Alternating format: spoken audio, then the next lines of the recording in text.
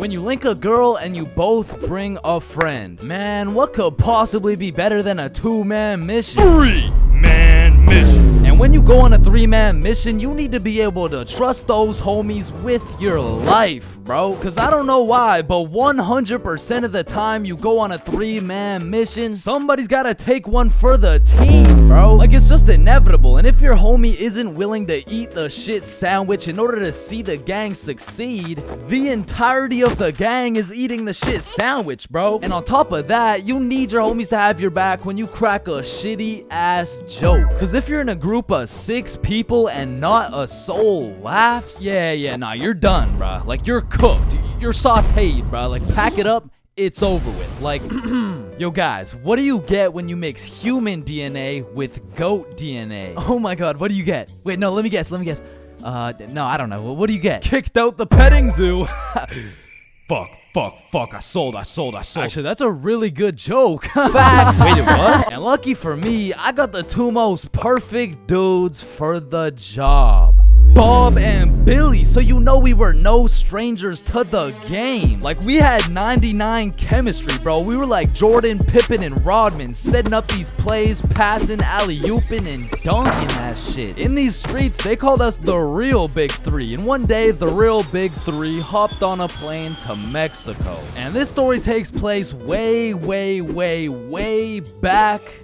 Like a month ago. And this story doesn't just contain one 3-man, not 2 3-mans, but 3 different 3-man missions. And with these 3 different chances, will me, Bob, and Billy be able to find love in Mexico? Or will we get set up and kidnapped by the cartel? Find out coming up on this episode of Billy, Bob, and Chains. Wait a minute. So, boom! We get to Mexico and we're staying at an Airbnb, so we start with all the essentials. We unpack, get some food, check out the rooms, download Tinder, play some music, get settled in, you know, shit like that. And some of you may be thinking, damn, Chains, Tinder? Shit, I didn't know you were down bad like that. And let me just clear this up, alright? I'm not, okay? I'm down horrendous. And you really don't know me at all if you thought I was gonna leave Mexico without running a 3-man with the homies. So I'm just doing what I gotta do. Don't hate the player, hate the game. So we got there on a Monday, and for the first few days, we're exploring, we're trying some food, going to the beaches. It's great, you know, a bunch of nice and relaxing shit. But at night, it was grind time, bro. I was swiping more than a girl with daddy's money, and I was shooting more shots than Drizzy Drake at his local middle school. So by the time Thursday rolled around, I secured the first 3-man mission of the trip. And when I told the boys, they were hyped as fuck. I mean, Bob was so excited, dude almost made a facial expression. So before we went out, we had to get teed up, and lucky for us, we spent half our food budget on a few bottles of vodka. So we're absolutely down in that shit until our Uber pulls up. We hop in the Uber and get dropped off by some bars where we plan to meet the girls. Now keep in mind, at this point, all I've seen of this girl is pictures, and you know there's a brutal catfishing epidemic going on. So let's just say it's completely in the realm of possibility that I set up a link with 3 big buff Mexican dudes, and Lord knows I'm crossing my fingers. like hopefully there's like no big buff Mexican. I don't want the big buff Mexican dude. So my heart dropped to my balls when I got a tap on my shoulder and turned around to see a not so buff Mexican dude with another not so buff Mexican dude with the 3 girls. Hey, oh no, don't worry, these are just my friends, by the way. Hey. Oh, shit. Okay, yeah, what's up? And not only was I relieved that she wasn't a jack dude, but she was fine, nice, and she spoke English. Same with Bob's girl and Billy. Yeah, nah, he had to take one for the team for sure. Hey, bro, I'm sorry, but this is just the way the cookie crumbled. Shit, bro. Can we get another cookie? It's too late, bro. It's already crumbled. And Billy took that shit like a champ, bro. So all 8 of us go to a bar and we're just talking, getting to know each other and shit. And I noticed Billy just keeps the tequila shots coming. I mean, we were only 10 minutes into the conversation, but this dude is 10 shots deep at this point. And all of a sudden, this dude starts laying down that Google Translate riz, and he's dropping hard eye emojis and shit, and I'm like, damn, respect. I mean, he's taking this extremely well. And after about 30 minutes of talking to this girl, I look over at Billy and I start to see some wild ass emojis being thrown around. Like, oh shit, Bob. Yo, I think Billy forgot he's the one taking one for the team. So me and Bob cut him off of the tequila, and then my girl is like, hey, do you guys want to come over to our place? Yeah, Hell yeah! Is he alright? Yeah, he's fine. So we hop in their whip and go to their crib, and at this point, it's getting kind of late, so we're just chilling, listening to music and things of that nature, when me and Bob realize Billy and his girl are nowhere to be seen. So I turn to Bob and I'm like, yo, should we stop him? Damn, bro, you're right. We can't let him do that shit. And listen, bro, I've never been the type of dude to cock block, but if it's the homie who's about to interlock with the chalk chick at this o'clock, I'll walk up, knock and lock, and block that cock if I have to. And so I did just that. I walked up, knocked, of course, unlocked the door, and respectfully, I blocked that cock. Yo, what are you doing? I'm taking one for the team, remember? Nah. I think the team's doing just fine, But bro. you know me. I was gotta do it for the team, like for I don't think the team needs this one, gang. No. Remember, I'm supposed to be like taking it for the like this is for the. Yeah, you're right. Let's just go home, Billy. No, wait. Well, how are we gonna get home? We're in Mexico. Man, shut the. So we said our goodbyes, got in the Uber, and man, I felt like a basketball coach whose son just lost to a special needs team, bro. Hey, listen, bro. I had a lot of tequila tonight. I'm sorry. I just Billy, I'm not mad. I'm just disappointed. Damn, bro. And the next morning we woke up, and I'm not gonna lie, we felt it a little bit, especially Billy. Billy was in physical and mental agony, but we have a secret method to get rid of any hangover instantly. It's called vodka. So we're practically eating this bottle for breakfast, and once everyone was healed up, we hit the beach and had a fantastic day. It was stupendous, really, and once the sun started to set, we got some food, and man, it was gas, bro. I had the best nachos of my life, and as I'm consuming this orgasmic meal, I get a little notification on my phone from a new girl. Yo, you got any friends? Oh, shit. And I'm like, hell yup. Then she's like, I'm going out with some friends tonight. You guys should come. And I'm like, hell yup. And just like that, we secured our second 3-man mission. So we absolutely housed that fucking meal, go back to the crib, get ready, tee up, you know the drill. We hop in the Uber and get dropped off in the same area where the clubs and bars are to meet these girls. And when we get there, Bob and Billy are both praying they don't gotta take one for the team this time. And I'm there just chilling like, yo, this is why I set up the 3-mans, cause then I never have to take one for the Chains, is that you?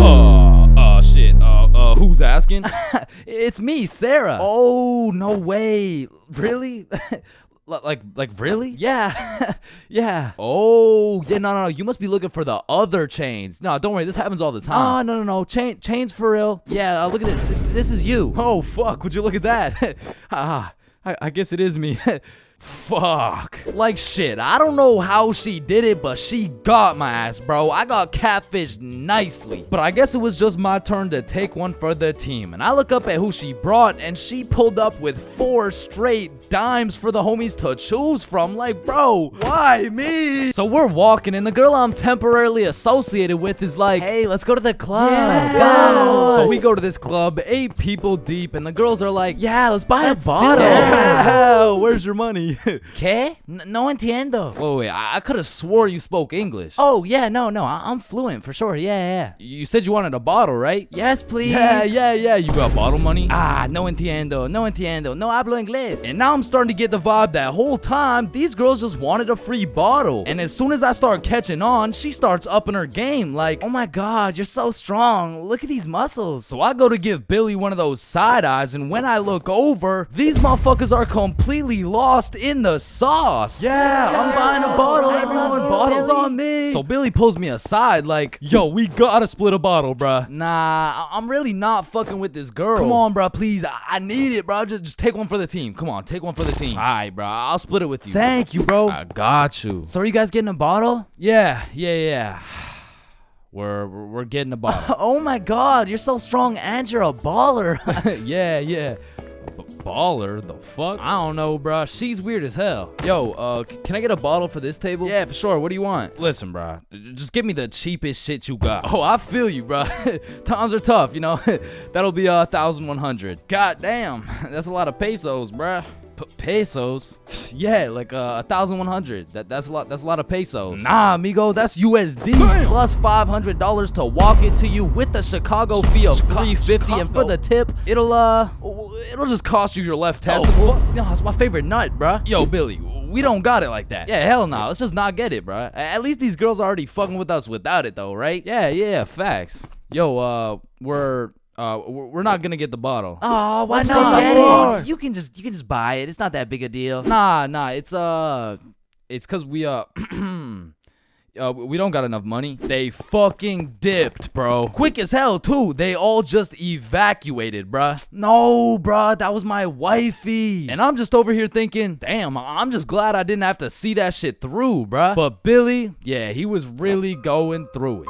Until he got distracted by some other random girls in the club. So at this point, all three of us are on the dance floor, absolutely fucking that shit up, when I start getting spammed on my phone. So I go to check who it is, and it's the gold digger girl. Like, hey, we all went to the club right beside it, but we can all split this bottle. It'll be $86 per person plus tip. That'll be $95 each. and she's literally telling me the whole price breakdown of this bottle. She pretty much just sent my ass an invoice. And I'm like, hell nah, I don't care if that shit would have been free. There is no way I'm ever gonna see this girl ever again. And then I get a tap on my shoulder, and it's three big buff Mexican dudes. I'm just playing. It was the gold digger girl, but this time I probably would have preferred the buff dudes, cause this girl grabs me by the arm, pulls me outside with all her homies, and starts breaking down the price again. Okay, the bottle is $700, but you just gotta pay $95 each, okay? Yeah, we're in. Let's do it. No, what? Billy, chill. So I call an emergency meeting with the homies, and we huddle up, and I'm like, listen, you guys can go with them if you want, but there's no way I'm going and paying for this girl's bottle. Fuck that, bro. You're right. We could find something better for sure. So we jump ship. Absolutely abort mission. Yo, what's that over there? I'm not stupid. I'm not falling for that shit. Nah, is that Jeff Bezos handing out free bottles to catfishes? Wait, what? Where? So we evacuate and start roaming the streets when I get a tap on my shoulder. I take a deep breath, turn around, and it's the girls from the OG3, man. Like, oh my god, Chains, what are the chances? yo, what's up? And me and Bob are hyped, but Billy's over here having traumatic anime flashbacks and shit. You guys should come with us. We know the best spot here. Oh shit, bet. yeah. Fuck. So they take us to this club bar thing, and it's fucking bumping, but as soon as we get inside, Billy disappears, bro. And I don't even blame him. He's staying as far away from this girl as possible, not because he's scared of what she's gonna do, but because deep down, he's scared of what he might do. But regardless, me and Bob continue to respectfully obliterate the dance floor for about an hour straight, and then the girls are like, Hey, it's getting kind of late, so we're gonna head out now. I bet. Wait. Yeah! And once me and Bob had officially decimated the dance floor beyond repair, we realized there's an upstairs that leads to a balcony. So of course me and Bob go to explore that shit. And as we walk out onto the balcony, we see Billy with this one girl who looks our age, who happens to have a friend who also looks our age. And once again, Billy is absolutely laying down that Google Translate riz, but this time he's really cooking. So me and Bob start talking to her friend named Mia. I get her Instagram, and then Billy's like, alright, let's go. The Uber's here. Uber? Uber to where? Oh, yeah, no, my bad. I forgot to tell you, but Camilla and me are coming back to the B&B. What the fuck? Don't you think we gotta discuss shit like that? Nah. Bro, what? Alright, Uber's here. Let's go. So Billy and the girls go to the Uber, but me and Bob stay back to discuss what the actual fuck is going on right now. Yo, this is a bad idea, right? But we can't let them do this shit alone. Shit, Bob. Do we even have a choice? So we leave the bar and start walking to the Uber when this girl stops me and she's like, hi, what's your name? Oh, I'm Chains. What's your name? Oh, my name's Sophia. And Sophia's trying to make some small talk and shit like that, but Billy's already waiting in the Uber, so I'm like, well, it was nice to meet you, but I gotta go. Oh, well, let me get your Instagram real quick. So I give her my phone, she follows herself, and then gives me my phone back. And when I lay my eyes on the screen, I realize we have a mutual. And I'm just surprised, because we're in Mexico, bruh. So I go to check who it is, and it's Mia. And at this moment, everything started piecing itself together to make our third three-man mission. So I'm like, yo, you know Mia? Oh, Mia? That's like my best friend. Why? Word? You mean this Mia? Oh my God, Mia. So Sophia hops in the whip and we're all just talking, and then Mia says, Yeah, so like, we don't have work tomorrow. oh shit, do you guys work together? Yeah, we do. Damn, what do you guys do? Oh, you know, we dance. What, where do you guys dance? Like in the club. Oh shit, yeah. That's what's up. Yo, how old are you guys, by the way? 21, 24, 25. Damn! Sorry, do you guys happen to have any, kids by chance? Of course, I have two. I have a baby boy. One of them is years old. 3-year-old boy. I also have 2 daughters. Oh, fuck. Yo, Bob, you think it's too late to, abort mission? And I don't know how, but none of that information seemed to faze Billy in the slightest. Cause now he's out here making out with this girl like... Fuck them kids, bro. And the whole car ride, I'm just thinking, what the fuck is going on, bruh? But soon enough, we arrive. We all hop out of the whip, go to our B&B, put in the code for the lockbox, get the key, unlock the door, and go inside. Now, for context, the crib had 2 couches and a master bedroom. And that bedroom is where I used to sleep, and I say used to because as soon as we got to the B&B, Billy and Camila went straight to my room and start playing patty cake loud as hell too, and so all of us are just sitting on the couch like hola ¿Cómo estás? Fuck. And this motherfucker Billy was just making up for every single time he had to take one for the team. And after the longest 20 minutes of my life, Billy walks out of the room smiling from ear to ear like, what?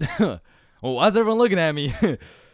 Shit, you guys could hear that? Then Billy cops the girls in Uber, they dip, and I'm looking at Billy like, bro, what the actual fuck just happened? Hey man, listen, it's just the way the cookie crumbled. Nah, bro, you are crazy. And at this point, it was probably 4 a.m. or something, so I go to my room to look at where I'm supposed to sleep, and there's a bunch of lubed up rappers on my bed, and I'm not talking Diddy. So needless to say, after a long night, I slept on the couch, and we all woke up rotten, bro. So rotten, even the vodka method wouldn't work. So we decided if anything could make us feel better, it would be a plate of the world's best nachos. So we get ready, leave the crib, and then Billy's like, yo, who's got the key? Shit, I don't got it. Bob, you got it? I mean, it's probably on the counter where we always put it, right? Yeah, facts. We check the counter, it's not there. We check the tables, not there. We check the couches, bedroom, kitchen, nowhere to be seen. So we scavenged the entirety of the Airbnb. We even looked through every single bag of garbage, and it was nowhere. Bro, did those girls finesse our key? Nah, Camila wouldn't do some shit like that. She would, bro. You don't even know her. No, she wouldn't. How would you know her? You don't know her, bro. I know her better than you know her. Chill. Mia texted me. She said, let's go to the pool today. Oh shit, Camila texted me the same thing. Damn. And in my head, I'm thinking about it and I'm putting everything together. Shit. Are you thinking what I'm thinking? I think so. These girls stole the key and invited us to the pool so the crib would be empty so they could get 3 big buff Mexican dudes to pull up and loot the crib. Fuck, I knew it. Damn, she got my ass, bruh. So hell no, we didn't go to the pool with them, and for the next few days, we were on high alert. We would only leave the crib in pairs, and one dude would stay back, strapped up with kitchen knives, ready to take on 3 big buff Mexican dudes. Pause. Until it was Monday, the night before our flight home. So we're packing everything, getting ready to go home, and I hear Billy shout, Chains? Yo, what's up? Yo, guess what I got, bruh? Chlamydia? No. Gonorrhea? What? No. Herpes? No, it's in my suitcase. Your suitcase got herpes? No, it's the key. How the fuck? I don't know. Yeah. You're a it, Stickman High. We understand the importance of learning. That's exactly why our new curriculum has been perfected to accelerate the learning of each and every student. Like, hey, look at this kid. Wait, what? Look how big his head is. It must be full to the brim with all that knowledge we provide. Hey, it's not that big. No, it's pretty fucking big. Anyways, let's take a look at how the new curriculum pushes our students in the weight room. Oh, wow, impressive. See, I didn't even know legs could bend like that. They can't. All right, stop recording. Stop the recording. Stop the recording. Stop the recording. All right, Stickman High, welcome to the new curriculum, and let's study those textbooks. All right, class, are we ready to learn about this new curriculum or what? Or, we could just do a Cahoot? Hey, that's what I've been waiting for. That's what it's all about. Man, I fucking love Cahoots, and I don't study for shit. Bro, I feel like Cahoots are the exact equivalent of the good old here comes the airplane trick. Like, yo, you want a Brussels sprout? Aw, hell nah, bro. Those are disgusting. Oh, shit. All right, but here comes the airplane. Hey, Chains, you need to study for this history test. Hell nah, bro. That shit's boring as hell. Okay, yeah, but... The Declaration of Independence was signed on the... Because personally, I didn't give a single fuck about what we're learning in school. But I swear they infused the Cahoot music with Adderall or like crack or some shit. Because a game of Cahoot used to have me all the way locked in. And I would be grinding my way up those leaderboards. Like, I'd make it to 3rd place and then 2nd place and then 1st. And then the teacher would throw in some bullshit like, now what position was Abraham Lincoln conceived in? So I go for the safe answer, and all of a sudden I dropped 14 places, and I'm getting passed by goddamn Dildo and Duncan McCawkiner. And the teacher's over here yapping about, yeah, guys, you should know this one. It's chapter 13 in your textbooks. Like, bro, why the actual fuck should we know this one? But in these Cahoots, people were coming up with the most outrageous names of all time, bro. I remember anytime a teacher would pull up a Cahoot, the first names would start off normal as hell. Jessica, Eric, maybe a little Bartholomew, but as soon as one dude drops a name that's ever so slightly comical, every single name after that ends up being more and more out of pocket than the last. It's like a competition to see who's gonna push that shit the furthest. Like Richard Long quickly turns into Ben Dover, which nicely parlays into Hugh Janus, which passes it over to I Swallow Cum, who alley-oops it for Wilma Dickfit, which eventually somehow always ends up with the teacher just catching mad strays. Like somewhere along the line, that shit goes from Dixie Normus to Miss Jackson's built like Mike Wazowski. Alright, who said I'm built like Mike? I remember I had this teacher who used to love Cahoots. Shit, she loved her Cahoots so much, we'll call her Miss Cahooters. Nope. Nah, we're not actually doing that. We're not calling her that. I think we'll just go with Miss Cahoot. You know what I'm saying? I think Miss Cahoot works just fine. And every Friday or so, we would walk into Miss Cahoot's class, and she would have a Cahoot pulled up smiling from ear to ear, which I'm not gonna lie was really sad to see. Not because she was smiling, but because I knew in 20 minutes tops, that smile would turn into straight anger, bro. Hey class, happy Friday. We're gonna do another Cahoot because I know it's a class favorite. Just please, everyone be appropriate. DJ Bustanut, are you serious? In my 22 years of teaching, I have never. And I felt bad for Miss Cahoot, you know, like I really did, but it was low-key her fault for running it back so many times. Cause DJ Bustanut just couldn't stop catching these dubs, bro. He was a dog. But nah, I really do feel Miss Cahoot, cause sometimes even Cahoot pisses me off, bruh. Cause picture this, I'm here grinding out these answers, giving it my all, even cheating a little off that one smart motherfucker with the big ass laptop, but I still get a few answers wrong, you know, nobody's perfect. But imagine my pain as I read my screen and find out I'm 76 points behind fucking Sebastian, bro. And I look up at Sebastian and this motherfucker doesn't even know what he's playing. He's just happy to be here and shit. But there's only one feeling worse than being 76 points behind Sebastian, and that feeling always came from the easiest questions. It would be like, oh, what? This is a little too easy? How do you say hi in English? English. And you're trying to speed run this shit, so you click the first thing that kind of makes a little bit of sense and the answers come up, and you're the only motherfucker to get that shit wrong. No, dumbass that starts was a a zero Konnichiwa. and everyone's looking around for who got it wrong. Like, yo, whose dumbass got that shit wrong, bruh? Facts, bruh, type shit. Dumbass type shit. The fucking dumbass. Chains? Were you the dumbass who got that shit wrong, bro? Me? Dumbass? Nah, shut up. Shut the fuck up. Nah. It was probably it was probably Sebastian, bro. Just look at that motherfucker. And I feel like there's only 7 types of people in class when you're playing a Cahoot. And the first is Dover. Bend over. We all know him and we all love him. He's got a smart name but not a smart brain. He might get the first answer right, but then he falls off the face of the leaderboards, never to be seen again. But on the leaderboards, we got Genius George, because George actually studied the material like a well-prepared and studious nerd, bruh. Because George was the type of dude to be like, calculate for the common denominator. oh man, this one is too easy. Like, bro, if you don't shut the fuck up, I'm about to commonly dominate that ass.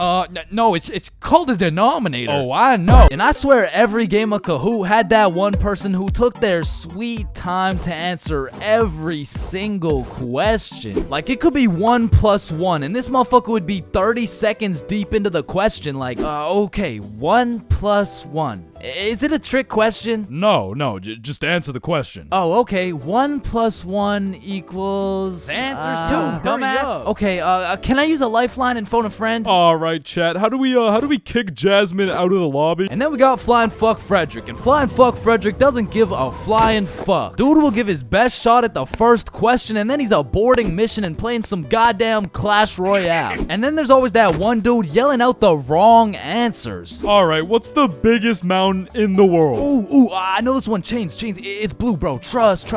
Oh, shit, bet. Wait, no, I meant red. Sorry, my tongue slipped, bro. My bad. Bro. Oh, and it looks like Chains is off the leaderboard. Everyone, let's point our fingers and laugh at him. And we got the radiating Redditor. And I say radiating because that boy is radiating the most profuse body odor known to man. And I don't know, maybe it's all a part of their strategy to win, because that shit throws you off your game, bro. They'll be invading your nostrils with a concoction of Doritos, Skibbity Toilet, and Badussi. And if you've ever played against a Redditor in a game of Cahoot, you may be wondering, yo, how is this dude getting every answer right while sitting back drinking Mountain Dew watching Best Sigma Moment compilations? And the answer is he's cheating, bro. And not the normal kind of cheating either. This dude's using a Cahoot bot to get every answer right. And now you may be thinking, nah, why would someone cheat on a Cahoot, bro? It's not that serious. And that's facts, but the thing is, the prize was a gummy bear, and this dude can't leave no calories behind. And then we got the casual Cahooters. Fuck, I gotta stop saying that shit, bro. I was trying to say we got the people who just play the game. They got normal names, they guess some right, they guess some wrong, but at the end of the day, they probably still get their shit yelled at, all because DJ Bustinut couldn't stop catching these dubs. Alright, man, way back when, there was a time when you couldn't catch anyone under the age of 30 chiefing a vape. Until one day at Vaporizer Laboratories, they were cooking up and made a flavor that would change the game forever. Cotton candy. Now this revolutionary flavor forced these grown-ass 30-year-old men to take a good look in the mirror and ask themselves, damn. What do I look like as a grown-ass man sucking on this goddamn cotton candy stick? So they do what any responsible adult would do. They give it to their children. I mean, shit, kids love cotton candy. All of a sudden, business is booming for Vaporizer Laboratories, so they start cooking up even harder. Boom, Sour Patch Kids juice. Boom, applesauce juice. And boom, baby food juice. These babies will be sucking that shit like a soother. Kids' first words will be looking like, yo. Oh my god, honey. Jackson's gonna say his first words. Yeah. Oh, let's hear it. Yo. Yo, Pops. Well, let me bum my head off that 50 Nick Guava Ice, G. Yo, just wait till they drop that breast milk flavor, bro. Shit, these newborn babies won't even know what hit them. They'll be returning customers for life, which which will probably be like 12 years max. Now, the reason I say all this is to let you know that vaping not only intruded my high school years, but also my years in middle school. I was first introduced to these bad boys at the ripe age of 13, and with a little bit of that good old peer pressure, I folded, bro. Like, what was I supposed to do, bro? Like not take the hit? No, I probably should not have taken the hit. But from that point on, I started doing a little dabbling, you know. I mean, as a 13-year-old, there's only one answer to someone asking, yo, dude, you want to try a hit of this blueberry guacamole milkshake ice flavor, dude? And that answer is abso-fucking-lutely, dude. And I was never a fiend or anything, but I will say, I popped a few ghosts and blown a few O's back in my day, but it had never gotten to the point of me owning a vape. Until one day. This story takes place way back in grade 7. Me and the boys were posted in science class dissecting cow balls or some shit when Mr. Principal burst through the door like, "Is Tessa here?" Yeah, she's right there. And I look at Tessa and she just tosses her vape over to her homie Kate. And I seen that shit clear as day, but Mr. Principal's old ass must have forgot to wear his contacts or something, because he runs a quick pat down on Tessa looking for said vape, but sure enough, he doesn't find it. Miss Rhodes told me you were vaping in her class. Is this true? No, I would never. Okay. And then the bell rang and everybody knew what that meant. It was nut break. Now, I don't know who the fuck decided to name our recess nut break, but I will say most of the students understood that that shit was short for nutrition break. However, some kids took it a little too literally.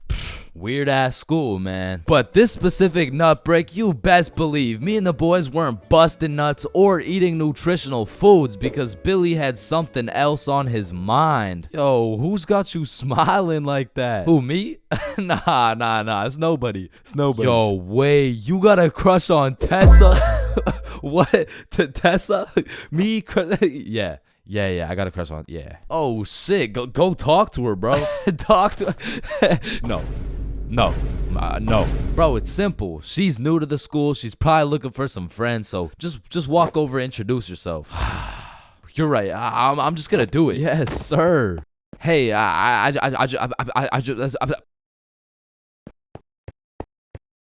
I just sell that shit? Yup.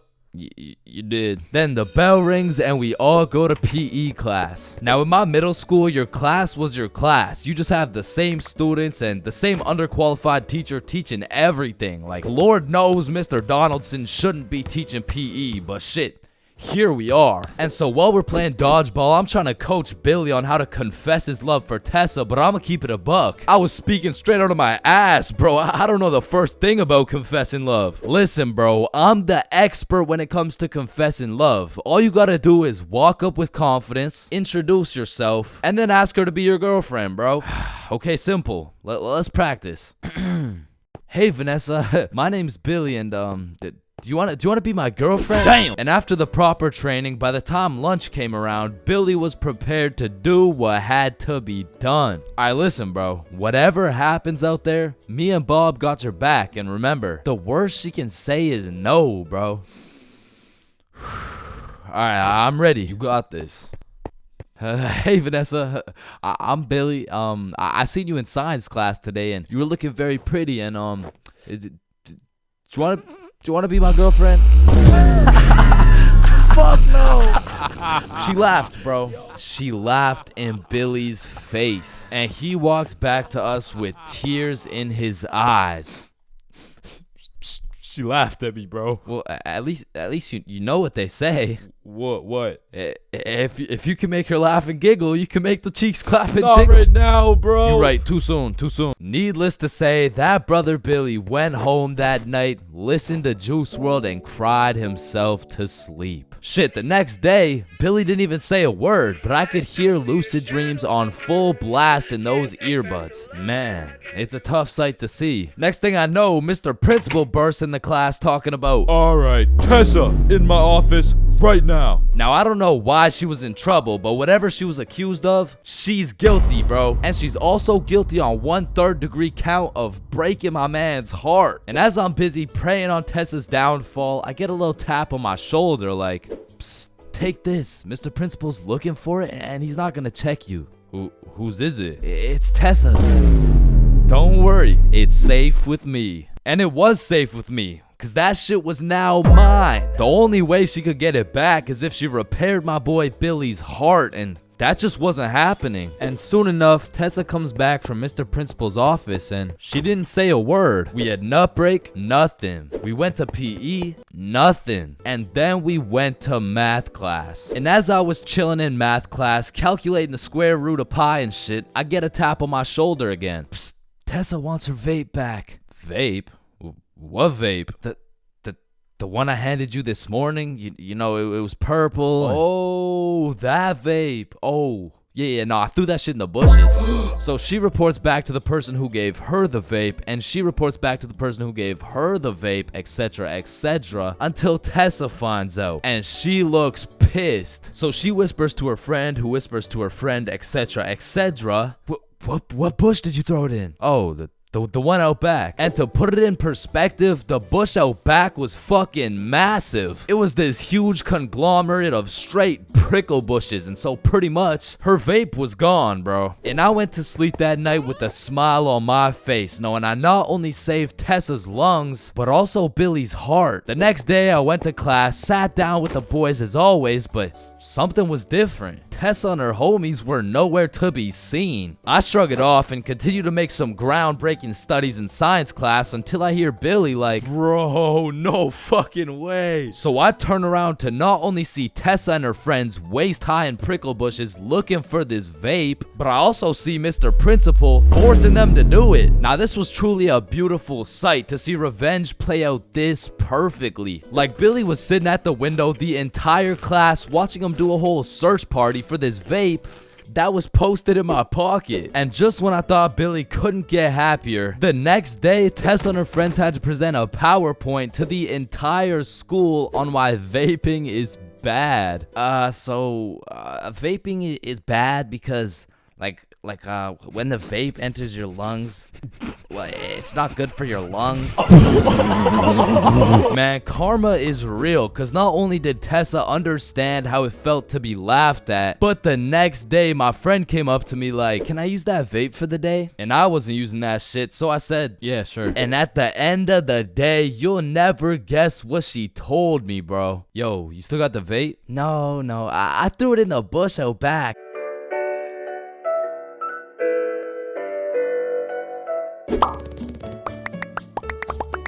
Yo, I just got robbed by a gay homeless dude in Japan. Who's with me? You know, like anyone. Yo, anyone. Yo, is this not relatable? Bro, ain't no fucking way. Nah, bro. What the fuck does that even happen? Not again, bro. Now, I'm not gonna lie. Japan is one of the safest countries in the entire world. And apparently there's only 3,065 homeless motherfuckers in the entire country. So in order to get robbed by a homeless dude in Japan, you either need to be unlucky as fuck or just a complete dumbass. But way back when this story took place, I was a certified dickhead, bruh. At the time, I had the critical thinking skills of a newly born chimpanzee mixed with the spatial awareness of a fucking Joe Biden on top of the decision-making skills of Joe Biden's son. So with that being said, this story takes place way back a few weeks ago when me, Bob, and Billy hopped on a flight to Tokyo. And as soon as we arrived in the city, we started absorbing all that food, bro. Sushi, ramen, fucking cow testicles, you name it, we ate it. And after an entire week of decimating every last crumb of food in Tokyo, we thought, well, that was fun. I guess it's time to go home. Yeah, I guess so. And as we're ready to pack it up, we overhear a few people talking. Oh, hey, konnichiwa. We come from the United States of America. How do we go to Osaka? Yeah, man, Osaka has some of the best food in Japan. Just take this train right here and you're there. Wow, you're English. Very good. I'm from Washington, dipshit. Oh, I see. Washington dipshit. Is that Chinese or? Holy shit, did you hear that? Yeah, no, that guy's fucking clueless. No, I'm talking about Osaka. Apparently the food food's even better over there. Oh shit, yeah, but don't you think we had enough food already? I mean, shit, we are in Japan. Fuck it, bro, let's go. So we hopped on the train and got off in Osaka. And like the certified fat asses me and the boys are, we were looking around for some food. And the moment we seen all you can eat Wagyu beef for just 30 bones, we all knew what had to happen. We walked in that bitch and wasted no time. We were running through that meat like Tiana Trump in her prime. Cause sometimes we were burning the meat, sometimes we were taking it raw. But at the end of the day, the meat filled us up and made us happy. So we thanked the owner, left the shop, and headed back to our hotel. And man, I was full as hell. For like an hour, and then I was like, yo, who's trying to get some more food? The fuck? Bro, we just ate a whole goddamn cow. Yeah, we did. Like, we probably just canceled out the life work of 5 vegans in one sitting. Tight shit. And it's already like 8 p.m, bro. It's dark as hell. Well, I'm gonna go out anyways. You know why? Why? Cause we in Japan. Man, get your fat ass out this goddamn hotel. So I got my fat ass out the goddamn hotel and started walking around. And all I took with me was my phone, the key to the hotel, about $100 worth of yen, and a smile on my face, knowing I had never in my life been robbed by a gay homeless dude in Japan. But little did I know, all that was about to change on this wild ass Friday night. Now, if there's one thing I learned about Japan, is that everyone there is very kind, extremely polite, and a raging alcoholic. I'm talking they clock out of work at 6 p.m. and they clock into the bar at 6:02, and they don't leave until... I mean, shit, they don't leave until it's time to go back to work, bruh. Because the Japanese people work hard, but their liver works harder. But regardless, I'm casually walking through the city when I hear someone yell from across the street. Yo, So naturally, I'm like, yo. And they're like, come here. and I'm like, shit, okay. So I walk across the street and see 3 individuals posted outside this little bar shop thing like, Yo, I'm Yuto. This Emi. This is twin sister Shigo. hey, it's my first day working here. Come inside, come inside. Shit, I don't know. I'm just trying to get some food somewhere tonight in Osaka. I don't know if it's like... You want Osaka fucking night food? Yeah, I mean, I guess I want Osaka fucking night food. Read the sign. Osaka fucking night food. Oh, okay, yeah, fair enough. Shit, I You know what? Come get shots. I pay.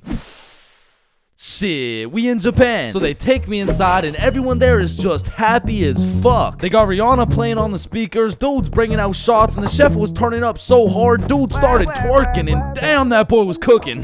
Bro, what? Shit, I mean, like, he was cooking with the food, like, man, fuck. But the vibes were just so good and inviting that I felt like I just got welcomed into this Japanese family. And so we all cheers and take the shots. And now I'm drinking, and I'm drinking with only one goal in mind, and that's to keep up with my newly found Japanese family. And so to prepare my stomach, I get me some Osaka fucking night food, and it was scrumptious. But as I'm slurping up this kebab, I see Emmy come back with 3 more shots, and she's like, you want one? Shit.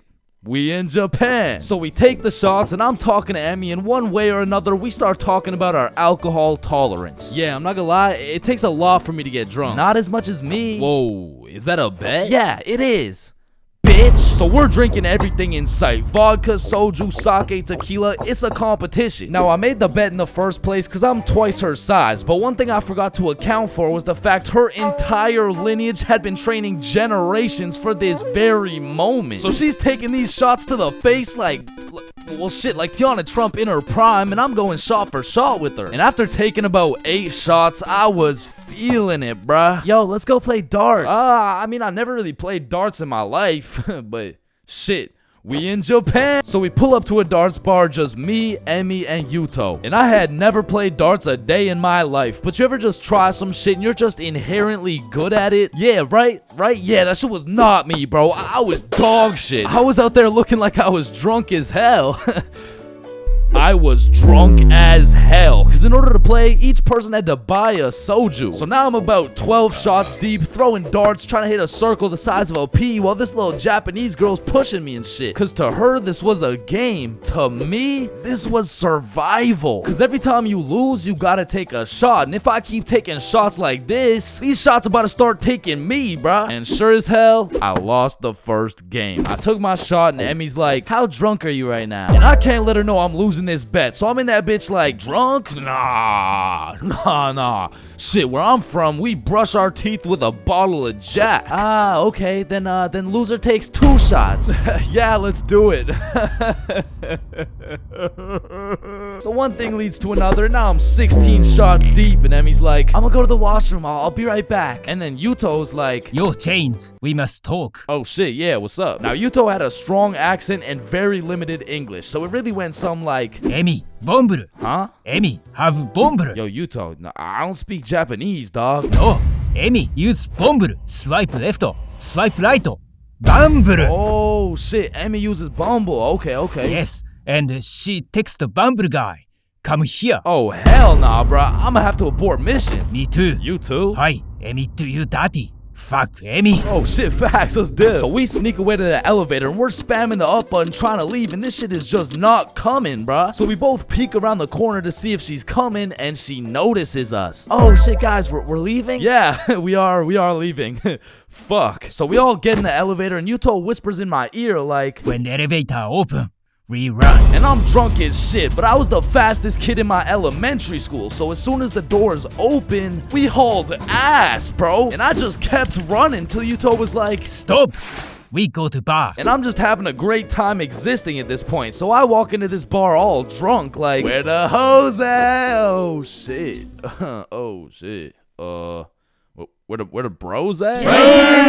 Yuto took me to a gay bar, bruh. Now, of course, there's nothing wrong with a gay bar, but it was the fact that after drinking 16 shots, I just sprinted full speed away from a cute Japanese girl to run straight into a room filled with a bunch of sweaty gay dudes. And these motherfuckers were looking at me like I'm some fresh meat or some shit. And it really just had me questioning my entire life. I was in that bitch confused, frustrated, drunk as hell, ready to crash out. I was gonna leave that bar looking like I would like a fruit explosion. Wait, no, Sebastian, what the wrong video? What the fuck? Oh, hey. Is that Diddy? So you're trying to see a fruit explosion, huh? No. So I left the gay bar, called up Emmy, we link back up, and the first thing she says to me is, fuck you. Fuck me? What? Nah, fuck you. Why'd you run from me? Bruh, you were inviting Bumble dudes and shit. What? No, what are you even talking about? I mean, Yuto said, like, you know what?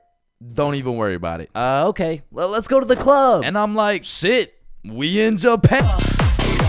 So we're at the club doing club shit, and after an hour or so, she's like, Let's take some shots. and I'm like, shit, we in Japan. I am blackout drunk, bruh. I don't even know how many shots deep I am at this point, but all I know is I'm so drunk, I gained the ability to fucking teleport. So I'm in the club, and as soon as I blink, I'm in a bar. Then I'm in a club, back to a bar, to a new club, McDonald's, bar, karaoke club, bar, love hotel. Love hotel? Man, what? What the what? Man, what the fuck? You said you wanted to sleep. Damn.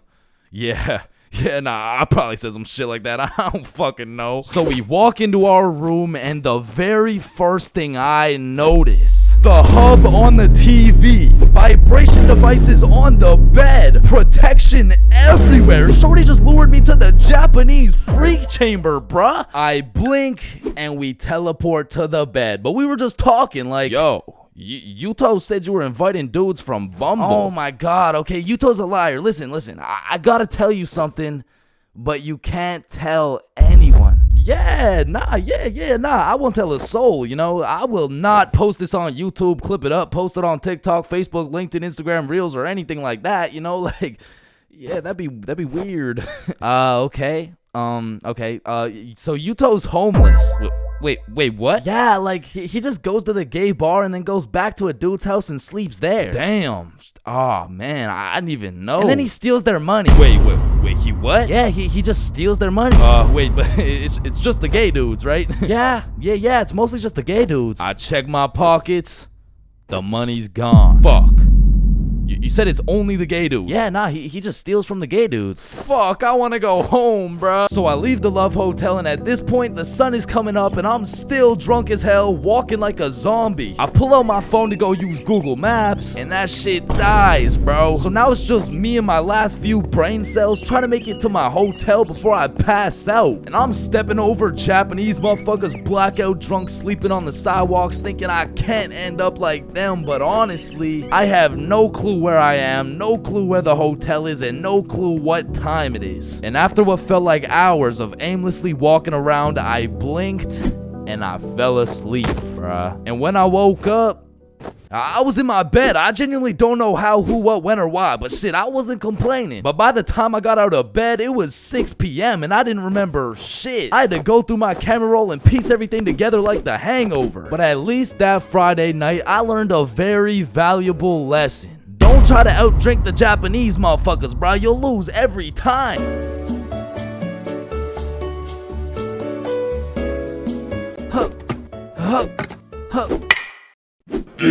Pain. I've felt pain. He's felt pain. That dude's felt pain. What? No, I haven't felt any pain. We've all felt pain, because you know what they say, the only things truly guaranteed in life is death and pain. Wait, what about taxes? Wait, what? Is this chains for real? No. And I hate to be all controversial here, but pain?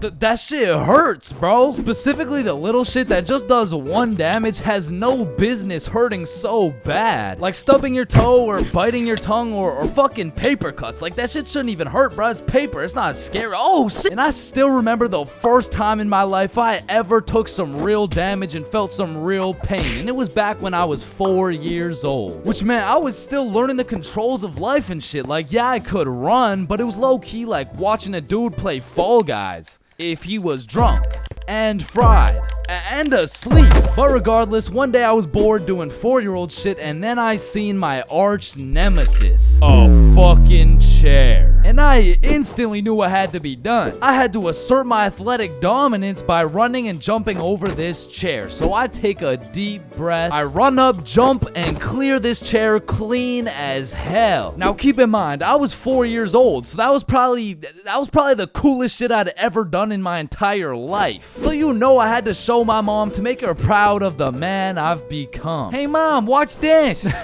What the hell are you doing, Chains? Hey man, just watch and learn. Oh shit. I fucking ate it, bro. Like, that was the type of pain that hits so hard, you can fucking taste it, and damn, that shit tasted ass, bruh. Like, have you ever taken a soccer ball straight to the schnoz? Cause that shit will have you smelling pain, tasting pennies, and seeing tears. Which is bad, but like, who the fuck invented the funny bone, bruh? Cause that shit ain't funny. Like, bro, you can't just call some painful ass shit funny and expect it to be humorous. No, the bone is called a humorous. Yeah, shut up. How humorous is this, buddy? Not humorous. Yeah, that's what I thought. And in fact, I think it's the opposite of humorous. Like, yo, did you guys know 1 in 4 dudes is gay? Yo. Gee, I sure hope it's Owen, cause he's sexy as hell. Yeah. Y'all hit the funny bone too? Yeah, I did. If I had a pain tier list that went from shit ain't nothing to... I'd probably rate hitting your funny bone a solid. It's the same as stubbing your toe real hard. Like, you just need a moment to take a few deep breaths and say a few slurs, and that shit just heals itself. But if we're looking at some top tier, brutal, agonizing, excruciating pain, getting kicked in the balls. Now, for you 19.8% female audience, I know you might not be able to understand what this feels like. So let me just give you a quick overview. Imagine having balls, right? Now imagine getting kicked in them. That shit hurts like a bitch. I remember one time in grade 6, me and my homies were playing a good old game of soccer. And we were playing with the big homie. I mean the really big homie. Like, the dude had more chins than a Chinese phone book. Like, last time we went to a restaurant, bro looked at the menu and said okay. And I couldn't even tell you how big he really is, cause last time he stepped on the scale, it said 1 at a time, please. So what I'm trying to say is he was a big dude, and big dudes got big legs, and big legs produce hard kicks. And during this grade 6 soccer game, I unfortunately found myself legs spread wide open, freshly dropped testes exposed to this absolute unit, wound up to kick the ball, and well, pain. Just pain, bruh. Followed by a moment of silence from everyone on the field. And I don't know if the moment of silence was for me or for my next generation of kids the big homie just wiped out, but I felt that shit. And I felt it in my stomach. And there was really only one sound I was able to make in that moment. Now Now I know what a lot of you guys are thinking. Getting kicked in the balls is nothing compared to childbirth. Childbirth is so much worse. This guy's a misogynist. And no, I don't give people massages. And I might be the first to tell you this, but I've experienced both getting kicked in the balls and childbirth. And honestly, childbirth wasn't even that painful at all for real. But to be fair, it was probably a little worse for my mom, so like... Now, we all know physical pain very well, but what do you call that deep, torturous pain you feel when your dog dies? In Minecraft, that's that psychological pain, like the pain you feel when you're watching a banger YouTube video and an ad interrupts you out of knowledge. Or like the pain you feel when you just got done making some toast and peanut butter and that shit flops on the floor face first. It doesn't hurt physically, it hurts spiritually. Like, there really is levels to this shit, bro, because now when you start adding psychological pain onto the physical pain of things, we gotta start adding new tiers to this tier list. Because imagine peacefully sleeping in your bed and you get woken up to the pain of your girlfriend kicking you in the balls, which of course hurts physically, but then you realize you don't even have a girlfriend and you live alone. So just to knock a few more off this tier list, a razor scooter to the shin, stepping on Lego is a solid. Now getting socked in the face is an interesting one, because that shit can range anywhere from all the way to getting the Sonic rings knocked out of you. And if that shit's a good enough punch, you might not even feel anything. Now for the tier, I would say that's the shit where you just take one damage, like eating some food that's too hot, or getting a brain freeze, or when you're laying in bed with your phone and that shit slaps you across the face. Like, it's just minus 1 HP. And minus 5 IQ. And if anyone's seen that shit, it's probably a lifetime debt of aura. Now I'ma keep it a stack. For something to be in the shit ain't nothing tier, it's just gotta be a good ass day, bro. Like, some days I'll just be feeling invincible, bro. Like, wake up, roll out of bed, shit ain't nothing. Eat a nice hot breakfast, shit ain't nothing. Stub my toe while simultaneously getting socked in the face, shit ain't nothing. Get a bad phone call. Yeah, Chains, this is Dr. D's. I'm sorry to break the news to you, but you know, you tested positive for chlamydia. Hey man, shit ain't nothing. Oh shit, who's this? Yeah, I wasn't finished. You also tested positive for herpes, syphilis, gonorrhea, hepatitis. You got a whole ecosystem on your shit. Honestly, at this point, our best bet is just to chop that thing clean off. What? Shit ain't nothing. No, it's definitely something. We're chopping your meat off. Yeah, but on some days, bruh, it's just like, yeah, nah, that's it. I quit. I'm done. I'm going to sleep. Good night. And I know this might sound like some freaky ass shit, but I feel like some pain low-key feels good, bro. Like in school, I used to always put the front chair legs on my feet just to feel the pain. Or even like eating some spicy ass food, or like, oh yeah, or like getting spanked. No? The Fuck? Nah. I was thinking something more like taking a really hot shower, or like Getting whipped. No? Yo, George, shut the fuck up, bro. I'm trying to make a video and Sorry, shit. my fault, pimp. My fault. Yeah, alright. Or what about when you like Getting slapped in the face. bro, shut the fuck. Hey, yo.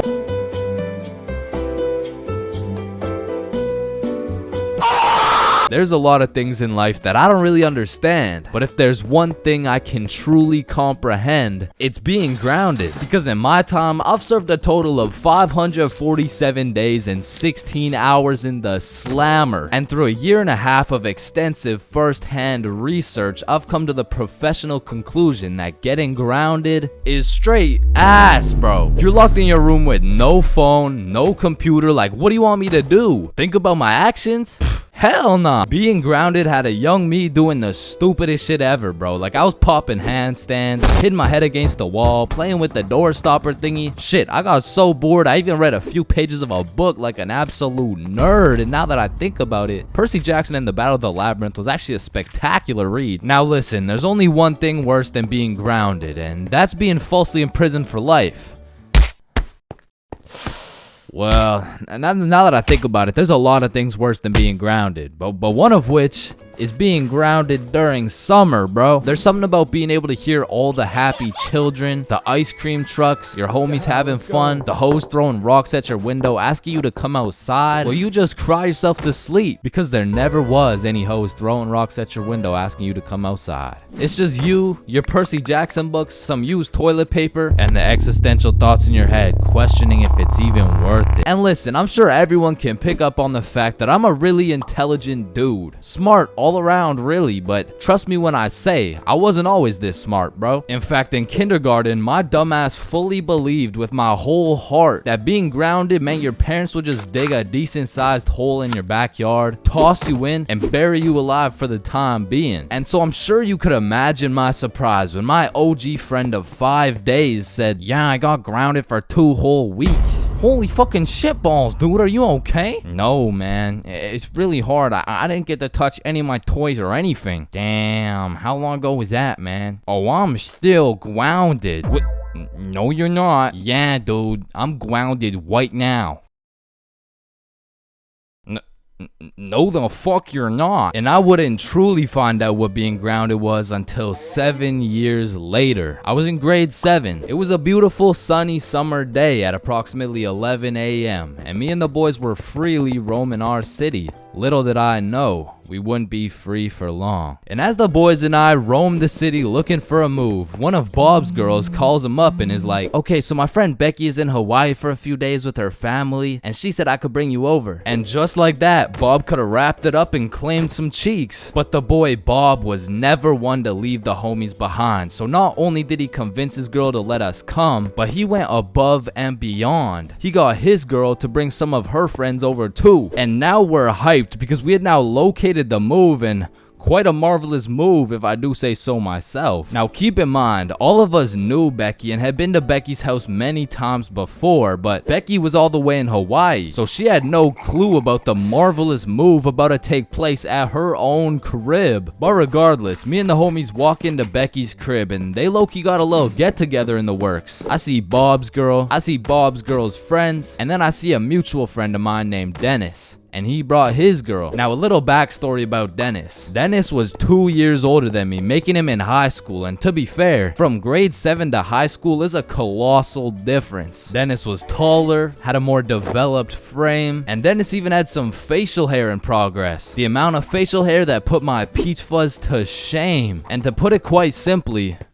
Dennis was a menace. But regardless, that's my homie's homie, so I walk up and dap him up. And then everyone heads over to Becky's room. Now keep in mind, Becky had simply invited Bob and Bob's girl to come over, and somehow we ended up being 8 people deep in that joint. And so that means technically the other 6 of us were straight trespassing. So we were all chilling in Becky's room, chopping it up for a good hour and a half until eventually people start exploring her house. Now in Becky's room, it was just me, Bob, Bob's girl, and Bob's girl's friend named Lily. And so we're all just talking until I hear someone yell from the room down the hall, "Yo, Chains, get in here right now!" And I don't know exactly what I was expecting to see as I walked into that bathroom, but it was absolutely not seeing Dennis drop a condom filled with water on Billy's head. And of course I laughed because that's comedy gold right there, but it also made me realize maybe we shouldn't be here dropping condoms on each other's heads. But who was I to tell Dennis what to do? He had facial hair, so he was practically a grown man to my standards. So I just turned around, went back to the room, and continued chilling with Bob. And as we talked, the music progressively got louder and Dennis progressively became more of a menace. And it had got to the point where the speakers were booming and Dennis was lobbing condom water balloons off Becky's balcony. And then one time, Dennis either almost hit or just missed Becky's neighbor with one of these condom water balloons. So this grown man looks down at a condom that seems to have fell from the heavens, then he looks up and sees Dennis scrambling inside the Becky's crib with the speakers blasting music, and then he continued on his way. And we were all just having a fantastic time in Becky's room until we hear the downstairs door swing open, and we all absolutely shit our pants and run onto the balcony. Hey,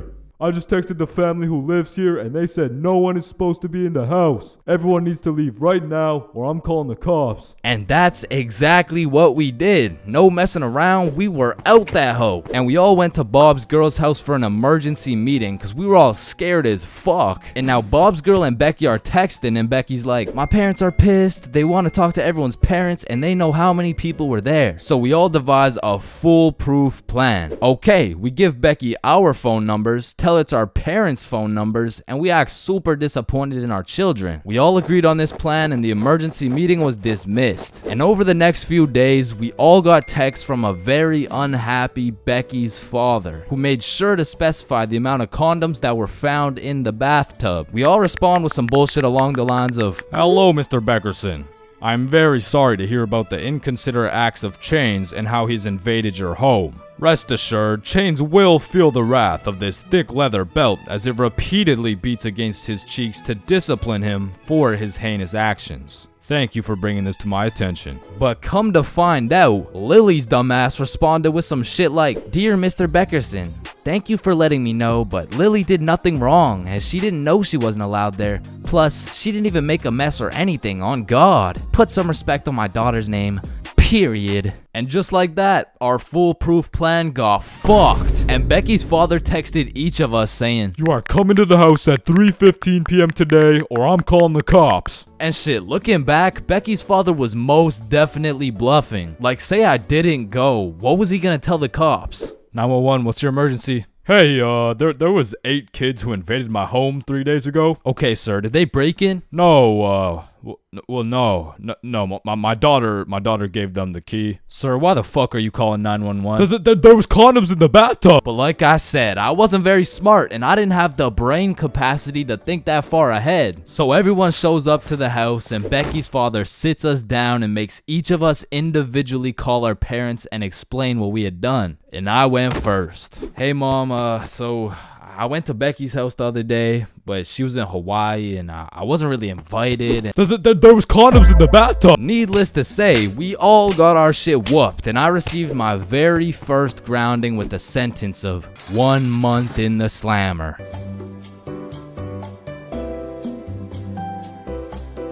High school, the only place you'll find nerds and jocks chilling in the same room, where there's fight clubs and book clubs in the same building, where you can find the plug selling something and the school thought giving dome all in the same bathroom, and surely one of the few places you can pursue your educational prowess and take it off that Benjamin in the same institution. High school, man. Love it or hate it, it's quite the experience. And although every single person will have a different experience at high school, there are some things you are guaranteed to encounter. Like the PE sweat, the nerd, that one strict ass teacher, the teacher's pet, the redditor, the predator, the chill teacher, the plug, the stoner, that one motherfucker who walks like this, the class clown, the band kid, the kid who just never shows up, the hot Cheeto girl, that one sexy ass kid who you got all the girls and you know what I'm saying, he was like super cool, the bathroom fiend, the oh my god I almost failed that test, I did so bad, oh shit same, I got a 51%, what about you?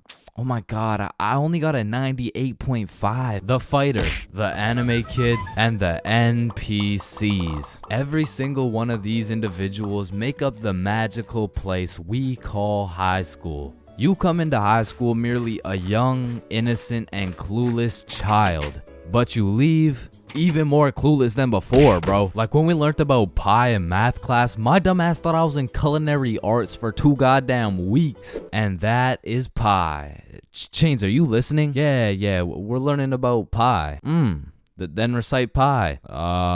Flour, egg, some fucking blueberry. Like coming into high school as a freshman, I was thinking, I can use my high school experiences and knowledge to figure out what I'm gonna do in life. Then shit, all of a sudden I'm graduated and my brain is filled to max capacity on bullshit. So now that you're graduated, what are you gonna do with your life? The mitochondria is the powerhouse of the cell. But one of the most majestic parts of high school is the bathrooms, bro. Like, it's a proven statistic that only 1 in 30 kids actually go to the bathroom to take a piss. And Lord knows what the other 29 are doing, bro. I mean, it could literally be anything from a secret fight club to a drug ring to a fucking Bible study. Like, nothing is out of the picture when it comes to high school bathrooms, bro. But the bathrooms are not the only place where some fuck shit goes down. Cause you know high school students love to see fights, so when there's the slightest hint of beef, there's a motherfucker instigating that shit. Oh shit, my bad, bro. Nah, it's all good, don't worry. Yo, personally, I wouldn't take that shit, bro. What? Nah, it's fine. Like, he practically just called you a bitch. Wait, really? No, it was an accident. Wait, what's that? Oh shit, he just said he's smoking on your grandma's pack right now. Hey, don't be talking about grams like that. Shit. Wow. But tell me why when some entertaining shit happens, I just happen to miss school that day. Like, I'll go every day of the month, but I get sick for one day? Damn. I'm glad as fuck I'm not at school right now.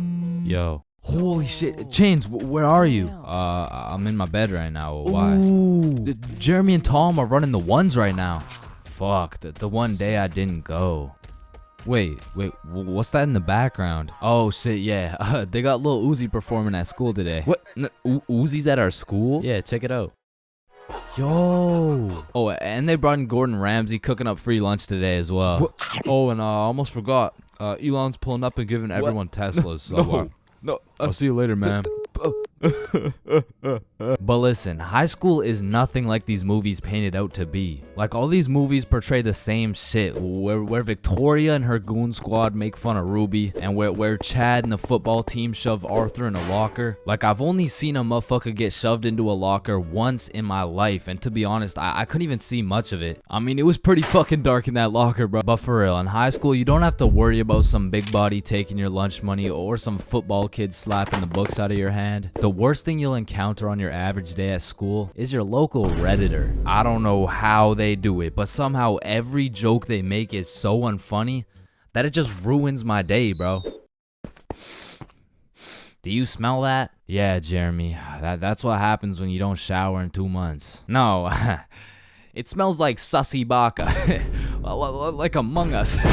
But not to confuse Redditors with Discord mods. I mean, they're pretty much the same thing, but Discord mods shower even less. To be honest, there is truly only one thing mustier than a Discord mod, and that's the cafeteria food, bro. I mean, this food is completely and utterly ass. Like, somehow these motherfuckers manage to get the food cold and the drinks warm. Like, how the fuck does that shit happen? And my high school would serve some daily specials, and to be honest, that shit was unidentifiable. Like, you'd see this pile of mysterious substance, and I'd ask the person who made it what it is. Like, what's the special today? You're holding it right now, dumbass. No, but like, what is it? Oh, I don't fucking know. And my school refused to pay people to make good food, so they had students making all the food. So you'd be eating a burger and look up at the person making them, and they'd just be casually scratching their ass. And even with all this free labor, tell me how these motherfuckers have the audacity to be charging $6 for 3 chicken strips, bro. That's $2 for one small soggy piece of some shit that's probably not even chicken. I mean, that shit is a robbery. And speaking of robbery, the high school change rooms are shockingly similar to Detroit. And we all know, you can't have shit in Detroit. Like, if you leave anything not locked up, it's gone, bro. Your iPhone, gone. $5, finessed. 2-week-old rotten sandwich. Someone's taking that shit. And to be honest, even if you lock that shit up, it's still at high risk. Like, let me paint the picture a little bit. This is PJ. PJ locks all his beloved belongings in his good old PE locker before heading to play some soccer. After scoring a hat trick, PJ comes back to the change room to reacquire his belongings, only to find out someone took PJ's whole goddamn locker. PJ was devastated. Until he remembers, he can check the school's security cameras. Yeah, take a look. Yeah, take that shit, take that. Yeah, we'll. PJ never got his shit back. Now, I don't know about your guys' high schools, but mine was equipped with security cameras everywhere, covering every square inch of the school. But These cameras had the resolution of a fucking toaster. Like, you could have a motherfucker commit a heinous crime. He could proceed to put his face in the camera, state his government name, address, and date of birth, and you would still have no clue who did it, bro. And of course, the teachers. Teachers have the ability to make or break your high school experience. So real quick, let me go over some of the teachers you will encounter in high school. The angry teacher, the chill teacher, the lazy ad teacher, the funny ad teacher, the teacher who doesn't know how to teach shit, Miss Cake and Sin, the teacher who wants to be the chill teacher, but shit just doesn't work. That teacher that plays videos all class. The gym teacher with several allegations. The weird science teacher. And the teacher who subscribed to ChainsFR. Wow, what a G. And that's high school in a nutshell.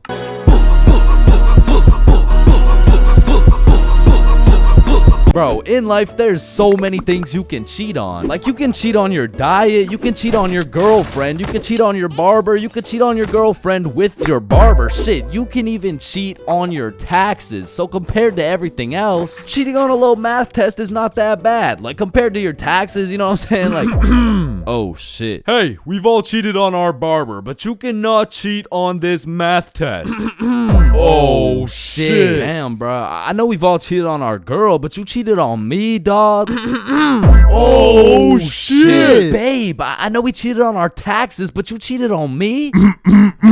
Oh shit. Listen, in our entire lifespan, we've all cheated on something. Whether it's a game of Uno, your girlfriend, or your other girlfriend, it's usually not worth it, because congratulations, bro, you won the game of Uno, but now you have to look yourself in the mirror knowing you're a cheater and a liar that has 3 Uno cards up his ass. But when it comes to school tests, cheating is 100% worth it, bro. And I'm not condoning cheating at all, but let's just think about this logically. Like why are we at school in the first place? We're at school to learn things and skills that we can use in real life. Now, are we really using trigonometry in real life? Well, effectively, this depends on what career. Hell nah, bro. It was a rhetorical question. We are not using trigonometry. But you know what we will use? Creative thinking, communication, social awareness, logic, and reasoning, and most definitely our fucking phones. All 5 of which are strongly developed through the act of cheating on a school test. And on top of becoming a better human, better grades, it's the ultimate win-win. Your teacher feels like they did a good job teaching, your parents think they didn't raise a dumbass, and if you're good enough at cheating, you might just fuck around and get into Harvard. But once again, I am not condoning cheating, you know, just throwing that out there, you know. But yeah, as I was saying, you shouldn't cheat, right? Like it's bad. Cheating is not good, but you do know what they say. If you're not cheating, you're not trying. Facts. Yeah. Wait, no. What? So if cheating in school is so valid, why doesn't everyone do it? And that's because if you get caught, let me tell you, bro. This story takes place in grade 9 when me, Bob, and Billy were some straight freshmen, bro. And coming into high school, you get your shit absolutely clapped by double the workload. But lucky for me, Bob and Billy were both in my math class, which meant we had triple the studying power. But we also had triple the fucking around power, and we used that shit to its maximum capacity, bro. But you know what they say, the more you fuck around, the more you find out. And when we got our first test back, shit, we found out. We found out we're a bunch of dumbasses who were about to fail grade 9 math, and we couldn't let that shit happen. So for the next test, we studied extremely hard. Off George's math test during the test. I mean, we were cheating with maximum efficiency. Like, we had a whole assembly line where Bob would look at George's test, throw up the number, and Billy would pass it along. And all of a sudden, our grades are making the meanest comeback Mr. Mathinson had ever seen. I mean, life was great. We went to school, cheated, played some Fortnite, succeeded, browsing history, deleted, and then repeated. I mean, we were just living life with no worries until well, The polynomials test. I walked into this test thinking, psh, I know what a polygon is, I should be chilling. And when the teacher handed out the test, I was bewildered to see all these fucking letters on my test. Like, is this math class or English, bruh? Yeah, I think I got the wrong sheet. Huh? No, that's the right test. Well, what's the deal with this? I mean, that's just polynomials. Dog, I can name every single polygon, but who the fuck wrote Elon Musk's son name on my goddamn math question? Yeah, Chains. That's what we call a variable. It's called a variable. Yeah, I know. I know that, and I knew it before you said it too, cause we learned about it in class. Yeah, right. Now, this would have been extremely bad if we didn't have the ultimate method we like to call George. Because George was one of those dudes who loved studying. Like, he'd wake up and go to school, then come home and study till he dropped, bro. Like, if you kidnapped George's whole family and told him you'd only give them back if he answered this equation, this motherfucker would just be happy he got more homework, bruh. And cause of this, we had a little deal going with George. If he let us cheat off his math test, we would teach him how to be a normal dude. We were teaching this kid how to dap someone up, how to use slang, and all I'ma say is, this motherfucker should have just stuck to math, bro. Yo, Chains, sauce me a bite, big dog. I got you. Shit, Chains, you just busted in my throat, gang. Hey, yo. George, what you just said right there sounded gay as hell.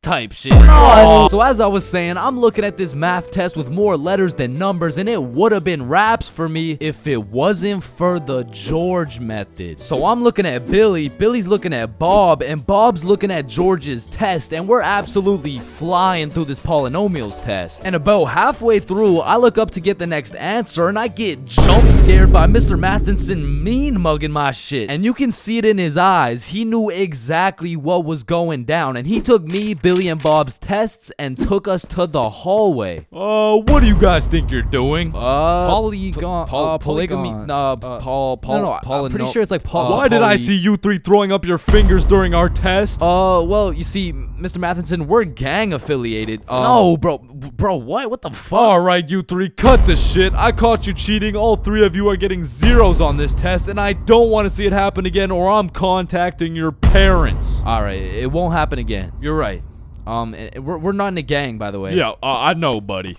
Well, shit. Yo, what happened to you, Jits? Are you chilling? Bro, Mr. Matheson caught us lacking real bad. Yeah, he gave us all zeros on the test. Holy shit, it sounds like Mr. Matheson just absolutely railed you guys. No cap right now. And all three of us proceeded to absolutely shit the bed on all of our next tests. And it was at the point where our grades were on life support and our math final was coming up. So if we didn't get our shit together for this final, our parents were about to put us on life support with that leather belt. So we put our cheating ways in the past and locked in, bro. We were focused in class, and after we went to Bob's crib and kept studying there. And then it clicked. We all finally understood polynomials, and so the next day we walked into class confidently, knowing we were equipped with hours of studying. We lock in, sit down, and then the teacher gives us our test. And as soon as we lay our eyes on that very first question of the test, we were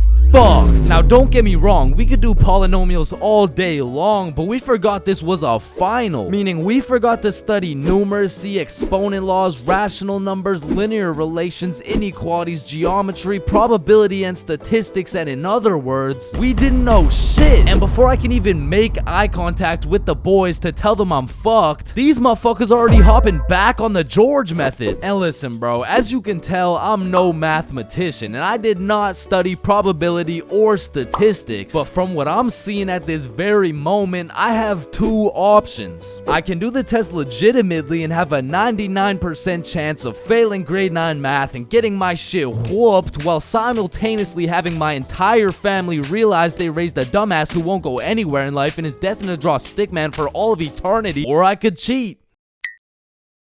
So we're out here hitting the George method, and I'm being extra careful, because if we get caught lacking twice, it's complete and utter raps for us, bro. So we're grinding out the method, then the teacher looks up, boom, we're locked in on our own tests. He puts his head down, back to the method. And there was a few times in there I thought we were cooked, but we just kept it pushing. But still, we were low-key running out of time, and I had a whole page to complete. And God bless this random ass dude's soul, because he raises his hand to ask a question, and as soon as the teacher turns his back on us, it's crunch time, bro. It's like double XP right now. Bob was out here throwing up these numbers so goddamn fast, I thought he turned Crip for a second. And then the bell went off, and we were all done, bro. We hand in our test, and then it was time to wait. A few classes go by, and then the teacher hands out our math finals alongside our report cards. And nervous as hell, we all check our report cards, and we all passed, bro. So we all go home happy as hell to show our parents our report cards and the fact that we passed. Chains, you got a 54 in math? Yup, Mom, I sure did. You raised one hell of a smarty pen. Oh, fuck. But at the end of the day, even if we all got our shit whooped, maybe the real treasure is the friends we made along the way. Yo, homies, I'm bricked up right now. Oh, no.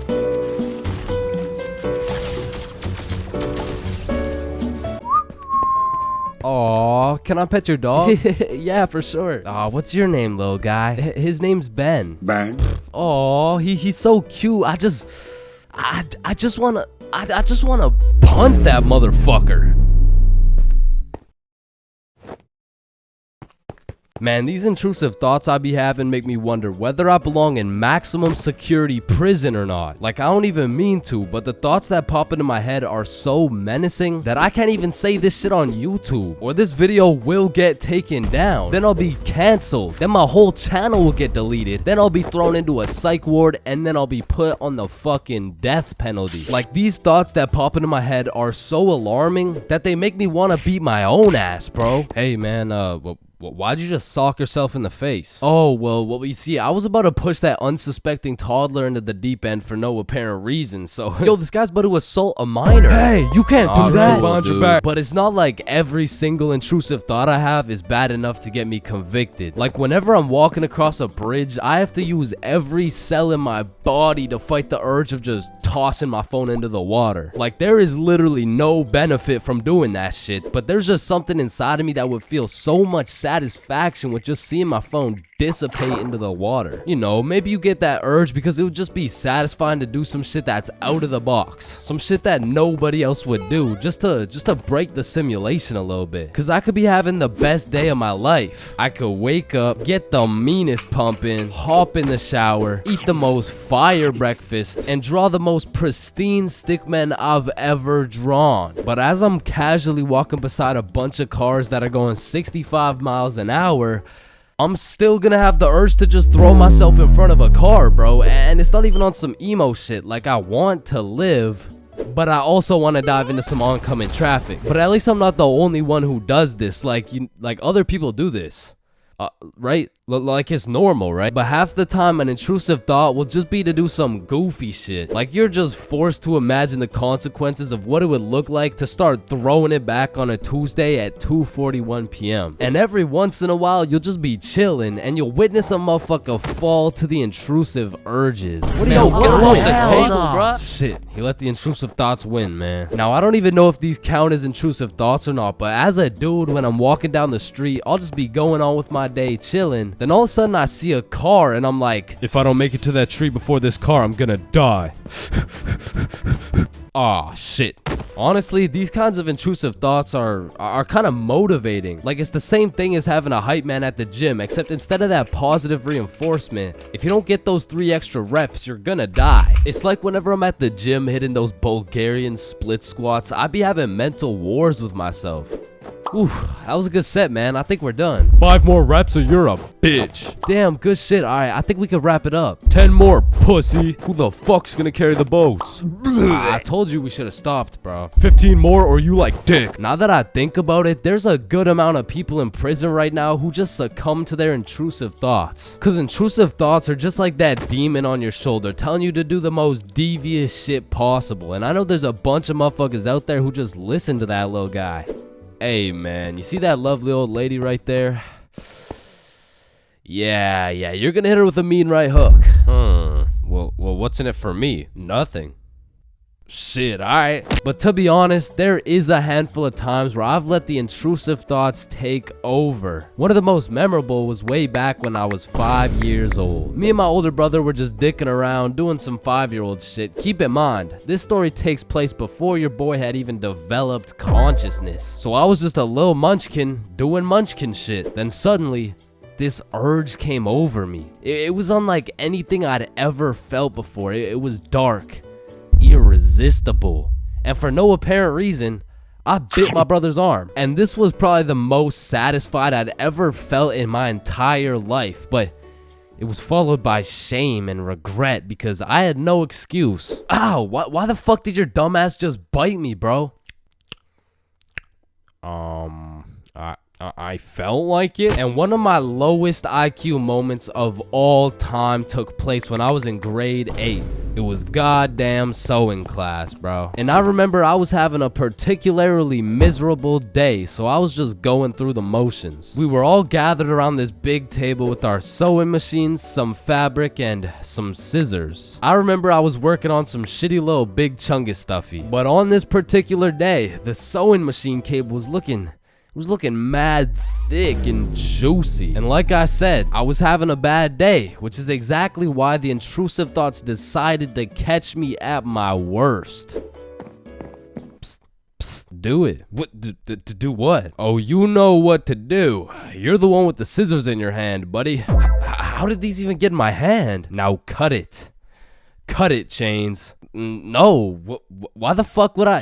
The wire exploded with smoke and my heart dropped so fast, bro. And everyone around the table just stares me down. And I'm thinking I can somehow cover this shit up like I didn't just take some fucking scissors and snip that shit like an umbilical cord. Maybe I could convince the teacher the cord snipped itself or some shit. But as I look down at the scissors in my hand, there's literally a chunk missing from the scissors. They look like they survived World War II. But barely. The scissors are all charred up and shit, and just like that, my plan of convincing her I didn't cut it went out the fucking window. You take one look at the cord, one look at the scissors, and one look at my dumbass face, and you could piece together exactly what happened. So my sewing teacher walks over looking pissed as hell, and she tells me to go sit in the corner. So I take my charred scissors and sit in the corner like I'm a 5-year-old, but to be fair, I made a 5-year-old decision like I was in grade 8. I was 14, bruh. What kind of 14-year-old cuts the cord to a sewing machine cause he felt like it? Like if my 14-year-old son did some shit like that, I would tell the kid I'm going to get some milk and I'm calling it quits. I would have to have another kid and try it all over again because that kid is going nowhere in life, man. So as I'm sitting in the corner realizing I'm a disappointment, it was one of those moments where you fucked up so bad you don't even feel any emotions. I was just sitting there straight faced like, well, fuck me. It was really one of those moments where you just want to stop existing. So after the class ended, the teacher came over to me and she said, Chains, why the fuck did you cut the cord of the sewing machine? No, Miss Sewingson, you gotta hear me out. Okay, this better be good, Chains.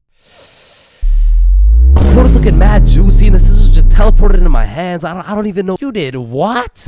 Mom, it was the intrusive thoughts that they told me to do. Oh, I'm about to intrude that ass. The fuck?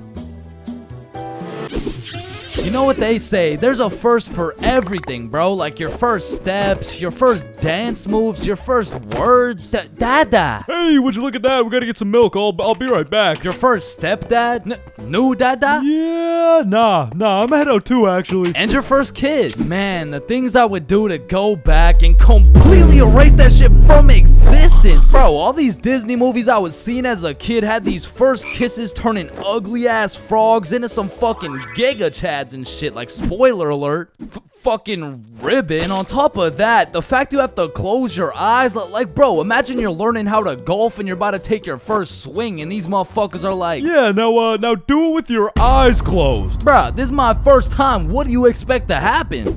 Like, honestly, my first kiss is top 5 worst Chains moments of all time. And let's just say it's not 5 or 4. or 3. That shit was really bad, bro. So with that being said, this story takes place in grade 7, which is the year I got my first girlfriend. Now, I told this story a few months back, but I purposely left out the part of my first kiss. Well, gosh diddly darn, Chains. Why would you do such a preposterous thing? And the truth is, I was planning on taking this shit to the grave with me, bro, but fuck it. Sometimes you just gotta let the world know. Okay, you're right. I got something to get off my chest. Epstein? Wait, with the what? So for the homies who haven't seen the video, one day me, Bob, and Billy were mobbing around our local mall when we seen these 3 girls from our class. So we walk up to them and lay down some of the meanest 12-year-old riz these girls had ever seen. Hey yo, shorty, I think I just shit my pants. Can I get into yours? What the fuck? Oh shit, my bad. My fault. Hey yo, shorty, are you a cigarette? Am I a cigarette? What? Cause I'm trying to get lit and put your butt in my mouth. Wait, what? Nothing. Please. Holy shit, bro. Let me guess. You all got restraining orders. No. Worse. We got fucking girlfriends. And 12-year-old me had no business dating nobody, bruh. Like, my dumbass could barely even handle playing Fortnite with a girl. Like, oh, hey, Gamer Girl 97. Hey. I'm kind of low. Can I chug on your jugs? What? Oh, no, sorry. Oh, Ew. whoa, I mean, I just want to slurp on your juice. No, I'm sorry. I mean, like, I need heals. Can I trade you? What do you need? Oh, yeah. Is there any way you could give me some mats? Oh, yeah, no, I'd love to give you my wood. Or bricks, or metal, or anything you need. Okay. Anything else? Yeah, I don't have a shotgun yet. Oh, shit, I got 3. I Okay. can give you 2 pumps. Ew. No, it's 1 pump. No, wait. Stop. Oh, sorry, I can give you shotguns, I mean. Okay. Where are you? I'm in this little wood fort I made. Oh, okay, I see you. Let me come in your box. So needless to say, every single interaction I had with my girlfriend was awkward as shit. Cause I had to pre-plan things to say in my head, and as soon as that shit went off script, I was cooked. Hey Jessica, how you doing today? Honestly, just not the best. Oh, that's good. What'd you do today? Oh, I don't know. Just did my makeup. Hey, me too. You did your makeup? Yeah, we have so much in common. Have a nice day. Fuck! And on one Friday after school, me, Bob, Billy, and our girlfriends all went to the mall together as we did every single day. But on this specific Friday, we rubbed together a few brain cells and realized, yo, do you got money? Nah. You got money? 0. You got money? I'm broke. You got money? No. You got money? Yo, why are we at the mall? I don't know. I even Good thought about it. question. I mean, we could all go to my house. Yeah, doing. And so, of course, as the good kid I was, I text my mom to ask her to go. Greetings, mother. I would like to know if it's in the realm of possibility that you'd be so kind to grant me your permission to visit the household of my dearest acquaintance, Nikki. Looking forward to hearing from you, your favorite son, Chains. And I immediately get a call. Let me speak to her parents. Now, I, Chains for real, have never dated a 12-year-old boy in my life, and I honestly don't plan on it. But even in grade 7, I could use my logic and reasoning skills to understand if your boyfriend had to get his mom to talk to your friend's mom for permission to slide to the crib. Instant ick, bruh. There's just no way. She'd probably break up with me on the spot. So I'm doing anything I can to not let that happen. Hey there, Miss For Real. This is Nikki's mom. I just wanted to let you know Chains and his friends are welcome over anytime because they're goated with the sauce. Shit. Oh, hey, Nikki's mom. Sorry, it's kind of hard to hear you over all this bullshit. You're not allowed at her house. Come home now. Chains, are you coming? Look, Mom, I'm not gonna lie. You gotta lock the fuck in right now. This is the first time in my life I ever been invited to a girl's house and there's cheeks up for grabs. Like, Mom, this is my only opportunity. If you don't let me go, the For Real bloodline might just end with me. Okay, listen, Chains. I'll let you go this time, but you have to be home at 9 p.m. sharp. Yay, thank you so much, Mom. Now, I'm paraphrasing, but the point is she let me go with a curfew of 9 p.m. So all 6 of us leave the mall, hop on the bus, and get off at Nikki's house. We go inside, sit on the couch, and now it's even more awkward, bruh, because instead of walking around the mall, all we had to entertain ourselves was ourselves. And just like any other awkward middle school scenario, that shit went like, so, Truth or dare? Yeah, That's I'm exactly down. what I was thinking. And my heart instantly dropped, bro. Cause I knew if I picked dare, I would have to kiss Jessica and shit, bro. That's a whole lot scarier than playing Fortnite with Gamer Girl 97. But regardless, Nikki starts the game of truth or dare. Hey Billy, truth or dare? Yo, truth. What's your favorite color? Blue. Oh, what? This shit's not even bad. Okay, then Chains, truth or dare? Truth. No. Wait, what do you mean? No, it's truth or dare. I said truth or dare. Dare. What the fuck? Okay, fine, dare. You have to kiss Jessica. Bro, this time it wasn't a pickup line. When I say I just shit my pants, I mean not literally, but metaphorically, I was shitting bricks, bro. And when I turned to Jessica, she's just sitting there straight-faced as fuck. So, Jessica, are you down? like hypothetically speaking, of course. Okay, I'm going in. sorry. Let me just Hey, bro, I'm not gonna lie, this is fucking weird. You guys are just watching and shit. Like, I don't know, it's just kind of. Oh, so if we weren't watching you do it? I mean, yeah, I would actually. Wait, what the fuck? Every single one of these motherfuckers ran to the corner and started staring at the wall. Like, did you do it yet? We're not looking till you do it. Yo, hurry up, dumbass. So now I got all this pressure on me to do this shit, but Jessica's out here looking at me like. Hey, how was your day? Yo, shut the fuck up. Just kiss her already. What are you yapping about? And I deadass didn't know how to go about it. I ended up sitting on this couch, nervous as hell, awkward as hell, looking stupid as fuck for 20 minutes, bruh. Now, 20 minutes in general doesn't sound that long, but imagine sitting on a couch in complete silence with everyone just... Bro, just watch this.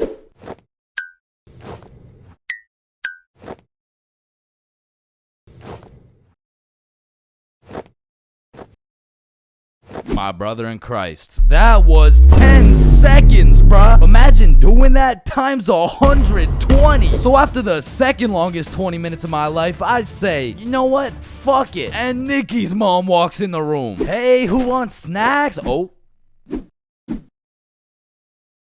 And at this point, I checked my shitty-ass Samsung Galaxy 3 and it was already 8:50 p.m. And with the curfew at 9, I had no choice but to log in. So I lick my lips, close my eyes, and real quick, I smash our mouths together. And when I turn around, not a single motherfucker is facing the wall. I look the other way and Nikki's mom is peeking around the corner with her fucking mac and cheese and shit. So I made like my pops and I was out that hoe. Pleasure doing business, Jessica. Wait, what? Where are you going? Thanks for having me, Nikki's mom. What the hell was that? And I proceeded to sprint home, making it home at 8:59, exactly 1 minute before my curfew. And that night, when I went to bed, I couldn't sleep, bro. I haven't been able to sleep since. Damn, I should have taken this shit to the grave with me. Fuck. My first time eating magic mushrooms. Now this story takes place on a spooky Halloween night. And of course, when you're young, Halloween is about dressing up and getting candy from strangers. But as you get older, you grow to realize the true meaning of Halloween is to commit as many devious and malicious crimes in one night as humanly possible. Like when me and my homies first transformed from some young, innocent gentlemen into some unethical and deceitful delinquents, we planned out some criminal activities for our first teenager Halloween. Yo, trick-or-treating is for nerds. We're gonna drink alcohol and smoke grass. Yeah. That is so teenager. So you know, we drink their drink and we smoked our grass. Man, I sure could fuck up some Reese's Pieces right now. Not gonna lie, some Skittles would be fire. Alright, fuck it. So we threw on last year's Halloween drip and shamelessly went trick-or-treating baked as fuck. Trick or treat. Aren't you guys a little bit old to be trick-or-treating? No, but we got our candy and we went back to Billy's crib and the munchies took over. I mean, we fucked that shit up so fast that we changed costumes and we spun the block. Trick or treat. Oh, didn't you guys already come here? No. There's a snake in my boot. So all Halloween, me and the gang pretty much just ate chocolate. But by the time next year rolled around, okay, this Halloween is going to be the best Halloween yet. But how can we top last year? Yeah, we already smoked grass and ingested alcohol well underaged. Cause I got these. This dude Billy whips out a handful of shrooms. And honestly, Billy didn't even need to convince us, cause me and Bob were trying to have the best Halloween ever. So we split it up and we all down a sizable amount of magic mushrooms for our first time. And let me tell you, there are many smooth ways to consume some magic mushrooms. One being the pizza technique, as well as the good old PB and Shroom Sammy. However, we had smoked and we had drank before, but magic mushrooms were completely out of our expertise. So we just choked them shits down raw. And it was strange. It tasted like I just ate earth if earth was dry as fuck and like chewy. But about 20 minutes after eating the shrooms, Billy has a genius idea. Okay, hear me out. We go trick-or-treating, collect some candy real quick, and come back. So when these mushrooms hit, we can be eating good. Okay. Wait, then we need some costumes. Okay, I do have 3 costumes, but like just don't ask any questions, okay? Why do you have no questions, bro? Now let's go get this bag of candy. So we're mobbing around the neighborhood in some gangster Teletubby suits. And we roll up to the first house like, trick or treat. Oh, you guys are so cute. And we were banging out house after house. But after about 4 houses, I started to notice my Teletubby mitts were looking a little suspicious. But I didn't have time to think about the psychedelics that were potentially invading my brain because I had bigger priorities. Go cop some Halloween candy. Trick or treat. Trick or treat. Trick or treat. But as we walked up to the 8th house, I was undeniably tripping balls. Cause as I looked up at Bob, I just started uncontrollably laughing my ass off. And Bob's shrooms must have kicked in too, because we were both just hysterically laughing at each other for no reason. But then the door opened and I saw this tall ass bald dude with an unconceivably large smile on his face. I mean, the shrooms made it look like his smile was just unproportionately big, and I just assumed it was a Halloween mask. Man, I love your Halloween costume. What costume? Oh, holy shit. We need to get home ASAP. So we're making our way back home, tripping balls in our Teletubby costumes, and I'm just seeing the stars falling out of the sky. Then out of nowhere, Billy yells, "What the fuck is that?" Shit, I'm probably just tripping, but it looks like zombies running towards us at full speed. Oh, yeah. I see it too. Oh shit, we gotta run. So me, Billy, and Bob start booking it back to Billy's house. And I am hauling ass because there is no way I'm getting packed up by some zombies right now. And when I look back, I don't see some zombie costume. No, I see some real ass zombies. Like bones sticking out, eyeballs look like they haven't blinked in centuries, and that shit just made me run faster. Cause to me, this was a life or death situation. I mean, in reality, it probably just looked like 360. We get back to Billy's crib. Holy shit, get in. Lock it. And we were not taking any chances. I mean, we barricaded every single door in the entire house. And for a second, it was a horrible trip. I mean, I thought I was in the zombie apocalypse. But once we settled down, we were having the time of our lives, chilling and eating candy while tripping balls. Booga booga!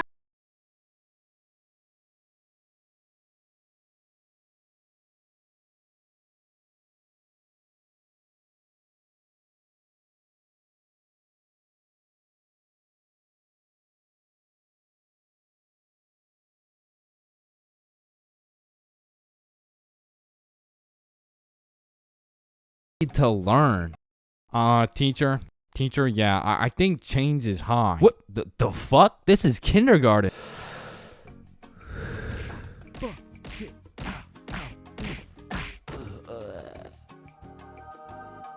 Damn. Any staircase can be a staircase to heaven if you're not careful enough. Baby, I've spent the best 4 years of my life with you, and I can't imagine my life without you. You're a 1 in a million, so will you marry me? So 1 in a million, huh? That means there's 8,017 people just like you. How does that make you feel?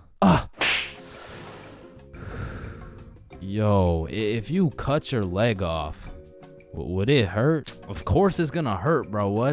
Nah, think about it. Where would it hurt? Your leg. Oh, cause you cut your leg off. Yo, what happens if you push down the gas and the brakes at the same time? Shit, let's find out.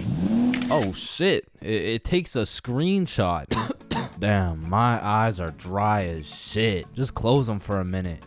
Damn, bro. You never actually close your eyes. You just look at the inside of your eyelids. Damn. Yo. Can anyone answer 547 to the power of 3? Yes, Chains. Yo, did you know every single odd number has an E in it?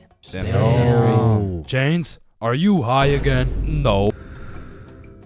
Wait a minute, bruh. Since you were born deaf, what language do you think in? Oh shit, you right. Damn, I just realized squirrels' cheeks are also their nut sacks. You know what I'm saying? That's kind of like your mom. What? The way she had these nuts all up in her mouth. Bro, if everyone in the world all blinked at the same time, nobody would know. Oh shit, that's facts. Oh, I just blinked. Did you? Nah. Oh, I just blinked. Did you? Nah. Wait, what about just now? Yo, which of these buildings do you think has the most stories? Oh, it's gotta be that one, bro. That's massive. Nah, this one's even taller. Oh, it's this one for sure. No, it's this one. No way. That shit's library? Tiny. Think about it. Oh, the story. How are you supposed to get clothes?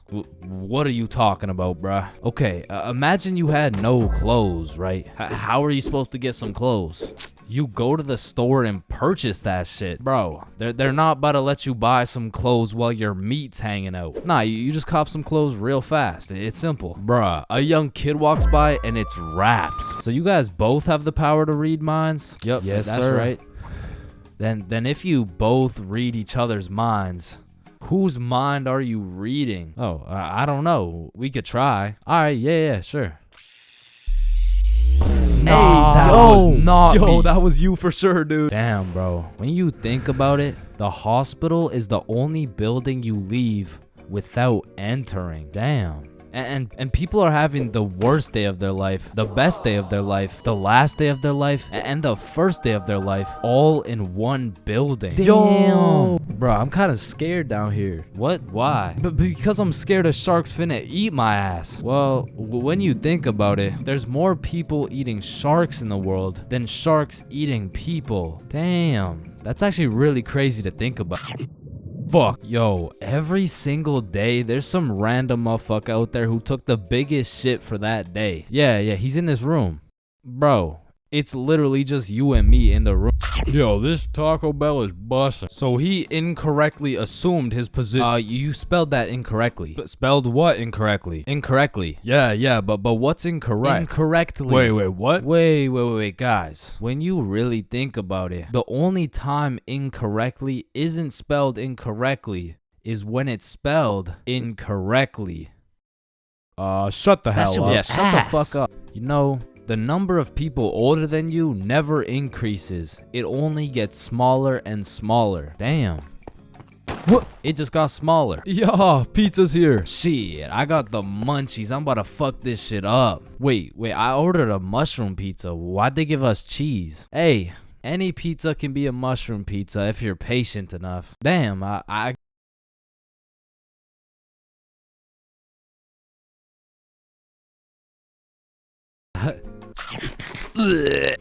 Damn, you know what I just realized? What? A pregnant woman swimming is pretty much a submarine. Are you just always this high, bruh? Yo, did you boys know your last name comes from what your ancestor used to do back in the day? Oh shit, mine's Baker. Yo, mine's Carpenter. Oh, mine's Smith for blacksmith.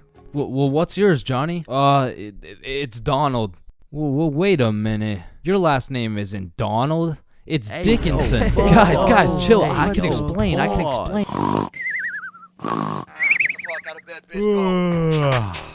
Your alarm is really your theme song because it plays at the start of every episode. Well, why the fuck are you in my house? Yo, is Chains still mad over that chair? Yeah, well, what does this dude have against chairs? Why is it a chair?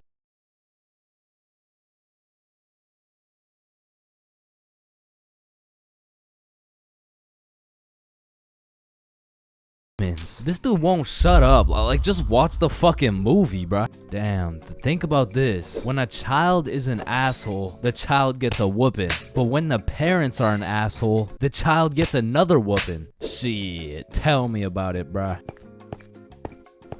Fuck. Bro, you've checked the fridge 15 times already. No good food's finna magically appear. Damn. Now that I think about it, we don't keep checking the fridge for new food, but rather we keep checking to see if our standards have dropped low enough to eat the shit that's already in the fridge. So we got Mercury, Venus, and then here's Earth. Yeah, Chains. What do you want? If Earth is the third planet from the sun, does that make every country a third world country? You're high again. Just get the fuck out of my class. And look at these sheep. Sheep. You know how one of your teeth is called a tooth? Yeah? And one geese is called a goose. Okay? Then why isn't one sheep called a shoop? Alright, Chains, I can't keep doing this. We have to break up. Shoop. You know what I've been thinking? Yeah, what's up? Teenagers be whipping that shit like they're always running out of time. But old motherfuckers be driving like they got all the time in the world. Like, look at this geezer. Poor guy's practically decaying behind the wheel. But he's taking his time like he's got any time to spare. If I stab this cereal box, does that make me a serial killer? That one was straight ass. You gotta work on that shit. I'm gonna work on that one. Yo, if you weigh 99 pounds and you eat a 1 pound burrito, does that make you 1% burrito? Yo, that's crazy, because I literally just did that last night. You guys wouldn't believe this, but your blood work came back and it says you're 1% burrito. Yo, picture this. Imagine if Ed Sheeran was working at a bread place, right? Would that make him the gingerbread man? You're high as shit. Alright, bro, I'm a dip. Nah, don't leave me alone in this forest, bro. Hey, when you really think about it, you're not scared to be alone in this forest. You're scared you're not alone in the forest. You feel me? Yo, that's actually so true. Bro, you know what? Low key, if you're dead broke, robbing a bank isn't even a bad idea. Bro, there's no way some hobo's about to pull off a bank heist. Nah, but just think about it. Whether you successfully rob the bank or not, either way, you get over 10 years of bills you don't gotta worry about. Alright, fuck it. You got the strap? Yup. Yo, throw on your seatbelt really quick. Nah. What? Why not? Well, you see, it increases my risk of dying from cancer. What are you talking about, bro? That shit makes no sense. Just let that sink in. Oh, yeah, I got you. Yo, what's up? But still, that shit makes no sense. No, but actually think about it. Oh. Hey, bro, you want a hit? Nah, I don't smoke. I'm scared that I'll get all paranoid and shit. Hey, man, if you're paranoid that you're gonna get paranoid, you're having the side effect without even smoking. It's Yo.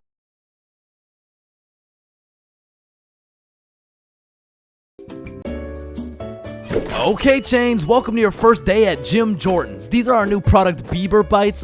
Just smile and remember. The customer is always right. Okay, yeah. Yeah, nah, I could do that. All right, I'll leave you to it. Okay, yeah. Hey, sir, Hey what can there, can I get some Beaver bites? Yeah, how many? Right. How about this? Hey, let me get a pack of Justin Bieber's balls. Funny, yeah. How many you want? Hey, let me get a pack of Bieber's sack. Okay, yeah, how many, bro? Hey, let me get a taste of Justin Bieber's wiener. Back in my day, I used to work at a fast food place called Jim Jordan's. Now, for legal reasons, this is not Tim Hortons, okay? It has J's and shit. Like, they don't even look that similar, bruh. But honestly, working at Jim Jordan's, I felt like Johnny Sins, the way I'd put on my uniform and go to work just to get the soul sucked out of me, bruh. And instead of dealing with a bunch of fat asses, I'm dealing with a bunch of fat asses talking about... Alright, so I ordered an extra large BLT with ranch, extra bacon, no veggies, and I only got 5 strips of bacon. I want a new one. Okay, yeah. Where's the sandwich? I ate it. Of course you did, bruh. Like, you do not need more food. I don't think your arteries could compensate for any more bacon. No, my doctor said I'm in shape. I mean, yeah, bro, you're in the shape of a circle. I mean, I don't even know how you made it through the door. Oh, shit, damn. Now, believe it or not, I was a Jim Jordan's Hall of Fame employee. Shit, I was the best in that whole goddamn establishment, bro. And no, it's not because I was the sexiest, hardest working, strongest, most intelligent dude they'd ever seen. It's because everyone else was ass, bro. On the drive-thru, we had the Indian homie Dill Preet, and the only English he knew was the Jim Jordan's menu, bruh. Welcome to Jim Jordan's. What can I get for you? Hey, just give me a moment. I give you donut. No, I need time to think. You need chai, tea, drink. No, can you wait or not? Okay. 1 tater tot. No! Wait! You want 8? No! Okay, stop it. You know what? Okay. Chocolate donut. Then over making the food, we had this sweet 83-year-old lady Linda who was 20 years too old to be doing this shit. Okay, Chains, here's the cheese bagel. Thank you, Linda. But yeah, this is the 9th cheese bagel you've given me in 20 minutes. Oh my good gracious, I'm sorry. I'm sorry. Oh, what's that? Oh, cheese bagel coming right up. And overworking the counter, we had Sebastian. Now, don't get me wrong, Sebastian was a really nice guy, but he had a little hint of the tism, you know, no, he had a lot of the tism. Like, it was more like the tism had a hint of Sebastian, which is cool, of course, but it did mean that he would absolutely yap at every single customer who came in the store. Shit, I'll never forget this one time a girl came in the store and just ordered a muffin, like, Welcome to Jimmy's. What can I get for you? hey, can I just get a fruit explosion muffin? Can you guess what Sebastian said next, bruh? Maybe your total is 175? Cash or card? For here or to go? None of the above, bruh. The sentence that came out of this motherfucker's mouth was... A food explosion muffin? Yes, please. That sounds an awful lot like a hate crime to me. Yeah, can I get my muffin, please? Do you get it? Yeah, you get it? yeah, I get it. Okay, listen. It's like You really okay, don't need to explain. Explosion, okay. Sir, you it's don't- like if you don't took need- a bunch of gay people. So that's Sebastian. And over on drinks, we had this dumbass 15-year-old who's always spilling and shit. That was me. Yeah, that was me. I was ass too, but like I was still the best by default though. So the point is, our Jim Jordan's crew was looking like a group of clumsy villains from a Disney movie. But just because we were all really ass at our jobs doesn't mean we were useless. Because if there's one thing we knew how to do, it was making people's days. even worse than they already were. You pull up to our drive-thru all happy, just wanting a small coffee? Shit, you're leaving with a small hot tea and some suppressed anger you'll probably bring home and let out on your wife and children. You pull up to our drive-thru just wanting a breakfast sandwich? You're leaving with nothing because we ran out of eggs and cheese and bread and the breakfast and the sandwich. You pull up to our drive-thru pissed off, complaining about how there's not enough mayo in your wrap? Bro, you're leaving with a wrap filled with super special secret Sebastian sauce. So I'm sure you could probably tell, but we had to do a lot of customer service and talk our way out of a lot of mistakes. And by we, I mean me, bruh. I was the designated customer service dude, because before it was me, it was Dilpreet, and that shit would usually go something like, "Hey, I just took a bite out of my chicken wrap, and it literally tastes like someone busted a nut in that shit." A nut? Yes, someone busted a nut in my goddamn food. You want a donut? No! And then before Dilpreet, it was Linda. Hey, I just took a bite out of my chicken wrap, and it literally tastes like someone busted a nut in that shit. Oh my heavens, that's horrible. I'm sorry, I'll get you a refund right away. Ah, thank you.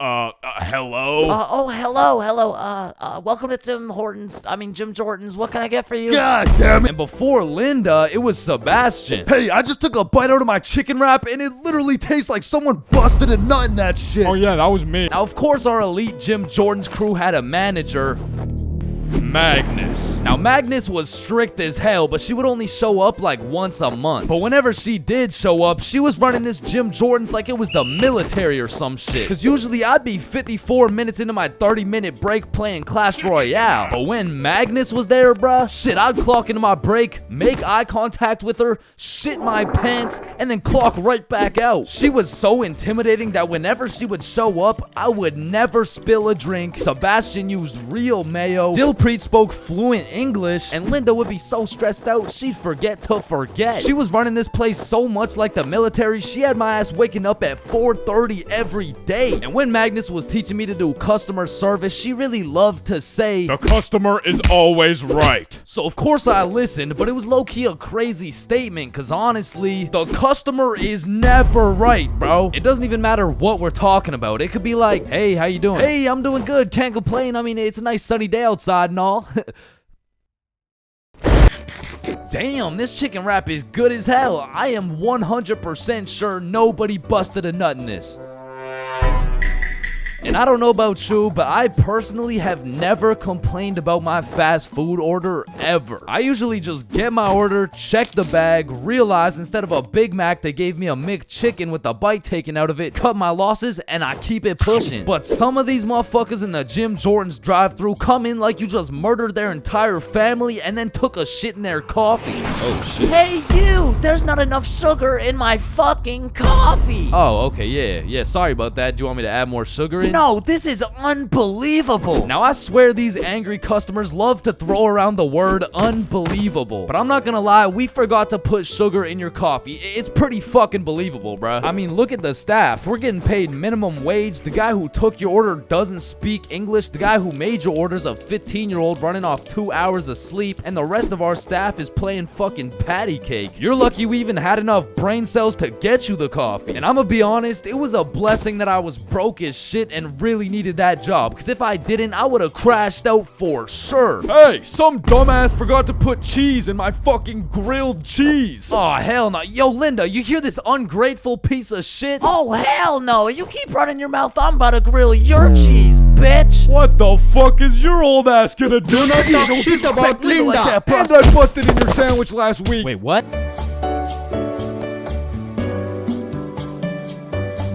Imagine putting in hard work, time, and dedication into saving up for some new shoes. You go to Foot Locker and find the perfect pair. You try them on, you check them out, and you cop them.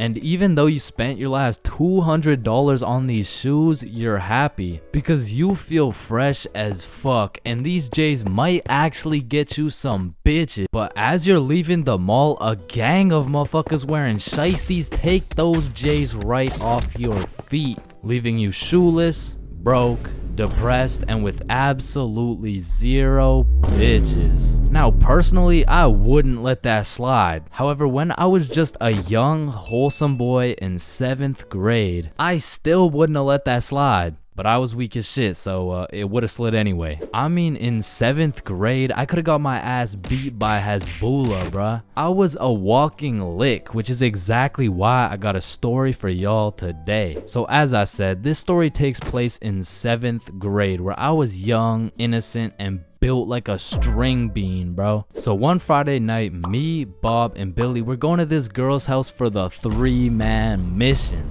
The plan was simple. There was 3 of us and 3 of them. We would put on a scary movie, and if everything went to plan, we would get some cheeks. Now, just earlier that day, I had copped some fresh ass Jordans, so I've got a little confidence boost as we walk up to this girl's house. So we knock on the door, they open it, and we go inside. Now we stuck to the plan. We put on some cheesy horror movie, and one thing led to another, and by the end of the movie, Bob had all 3 girls, bro, and me and Billy were in the corner playing Bloons Tower Defense. Don't ask me how this shit happened, I don't want to talk about it. So after hours of me and Billy straight fumbling, we all decide to go home. And although I was a little disappointed in my performance tonight, I put on my brand new uncreased Jordans and I remembered, damn, even Curry airballs sometimes. Now the bus route back to Bob's crib took 2 buses. So we hop on the first bus, it takes us to the next stop, and as we're getting off, we see the second bus we need drive right by us. Fuck, is that our bus? Damn, yeah it is. Wait, check when the next one comes. Yeah, it shouldn't be long. Damn, bro, the next bus comes in an hour. So we have no choice but to wait at the bus stop for an hour. So we wait, and at this point, it's already getting late. I checked the time, and it's already 11 p.m. As we were sitting there, bored as hell, waiting for this bus to come, one of the other buses stops in front of us to let someone off. The person gets off, and as the bus starts leaving, we hear this loud thud come from the bus. What the hell? What was that? Oh shit, it's a baton.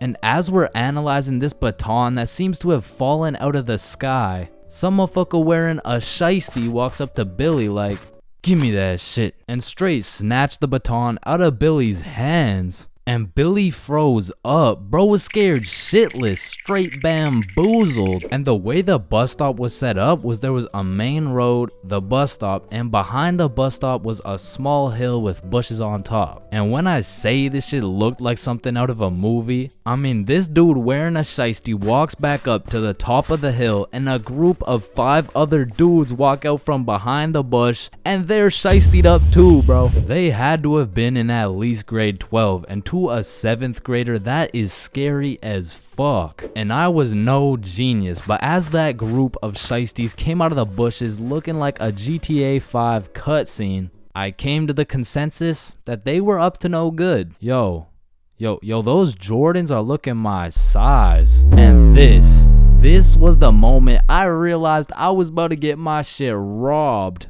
So I started analyzing my surroundings and calculating my options. Maybe I can talk my way out of this. Hey sir, how was your day today? Shut up. I said, what size are the shoes? Damn, I can't fight them. It's a 3-on-5, and they got the high ground, and they got a baton, bro. They would knock my ass out and take the shoes. But I'm fast. So if I take a right, then make a left, there's no way they can catch me. Wait, fuck, I can't run. I'd crease my Jordans. And just as I had ran out of options, Billy says the last words I would expect to come out of this man's mouth.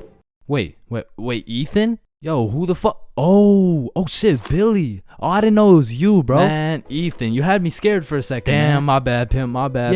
No, you're good. How's your mom doing? Oh, yeah, she's doing good. Yeah, it's great to see you, man. You too, bro. See you around. All right, peace out. Y'all, don't worry. I seen a kid over there with some new forces we could snatch. Oh, yes, sir. I bet. Man, he's a good dude. Nah, bro. He just tried to rob me. Who the fuck was that? Oh, that's my longtime homie Ethan.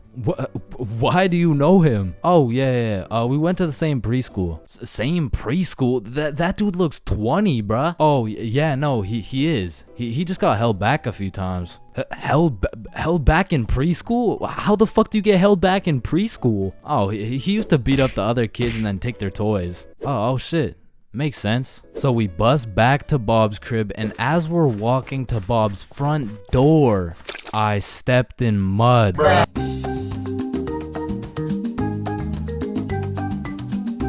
Man, sometimes this world can be a little cold. It can get a little gray, but there is nothing that can bring more excitement and vibrance to your life than having a crush. I mean, it gives you something to wake up for, something to smile for, someone to impress, and someone to be absolutely crushed by, leaving you more depressed than ever before. Which is when you get a new crush. I mean, crushes make the world go around. Everyone's had a crush at some point in time, and sometimes that shit gets too serious. I mean, I've had homies prepared to throw away their entire lives just to impress their crush, bro. Oh my god, look at these big weights. I wonder if anyone's strong enough to lift these. Oh my god, look at this big jump. I wonder if anyone's athletic enough to make. Oh my god, look how creepy this cave is. I wonder if anyone's brave enough. Oh my god, look how tall this building is. I wonder if anyone could stick the landing. I said, I wonder if anyone could stick the Oh, ew, did he just die? Oh my god, I'm getting the ick. Nope, just getting a few extra reps in. Man, I remember my first crush like it was yesterday, bro. She was 5 years old. But I was 5 years old too, right? Like, so it wasn't actually yesterday, you know, it's a saying, but we were both 5 years old, and I remember sliding in smooth as hell. Yo, shorty, you like Legos? Yeah. How about you and me go Lego my ego? What does that even mean? Shit, I don't even know. I seen it in a commercial once.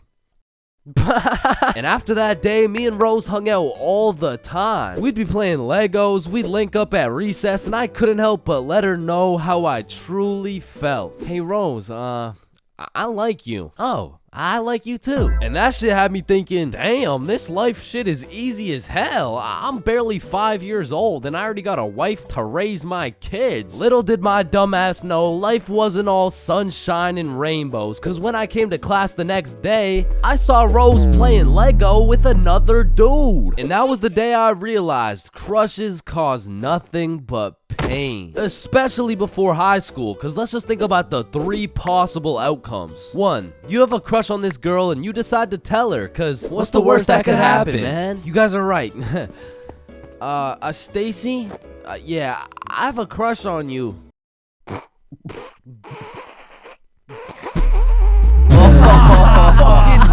You're ugly as fuck. Or 2, you never build up the courage to tell her and end up watching your crush sit in a tree with the faster kid who had the light up Skechers and the Charizard EX. And we all know what happens when Stacy and Jimmy are sitting in a tree. Or outcome 3, you confess to your crush and it's the perfect scenario. I like you too. Now you've officially started your first middle school relationship, which is probably the worst outcome of all, bro. Cause now you've been sentenced to 14 days of relentless cringe and countless awkward scenarios. And I say 14 days because that shit's lasting 14 days max, bro. Hey Stacy, do you want to be my girlfriend? Yeah, okay. Oh, yeah, awesome. Yeah, awesome. Woohoo.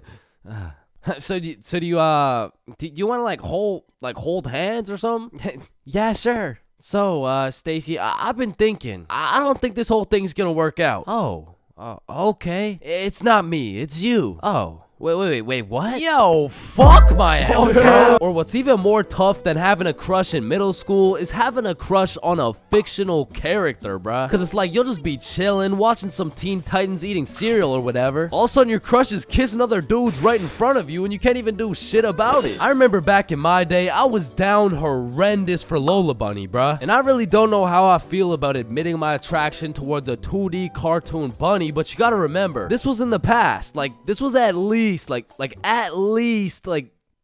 months ago. And maybe I'm tweaking on this one, but the red fish from Shark Tale, bruh, she was different, bro. And her name, I think it was Lola as well. Shit, maybe I just like cartoon girls named Lola or something. That's exactly what I want to hear. No. And I don't know about you, but for some reason, whenever I would talk to my crush, it was like I got an instant nerf, bro. I'm talking minus 10 charisma, plus 15 stutter, minus 5 strength, and plus 350% chance of getting put in a random ass headlock. Like I could be in the worst scenario of all time with a girl who has 5 kids and is married to a member of the cartel. And just cause she's not my type, I'll get an instant stat boost that'll have me pulling like Mr. Duke Dennis himself. But put me in a room with my crush and all of a sudden I got the same charisma as fucking McLovin. Hi. Hey, it's 10:33. What? AM. Like in the morning. Like I'm saying, it's 10:33 in the morning. Fuck. And on top of your crush turning you into McLovin, it also leaves you open to the inevitable pain of being embarrassed in front of your crush. And man, let me tell you, there is nothing quite like it. It was a beautiful sunny day and I was in grade 2 wearing my favorite bright blue basketball shorts in math class, gazing out the window at those shiny old monkey bars, excited for recess. And when the bell rang, I hauled my little ass over to those bars and I was swinging like there was no tomorrow. And before I knew it, the whole class was on these monkey bars, which quickly turned into chicken fights, and I wasn't complaining. I mean, hanging from a bar and kicking the living shit out of some toddlers, sign me up, you know what I'm saying? So I'm in line watching these grade 2 gladiator battles go down until it was my turn, and when I step up to those bars, I look into the crowd and see my crush of 2 weeks, Lexi. And now that Lexi was watching, there was no chance I was about to lose this fight in front of her. But as I look over to see who my opponent is, I realize it's Axel. And Axel was known for being the undisputed chicken fight champion. Legend had it he once took on 3 dudes at once, pause. So I knew going into this, I had to lock the fuck in, bro. So we climb over to each other and he's kicking my shit in off rip until I hit his ass with my specialty move, the Python squeeze. And in 10 seconds flat, let's just say I folded that motherfucker's clothes. With him still in him, and everyone was hyping me up because I just did the exact equivalent of dunking on Michael Jordan in his prime with Beyonce watching. So of course Axel's pissed. Hey Chains, you, me, rematch now. And I look over at Lexi and she looks over at me, and now I can't back down. So we get back in position, climb over to each other, and I go for the Python squeeze again, and this motherfucker Axel just winds up and kicks me in the balls. And I'm not gonna lie, that hefty kick to the dick accessories was the worst pain I had ever felt in my 7-year-old life. But I couldn't just drop and lose to Axel in front of Lexi, so with all the pain and anger I feel radiating from my nuts, I hit Axel with the meanest 20-piece combo in chicken fight history, and he drops. And then he pantsed my shit, bro. And embarrassed, I drop and try to run away, but the shorts around my ankles trip me and I face plant. Face down, tighty whities up, balls in shambles in front of everyone, including Lexi. And some people like to say, oh, it could always be worse, but this time, I don't know, man. I don't know. So the moral of the story is, man, fuck Axel, bro. If you saw this video, you would know my mom has caught me lacking baked beyond belief before. And after that experience, I really changed my ways. I mean, I was grounded for over a year. So in that time, I decided to get my life together. I started working out, eating healthy, getting straight A's in school. Okay, that's cap, but straight B's in school. Okay, B's and C's, but that's besides the point. The point is, I got my ass beat for coming home zooted, and I never smoked again. Until I did. So, this incident takes place with the man, the myth, the legend, Bob. So me, Billy, and Bob are chilling at Bob's crib when Bob says the holy words.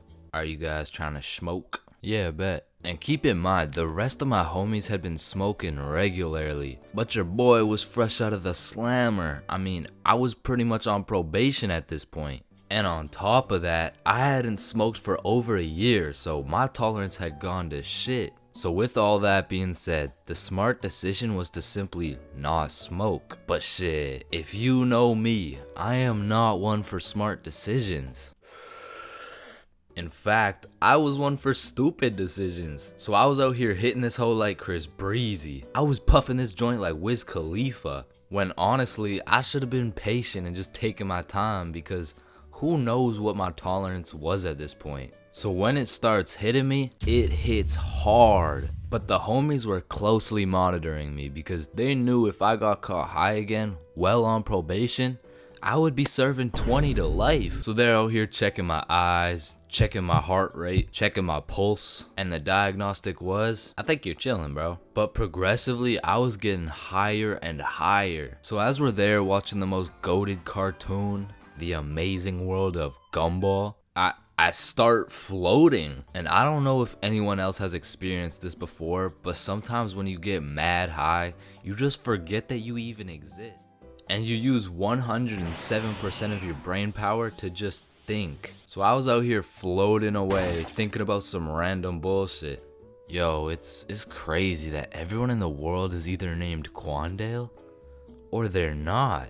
Wait, what if I'm in a simulation? No. What if I'm in an animation, being drawn by some dude on his computer for a platform of entertainment, and a bunch of people know what I'm thinking right now? Hold up. Is a tomato a vegetable or a fruit? But I'm brought back to Earth by a text message. Oh man. Mom, please come home for dinner at 6. Damn, I gotta be home for dinner at 6. Oh shit, what time is it?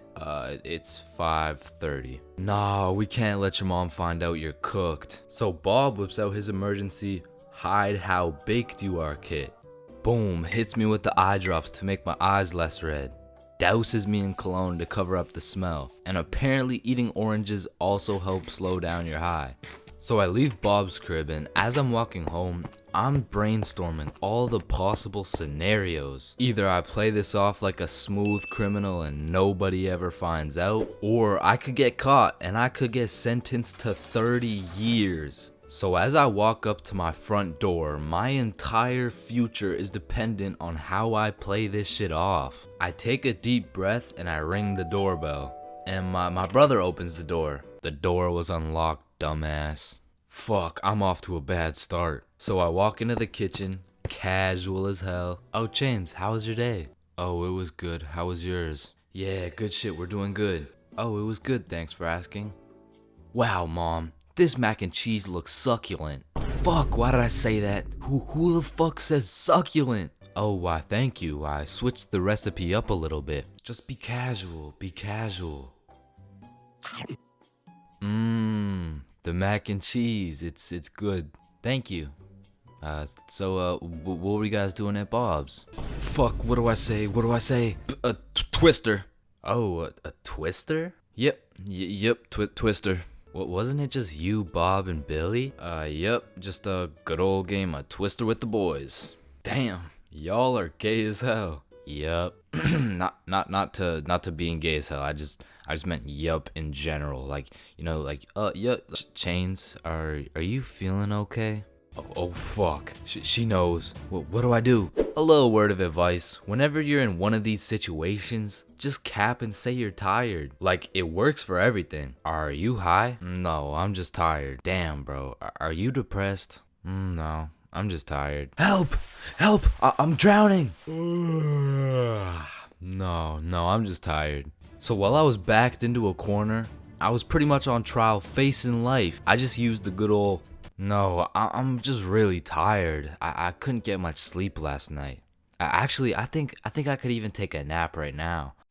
But thank you very much for dinner. And call me Michael Jackson, cause your boy was a certified smooth criminal. And I moonwalked my high ass all the way into a nap. And god damn, that nap hit.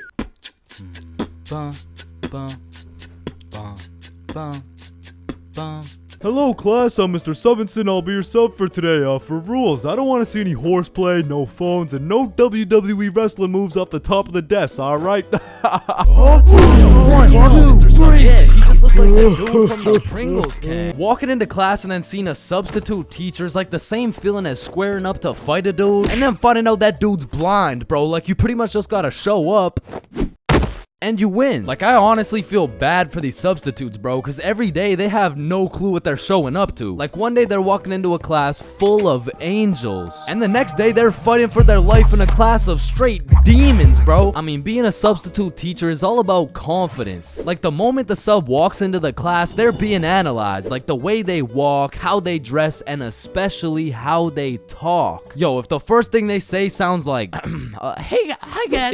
It's raps, bro. If you start the class sounding like an intro to an 8-year-old's Minecraft Let's Play, paper's gonna be thrown, pencils are gonna be thrown, fucking dudes are gonna be thrown, like, it's gonna be straight anarchy, bro. But when the sub walks in the room with a little pep in his step, a little drip in his fit, and most importantly, he starts the class sounding like he's done this shit before. Hey guys, I'm Mr. Peppinson, and today we mean business. All of a sudden, people are listening. Everyone except for one man, the class clown. He's gonna see that confidence as a challenge, and bro's gonna start testing the waters to see if this sub is really about it. And that is how Y equals MC squared. Any questions? Yeah, blue hat. Yeah, Mr. Peppinson, why are you built like that? Oh, you mean built like The Rock? Yeah, these are called muscles. You learn about them when you hit puberty. But bro, I'm in grade 11. I've already hit puberty. Yeah, nah. That's not what your peach fuzz mustache is telling me, buddy. Okay, well, your hairline is telling me it's going on a vacation, bruh. Alright, let's see your shit then. Yeah, like, it's not bad.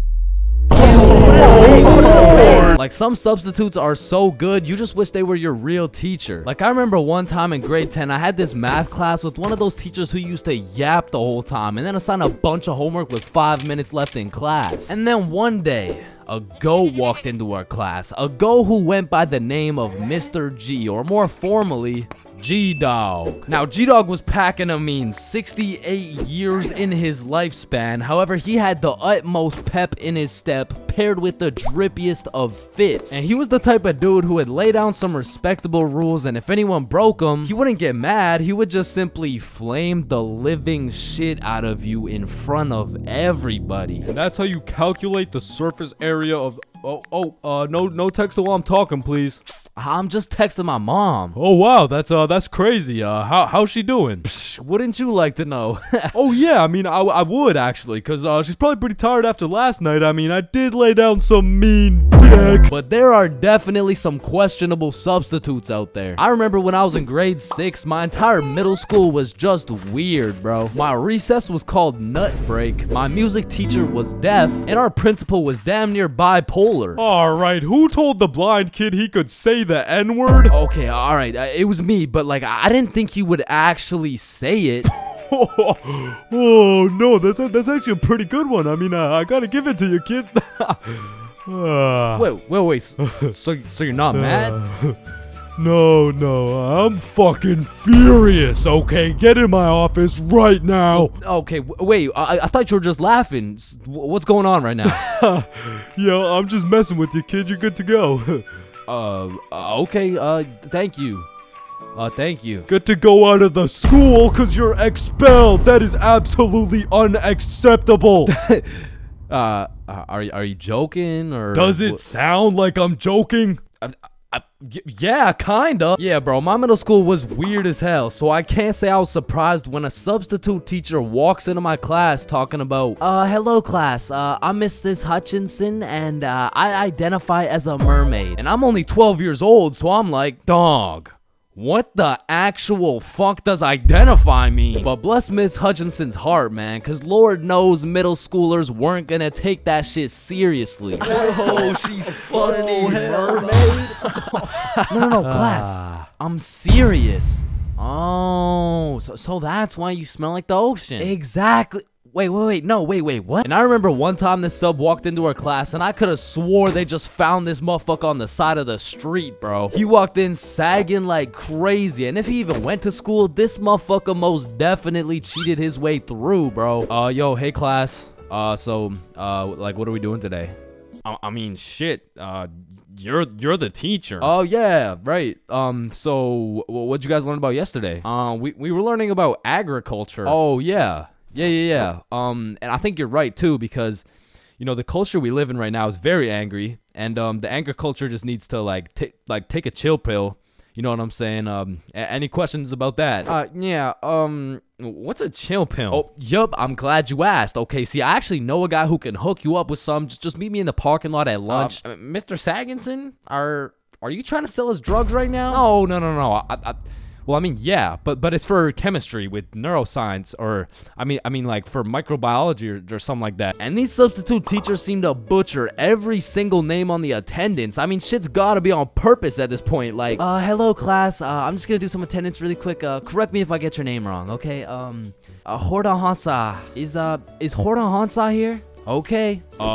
I mean, my name's Jordan Johnson. Well, you're absent now, so you gotta speak up sooner next time. Wait, what the fuck? Maya? Is Maya present? It's Mia. Wow, quite the name you got there. It's spelled kind of weird, no? No, it's not. It's literally 3 letters. Ariana? Is Ariana here? Sorry, it's Ariana. Okay, and like, what's your point? That's just how it's pronounced. Juwan?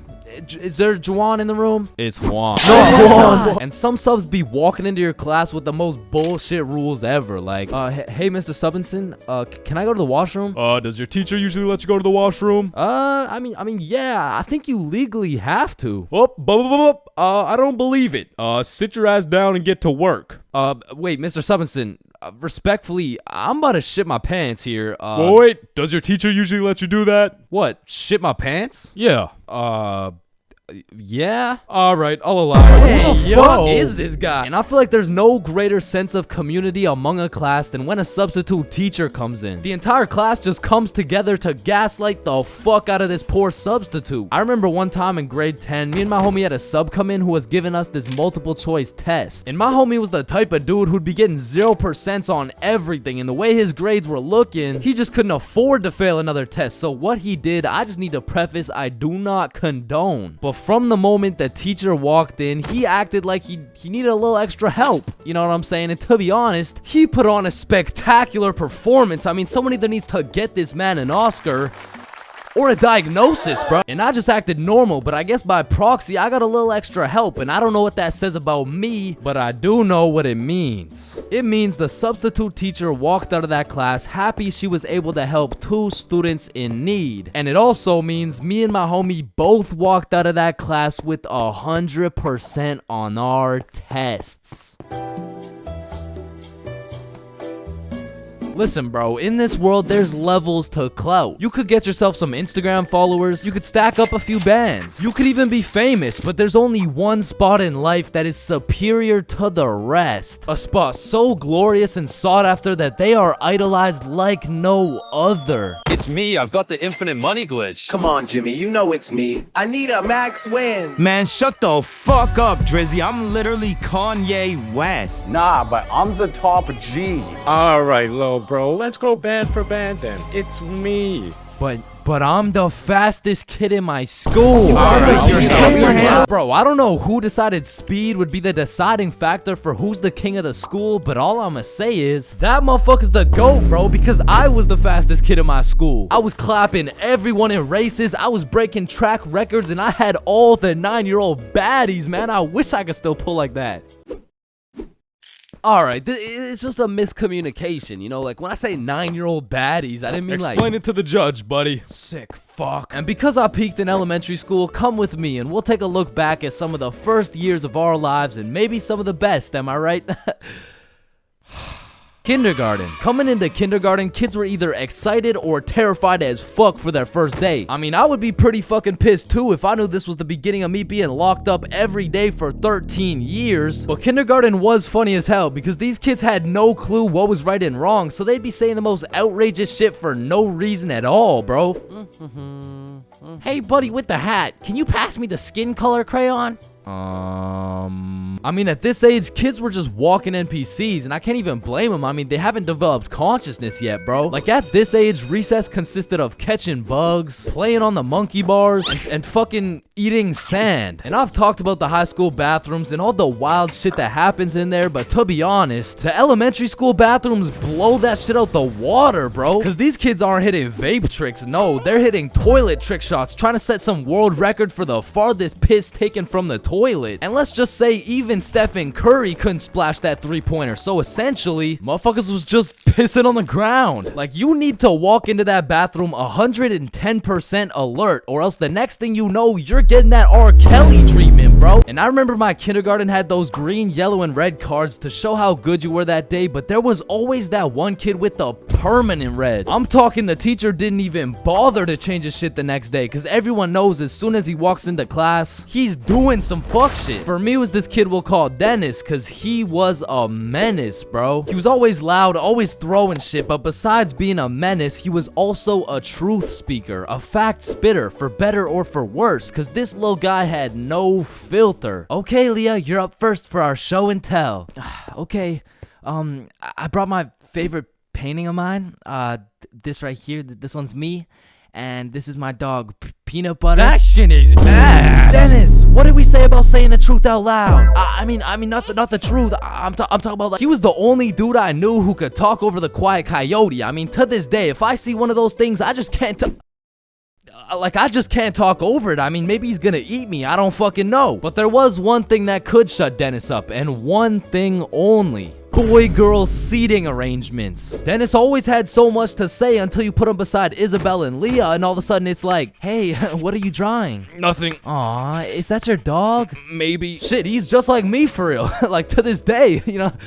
Oh shit. And then we go outside for lunch, and don't get me wrong, eating sand for fun was great and all, but as kids got older, everyone started to play games, some of which consisted of tag, manhunt, soccer, basketball, grounders, red ass, kickball, jump rope, tetherball, and what is possibly the most goated game of all time, Foursquare. This game was legendary, bro, but this shit used to get heated as fuck. I mean, kids were making truces, making whole clans, and that right there was real beef. Like, if you caught the ops lacking at nap time, it was on sight, bro. Psst, what? Oh, no, wait. You're a poopy head. But man, crushes were everything in elementary school. Like, if you told anyone you had the smallest crush on a girl, word's getting out fast, and the entire class is gonna be organizing a wedding for tomorrow. But some kids just didn't use their words, like this one girl in my elementary school who most definitely had a crush on me. I mean, once again, I was the fastest kid in my elementary school, so...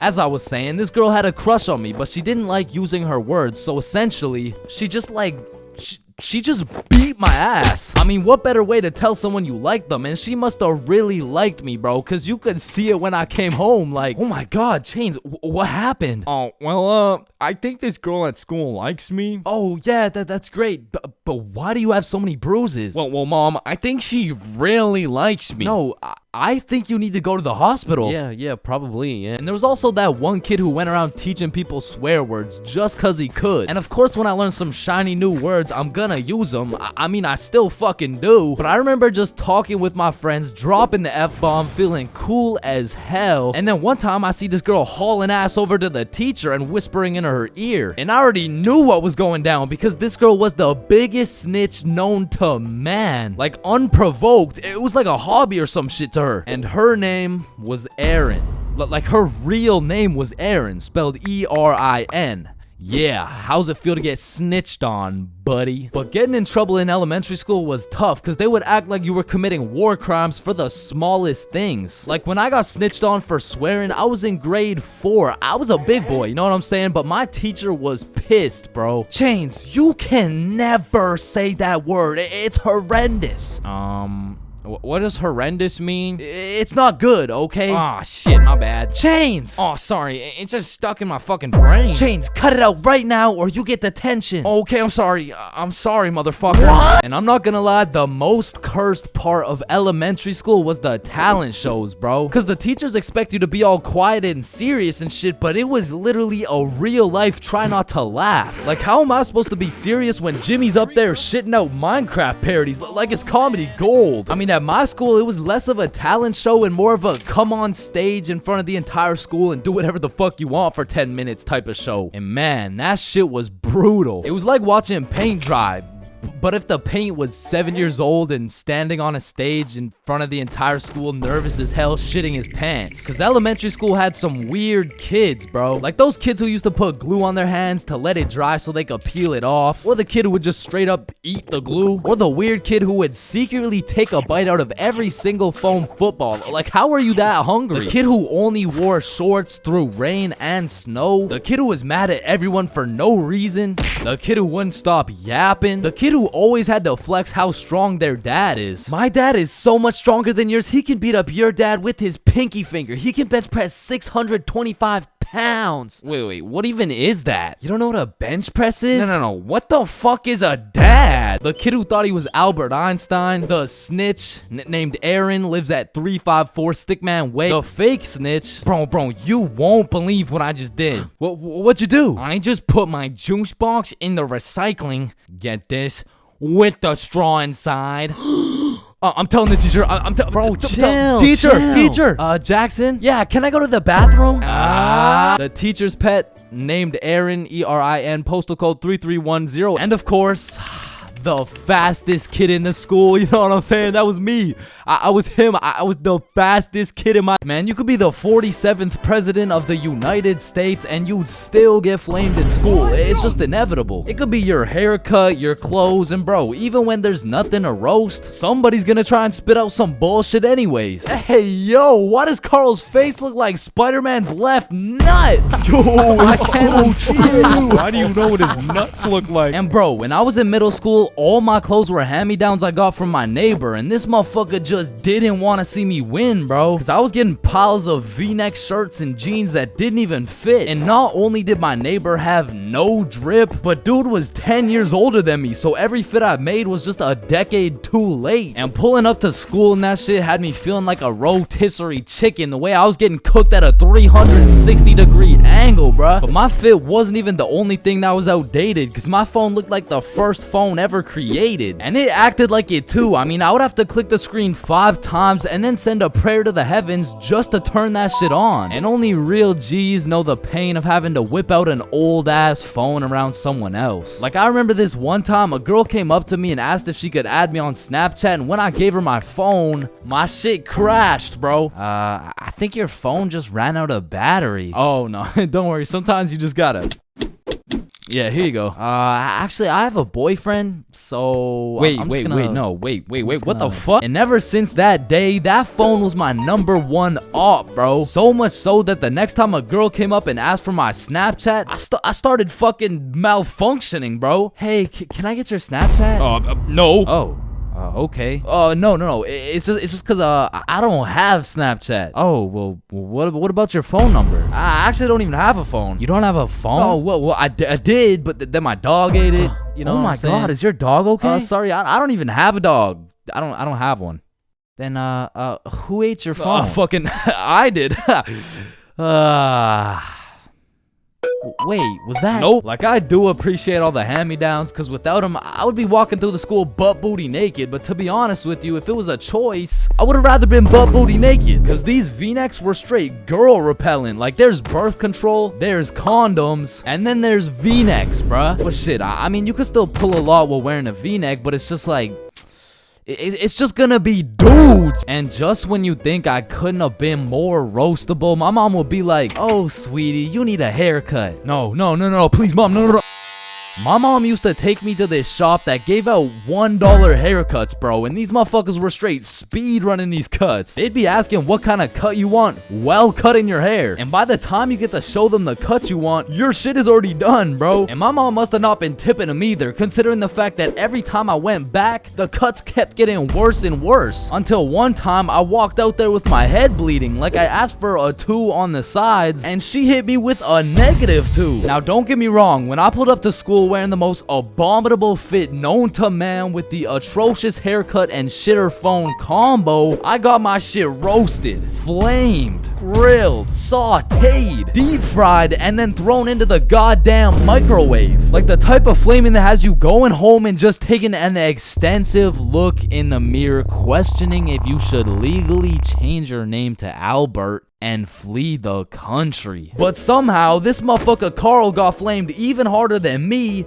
just for being Carl. Like, whenever a friend group is created, there's just one dude selected to be the punching bag for the entire group. And you know, I feel bad and shit, but like, it's better Carl than me, bro, so I'ma slip a few jabs in if I have to. Yo, what the fuck is Carl eating, bro? Oh, hell nah. Wait, whoa, Chains is eating the exact same thing. Nah, what? Your shit looks like it tastes like cardboard with honey mustard. Wow, how did you know? Like, Carl can't even get a little chuckle out without getting crucified, bruh. Damn, he's fucking that shit up. Looks like he hasn't eaten in weeks, bro. Oh, hell nah, Carl. I know you're not laughing. Yeah, no, I'm not. You're built like SpongeBob Brown Pants. You look like a malnourished Santa Claus, bro. Like, god damn, that's a face only a mother can love. What did I do? Now, getting roasted around your boys is tough, but that pales in comparison to the pain and embarrassment of getting roasted in front of your crush, bro. Yo, Chains, what did you get on the science test? I'm not gonna lie, I got like a 76. I'm surprised you're not smarter with that big ass head of yours. Good one, Joe. No, like for real, your shit is massive. Well, like the sheer amount of brain you could fit in that bitch should make you Einstein. You look like you should be pulling 10,000 IQ plays right now. You look like you got the solution to world hunger somewhere hidden in that big ass noggin. Like how do you even stand up straight with that absolute cranium for a head? But I remember this one time I got my shit flamed so hard in front of an entire audience that I was brought to tears. But I mean, I was 6. I was 6 years old. And the day was December 24th, Christmas Eve. So my mom brought me and my brother to this improv play, and as we sat and waited for the show to begin, this little elf walked up to us like, hey, do you guys want to be a part of the show? Yeah, let's do it. Okay, yeah, I'll do it. And once the show began, they called me and my brother up to the stage and asked us a very simple question. So, what do you guys want for Christmas? Oh, I want a Minecraft sword and a creeper stuffy. And, what about you, little man? And as I looked into that crowd with dead silence, my brain stopped braining, bro. Hey, don't worry, it can be anything. Shit. I want, Just, kid, what do you want? I want, man, I wanna. I don't really know what I want. Yo, who brought this fucking dumbass on stage, bro? Get the fuck out of here. Now I'm paraphrasing. I mean, I was 6. I don't remember exactly what he said, but that's what it felt like. And as we walked back to our seats, I was super embarrassed. But as the show started, it was actually pretty funny, and people had probably forgot about it by now. But 10 minutes into the show, a character walks on stage with some goofy ass buck teeth. Yo, this guy looks stupid as hell. Oh shit. And this dude proceeds to absolutely cook 6-year-old me with no remorse. Hey, what's your name? I don't know. What? Okay, how's your day? Day? Day? What the fuck is a day? I don't know. Well, what do you know? No, that's just it. I don't know. I just don't know. Shit, I don't think I know anything. And that shit had the whole audience laughing harder than ever. And as I looked around, my brother was laughing and even my mom was laughing. And it was this very moment that I had hit rock bottom. And at the age of 6, I realized I would be put on this earth simply to suffer. And it made me cry, bro. I cried in the middle of this theater. And the next morning I woke up and it was Christmas. And under the Christmas tree I saw the best gift of all. It was a Bob pocket tee from ChainsClub.shop. That's right, it's brand new. You can wear it around your homies. You can wear it at school. You can wear it around your mom, your grandma, your great-grandma, maybe not your great-grandma, but damn near anywhere else, and Bob will be posted in your pocket the whole time. Wow, what a perfect thing to get someone for Christmas, am I right? Yeah, I'm right. Listen, bro, in this world, there's levels to clout. You could get yourself some Instagram followers. You could stack up a few bands. You could even be famous, but there's only one spot in life that is superior to the rest. A spot so glorious and sought after that they are idolized like no other. It's me, I've got the infinite money glitch. Come on, Jimmy, you know it's me. I need a max win. Man, shut the fuck up, Drizzy. I'm literally Kanye West. Nah, but I'm the top G. All right, little bro, let's go band for band then. It's me. But I'm the fastest kid in my school. Bro, I don't know who decided speed would be the deciding factor for who's the king of the school, but all I'ma say is that motherfucker's the GOAT, bro, because I was the fastest kid in my school. I was clapping everyone in races. I was breaking track records, and I had all the 9-year-old baddies, man. I wish I could still pull like that. Alright, it's just a miscommunication, you know, like when I say 9-year-old baddies, I didn't mean like... Explain it to the judge, buddy. Sick fuck. And because I peaked in elementary school, come with me and we'll take a look back at some of the first years of our lives and maybe some of the best, am I right? Kindergarten. Coming into kindergarten, kids were either excited or terrified as fuck for their first day. I mean, I would be pretty fucking pissed too if I knew this was the beginning of me being locked up every day for 13 years. But kindergarten was funny as hell because these kids had no clue what was right and wrong, so they'd be saying the most outrageous shit for no reason at all, bro. Hey, buddy with the hat, can you pass me the skin color crayon?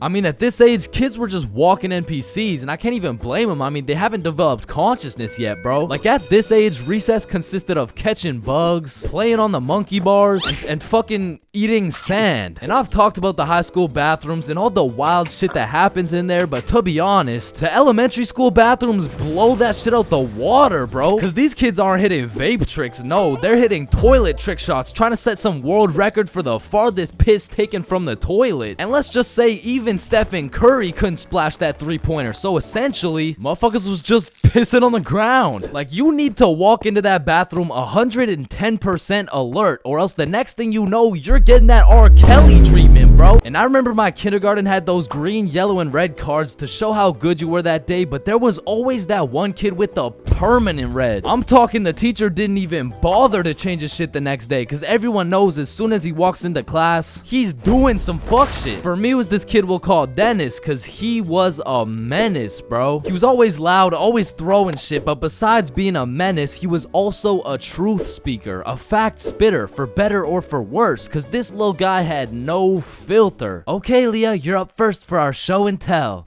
Okay, I brought my favorite painting of mine. This right here, this one's me. And this is my dog, Peanut Butter. That shit is ass. Dennis, what did we say about saying the truth out loud? I mean, not the truth. I'm talking about, like, he was the only dude I knew who could talk over the quiet coyote. I mean, to this day, if I see one of those things, I just can't I just can't talk over it. I mean, maybe he's gonna eat me. I don't fucking know. But there was one thing that could shut Dennis up, and one thing only. Boy-girl seating arrangements. Dennis always had so much to say until you put him beside Isabel and Leah, and all of a sudden it's like, hey, what are you drawing? Nothing. Aw, is that your dog? Maybe. Shit, he's just like me for real. Like, to this day, you know? Oh shit. And then we go outside for lunch, and don't get me wrong, eating sand for fun was great and all, but as kids got older, everyone started to play games, some of which consisted of tag, manhunt, soccer, basketball, grounders, red ass, kickball, jump rope, tetherball, and what is possibly the most goated game of all time, Foursquare. This game was legendary, bro, but this shit used to get heated as fuck. I mean, kids were making truces, making whole clans, and that right there was real beef. Like, if you caught the ops lacking at nap time, it was on sight, bro. Psst, what? Oh, no, wait. You're a poopy head. But man, crushes were everything in elementary school. Like, if you told anyone you had the smallest crush on a girl, word's getting out fast, and the entire class is gonna be organizing a wedding for tomorrow. But some kids just didn't use their words, like this one girl in my elementary school who most definitely had a crush on me. I mean, once again, I was the fastest kid in my elementary school, so... As I was saying, this girl had a crush on me, but she didn't like using her words, so essentially, she just she just beat my ass. I mean, what better way to tell someone you like them? And she must have really liked me, bro, because you could see it when I came home. Like, oh my God, Chains, what happened? Oh, well, I think this girl at school likes me. Oh, yeah, that's great. But why do you have so many bruises? Well, Mom, I think she really likes me. No, I think you need to go to the hospital. Yeah, probably, yeah. And there was also that one kid who went around teaching people swear words just cause he could. And of course, when I learn some shiny new words, I'm gonna use them. I mean, I still fucking do. But I remember just talking with my friends, dropping the F-bomb, feeling cool as hell. And then one time I see this girl hauling ass over to the teacher and whispering in her ear. And I already knew what was going down because this girl was the biggest snitch known to man. Like, unprovoked. It was like a hobby or some shit to her. And her name was Erin. Like, her real name was Erin, spelled E-R-I-N. Yeah, how's it feel to get snitched on, buddy? But getting in trouble in elementary school was tough because they would act like you were committing war crimes for the smallest things. Like when I got snitched on for swearing, I was in grade 4. I was a big boy, you know what I'm saying? But my teacher was pissed, bro. Chains, you can never say that word. It's horrendous. What does horrendous mean? It's not good, okay? Aw, shit, my bad. Chains! Oh, sorry, it's just stuck in my fucking brain. Chains, cut it out right now or you get detention. Okay, I'm sorry. I'm sorry, motherfucker. What? And I'm not gonna lie, the most cursed part of elementary school was the talent shows, bro. Because the teachers expect you to be all quiet and serious and shit, but it was literally a real life try not to laugh. Like, how am I supposed to be serious when Jimmy's up there shitting out Minecraft parodies like it's comedy gold? I mean, at my school, it was less of a talent show and more of a come on stage in front of the entire school and do whatever the fuck you want for 10 minutes type of show. And man, that shit was brutal. It was like watching paint dry.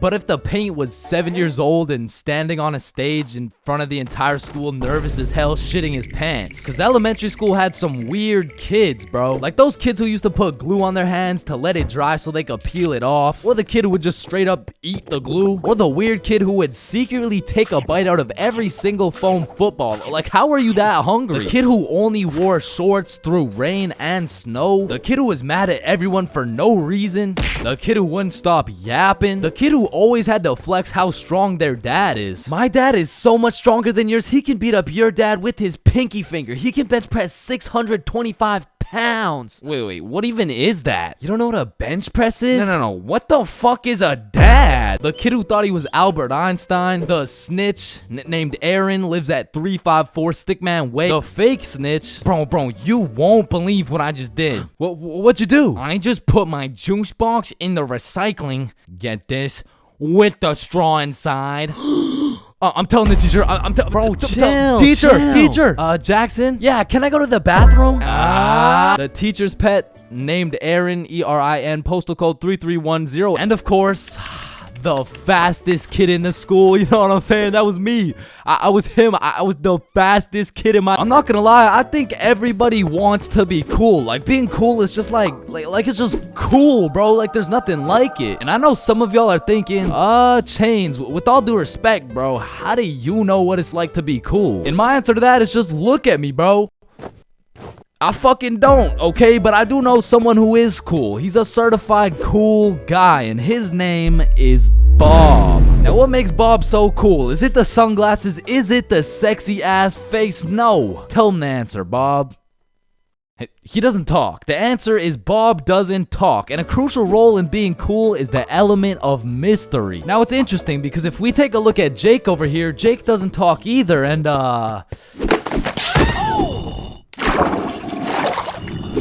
I don't think, I mean, like, me personally, you know, I don't really think Jake's that cool. So that means to be cool, you can't just stop talking. I mean, I remember one time, I thought if I threw in some earbuds and stopped talking to motherfuckers, everyone would see me as some cool, mysterious guy in the shadows. And I'm not even gonna lie, I was walking through the halls feeling like Batman. I could even see the people talking about how cool I was. Come to find out, it was more like, does this kid even talk? Nah, I don't think so. Yo, what's up with this kid? I'm pretty sure he's autistic or something. Because the truth is, there's a very distinct difference between Bob's silence and Jake's silence. I mean, Jake didn't talk because he would probably get his ass beat for literally anything that comes out of his mouth. But Bob, on the other hand, doesn't talk because he doesn't have to talk. Like, watch this.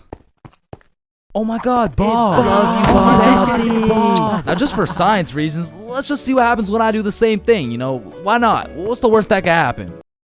Hello? Can I help you? Oh my god, help. There's this creepy guy. At least she didn't. Get on the ground. Hands behind your back, buddy. Now, it's important to note that being cool is subjective. Like, for example, some people think I'm cool, you know? Like, in this big-ass world, surely there's someone out there. No, there isn't. Nobody thinks you're cool. Shut up, loser. Okay, well, what I was trying to say is you're gonna find someone cool who I don't find cool, and I'm gonna find someone cool who you don't find cool, and that just leaves us with the question, what is cool? So to answer this question, I need you to think of the coolest dude on the earth, and I'm about to guess, okay?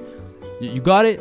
Yeah, alright. I'm not the fucking Akinator. I'm not about to guess who you're thinking of, but I can guess with 100% accuracy who you're not thinking of, and that's Mark Zuckerberg, okay? How did I know that? Because if you think of Mark Zuckerberg as the coolest guy in the world, you're fucked, alright? Like, there's no helping you. Like, click off the video. It's raps for you, bro. But how could Mark Zuckerberg possibly help us get cooler? I mean, look at the guy. He's practically oozing uncoolness as we speak. But that's important because if being cool is subjective, we need something objective to look at, and objectively, Zuckerberg gets no bitches. Like, let's just look at the numbers here. I mean, this guy's the CEO of Meta, but he's also the CEO of being a uncool lizard nerd guy. And if there's one thing I've learned in my studies of coolness, it's the art of minding your own goddamn business, okay? Like, let's compare George to Bob, who, let's just say, both aced the math test. Hey, Chains, what'd you get on the test? Fuck, I got like a 65%. Oh, that's really good for you. That's good for you, yeah. I actually got 100% plus the bonus question. Oh, wow, nice, bro. Billy, what'd you get on the math test? Math test? The dog. I could have swore that shit was chemistry. Nope, it was math, and I got 103%. Bob, what'd you get? Whoa, 110. There was only one bonus question. That's impossible. Oh, kissy face. Bob, did you pipe the teacher? And that's probably why Zuck over here is so uncool. He's minding a million people's businesses, probably looking through their cameras and shit like, yeah, fuck you, Mark. And the most important trait for being cool is having confidence. You just can't be cool while shivering your timbers, bro. And I know some of you are thinking, oh, well, I guess it's over for me then. And no, it's not over for you, bro, because confidence is the most fake it till you make it shit ever. Like, you're not gonna say the perfect thing every time. Lord knows I don't. I'm pretty sure I say the wrong thing every time, but if you say that shit with your chest, people let it slide, bro. And I said, no, I wouldn't suck your dick for $20. Oh, well, that makes one of us.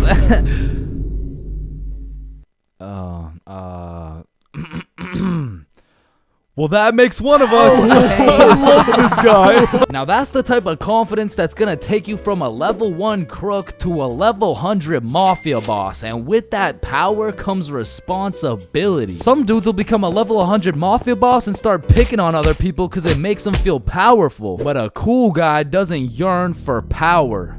He yearns for... fuck, what do you yearn for, bruh? Damn, he's so cool. Now, being cool comes along with being calm and collected. Like, if someone walked up to you trying to fight and you started running away screaming for your life, I don't think anyone's looking at you like, damn, that's one cool-ass motherfucker, bro. Yeah, bro, the way he hit that high note was cool as hell. Shit, maybe I could be like him someday. Now, I'm not saying you gotta go all Jackie Chan on the guy, but you do gotta stay calm and think logically. Like, let's see how cool you are. What would you do in this situation? A, strike first, strike hard, no mercy. B, just walk away. C, give him a little kiss on the forehead. Or D, do the stanky leg. And the correct answer is any of the above, bro, because it's not about what you do, it's about how cool you do it. Except maybe the stanky leg one. I don't think anybody can look cool doing the stanky leg. But doing any of the other options, you could look cool as hell. Like, A, strike first, strike hard. Boom, one punch knockout. That's cold. But if you throw first, miss, eat shit, not cool. B, walking away. You're cool as hell, unfazed. Unless you get jumped from behind and get your ass beat. Not cool. C, give him a little kiss on the forehead. Assert your dominance. You pretty much just made him your son. But if you miss, well, now you're just kissing a dude, so Yeah. Now, even though being cool is all about how you do things, there's a few things that nobody can look cool doing, like riding a scooter, chasing a bus, taking pictures with an iPad, chasing paper in the wind, using VR, washing a cucumber, waving. You look nerdy as fuck, eating a cupcake, tripping, getting out of a restaurant booth, pickleball, and literally anything to do with Starbucks. Hi, can I get a caramel ribbon crunch frappuccino with 2 extra pumps of vanilla and the You're soy? not cool, bro. What? Now let's take it back to the element of mystery for a second, because this is the step that will either have people seeing you as a cool ass dude, or they'll just assume you're shy or possibly on the spectrum, bro. Listen, you gotta talk, bro, or else people have nothing to go off of and they'll start filling in the blanks themselves. Whoa, wait, so I gotta talk to be cool? Yo, Chains, what do I say? Whatever the fuck you want, bro. Oh, wait, really? Yeah, bro, the truth is the key to being cool is being yourself. And I know that shit sounds corny, and it is, but do you think the coolest dudes on earth give a single fuck about what you think? Hell nah. They're way too busy being cool, bro. You gotta be like a peach, man. Some people hate peaches, some people love peaches, but at the end of the day, the peach is gonna be a peach. So here, take these sunglasses, and if you haven't heard it today, you're a cool ass dude, bro.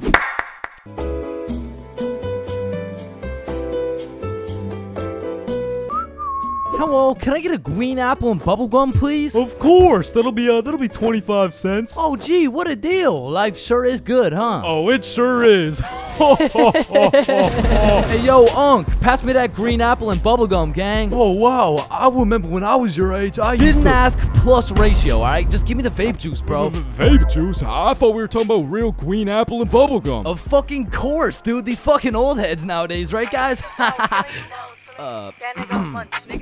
Just give me the vape juice, please. All right, well, in that case, I need to see some ID. Yeah, I got you, Unc. Your ID says you just turned 11 years old. Type shit. No, you gotta be at least 21 to buy vape juice. Oh, shit, yeah, no, I guess it's a robbery then. Oh, wait, what? Ah, shit. Listen, the times are changing, bro. Not too long ago, kids were just playing outside, playing sports, and climbing trees and shit. But nowadays, I swear these kids are just grinding TikTok, playing GTA in real life, and the only thing they're climbing is the spectrum, and I blame the internet, bro. Because now these kids are coming straight out the womb watching Skibbity Toilet Brain Rot, and if that was my kid, shit, I would want to restart, bro. Like, take 2 from the top, bro. And honestly, I feel like most of these kids were coming along just fine, you know? Like, they were developing into some cool dudes. They had a banger theme song and shit. Like, yeah, I was low-key fucking with this new generation. And then the birth of brain rot. Millions of people scrolling TikTok, Instagram Reels, YouTube Shorts, and even... It was great. I mean, we had all the free time in the world to fill up our brains with dog shit, and it didn't even matter until we had to talk to each other again. Like, oh shit. Hey, oh hi, oh what's up? What? Hi. Oh, what's popping? Brand new whip just hopped. Oh yeah, I know that I song. got options. What about Roxanne? Roxanne. Like shit, even now in 2024, I feel like half the motherfuckers my age still haven't mentally recovered. Like ever since the great brain rotting, I've unfortunately witnessed some of my closest homies get NPC-ified, and there's really no bringing them back. Yo, bro, you've been watching a lot of TikTok recently, huh? Oh yeah, nah. I mean, this shit's fire, bro. Just look at this one. We can go get forgot. Fuck that. We can go wrist for wrist. Yeah, no, bro. You have a problem, like dead ass. Like you gotta put the TikTok down, bro. Like really lock in up here, bro. Nah, bro, really just phantom taxed my phone and minus 100 aura for throwing it and shit. Like that would have been El Riz if I wasn't sick. But remember what Duke Dennis said? Ohio. Riz Skibbity Toilet, Phantom Tags, did Gronk hug living up? And so if some of my homies' brains are still trying to recover, I can only imagine the permanent effects on these kids, bro. Like, I feel like it's entirely possible that these kids' brains will be stuck in 2024 and they'll be old as hell talking about, hey, can you help me cross the road? Oh yeah, for sure.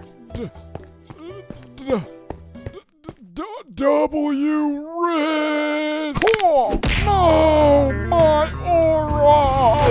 Now, unlike half these YouTubers out here, I don't spend a lot of time talking to kids. But the one kid I did talk to recently was actually my cousin. Hey, you're not alone on that one. No. So I was at this extended family function and there was a bunch of people I'd never seen in my life, including this one kid who had to be about 10 years old. He was a short little guy, still waiting on puberty and shit, but when I talked to him, it was like talking to a little Kai Cenat or some shit. If he was 10 years younger and like about the same height. Yo, broski. The fuck? Hey, down here. Oh, shit, what's up? My name's Elijah. Okay, Elijah. How's school, bro? Shit, it's aight. Yo, what grade are you in, bro? Grade 5.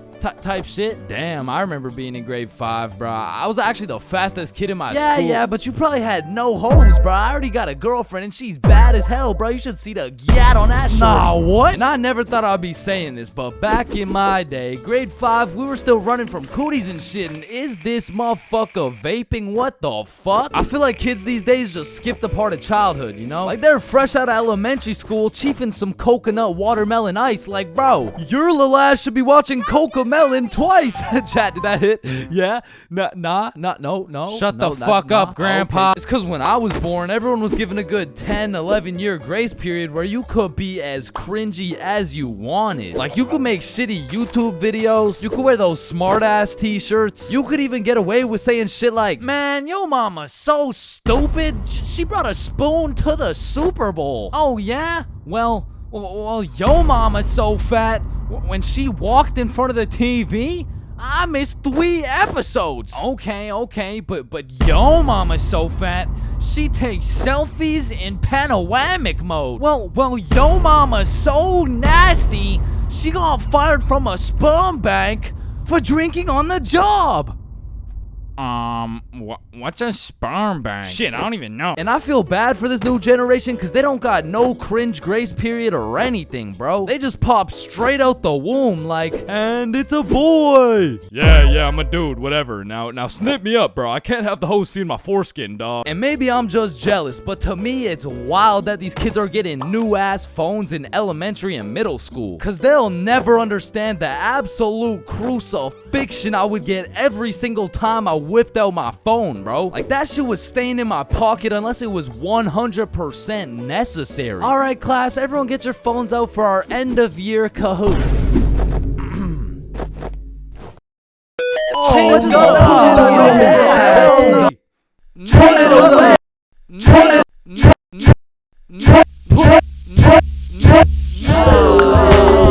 I honestly feel like the world would be a better place if we implemented a new law where if you saw a kid who had an iPhone number higher than their age, you had every right to respectfully and lawfully slap the shit out of them and give them a devious wedgie, bro. Like, you're 10 years old. What the fuck do you need 6 gigabytes of RAM for? I need it because I like to play Fortnite on my phone. Man, how about you eat 6 gigabytes of this shut up sandwich before I ram this fist up your ass? Alright, chat, I know that one hit, bro. What do we think? Stickman Police Department donated $1. Wait, what? Look behind you, Chains. Oh my. And it's the same with these kids' fits, bro. Like, whatever happened to wearing neon shirts and light up Skechers? Like, why am I seeing literal children walking around in Jordans, bro? Like, I didn't even know what Michael Jordans were until I was getting my shit cooked for walking around in some Michelle Gordons, bro. But I mean, that shit was necessary for my character development. And that's what's wrong with these kids, man. They're straight up skipping out on some of the most crucial moments of their lives. I feel like we could low-key do them a favor. Next time you see a kid walking around on the street thinking life is all sunshine and rainbows and shit, you could just give him a little character development and like maybe roast his cut or something, you know? Like, hey kid, you look like you cut your hair with a fucking pencil sharpener. or no, you look like Peter Griffin if he never hit puberty. You look like... Yo, we giving kids some character development? Did he? Now, I don't know why I'm talking like I was born in the 1900s or something, because for the homies who are around my age, we were low-key in the same boat as these kids, bro. They're growing up on some skibbity toilet brain rot. We had MLG brain rot. They're always scrolling TikTok. We had Vine. These motherfuckers are out here looking up to I Show Speed, bro. We had fucking Jake Paul. So the moral of the story is, even if these kids nowadays are are absolutely cooked. I was once cooked too, bro, so worst comes to worst, these kids will just end up like me. Oh, fuck no, please, no.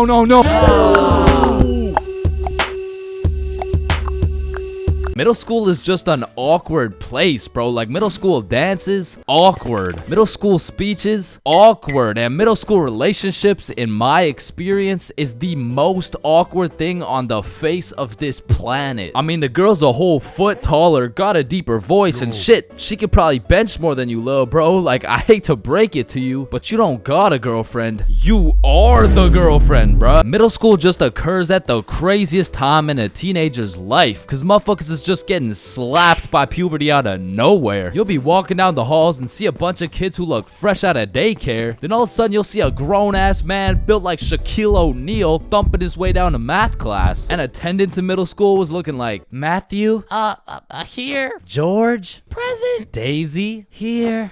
Owen. Dude's balls would be dropping halfway through presenting their speech, like, And this is specifically why dinosaurs Why dinosaurs went What the extinct? fuck? And in middle school, nobody had drip. Like, dudes would be showing up to school in a neon green t-shirt paired with some bright red shoes looking like a fucking traffic light. Well, their haircuts looking like their barber cut their shit with one hand, well blindfolded. But to be fair, everyone had a shitty haircut in middle school, bro. And if you think your cut wasn't that bad in middle school, chances are your shit's probably still ass to this day. And just to make things worse, the cherry on top is that everybody's got acne. There's just all these hormones flying around and these kids have no clue what to do with them. Which is exactly why middle school beef is unmatched, bro. Motherfuckers will be throwing hands for no reason at all. And I don't know how, but somehow even the fights were awkward. It would be like, hey pal, I heard you sat beside my crush in class today. So what? You want to fight about it? I mean, like if you wanted to. That, like, I'm not scared. Like, yeah, we can fight. Okay, let's freaking go, pussy. Fuck, I wasn't ready. Sorry, was that too soon? No shit, Sherlock. Okay, you can hit me back so we're even. But if two dudes were throwing hands and their crush is watching, they're about to fight to the death. But the thing is about middle school fights, I didn't know this was possible, but somehow both motherfuckers end up losing the fight. I remember one lunch at my middle school, a dude whipped out some boxing gloves for no reason at all, and all of a sudden we're running a whole fight club. Kids would be betting their lunch money on who's gonna win and shit, but we never laid down any ground rules. So one day, JJ hit Timmy with a spinning back fist and put his ass to sleep. And I'm hyped because I just doubled my lunch money, but Mr. Principal didn't seem too hyped to see one of his students knocked out on the ground. So of course JJ gets in trouble because he's just that one kid who's always in trouble but never got expelled. Like, I could have swore dude was on his third strike 5 strikes ago. But man, middle school had some characters, bro. There was that one guy that would walk through the halls, blast the music on his speaker, the kid who used to sit in his chair like this, the dude who hit puberty and midlife at the same time. Mr. Donaldson, can I get some help on the subtraction? Help on the subtraction? You look more like you need help on your taxes. No, subtraction's just hard for me. During recess, do you go check on the wife and kids? No, I just play on the monkey bars. Tell me, how do you manage to be in middle school and work a 9-to-5 job at the same time? The girl who thinks she's a horse, the emo kid, catch him in the back of the class with his hoodie tied up watching sad Bart Simpson edits, the kid who had to touch the top of the door frame before entering a room, girls who have to bring their Starbucks cup everywhere, the dude who's constantly emoting, and in order to find the answer, we can make a grid. Did someone say gritty? Right foot creep, ooh, walking with the heat. Of course, there's the kid who Naruto runs through the hallway, and then there's that weird ass kid who accidentally called his social studies teacher mom one time. It was probably an accident though. Fuck! And I have no idea why, but there's something about teaching middle school that had all these teachers going through a midlife crisis. I remember one day our science teacher was teaching us about rainbows. Does anyone know what a rainbow is? Yes, Jaden. Refraction of light through water droplets. Oh wow, that's right. How did you know that? Reddit. Oh, okay. Where did you read it? Reddit. Yeah, but where did you read it? Reddit. Jaden, I can't do this right now. Just tell me where you found this information.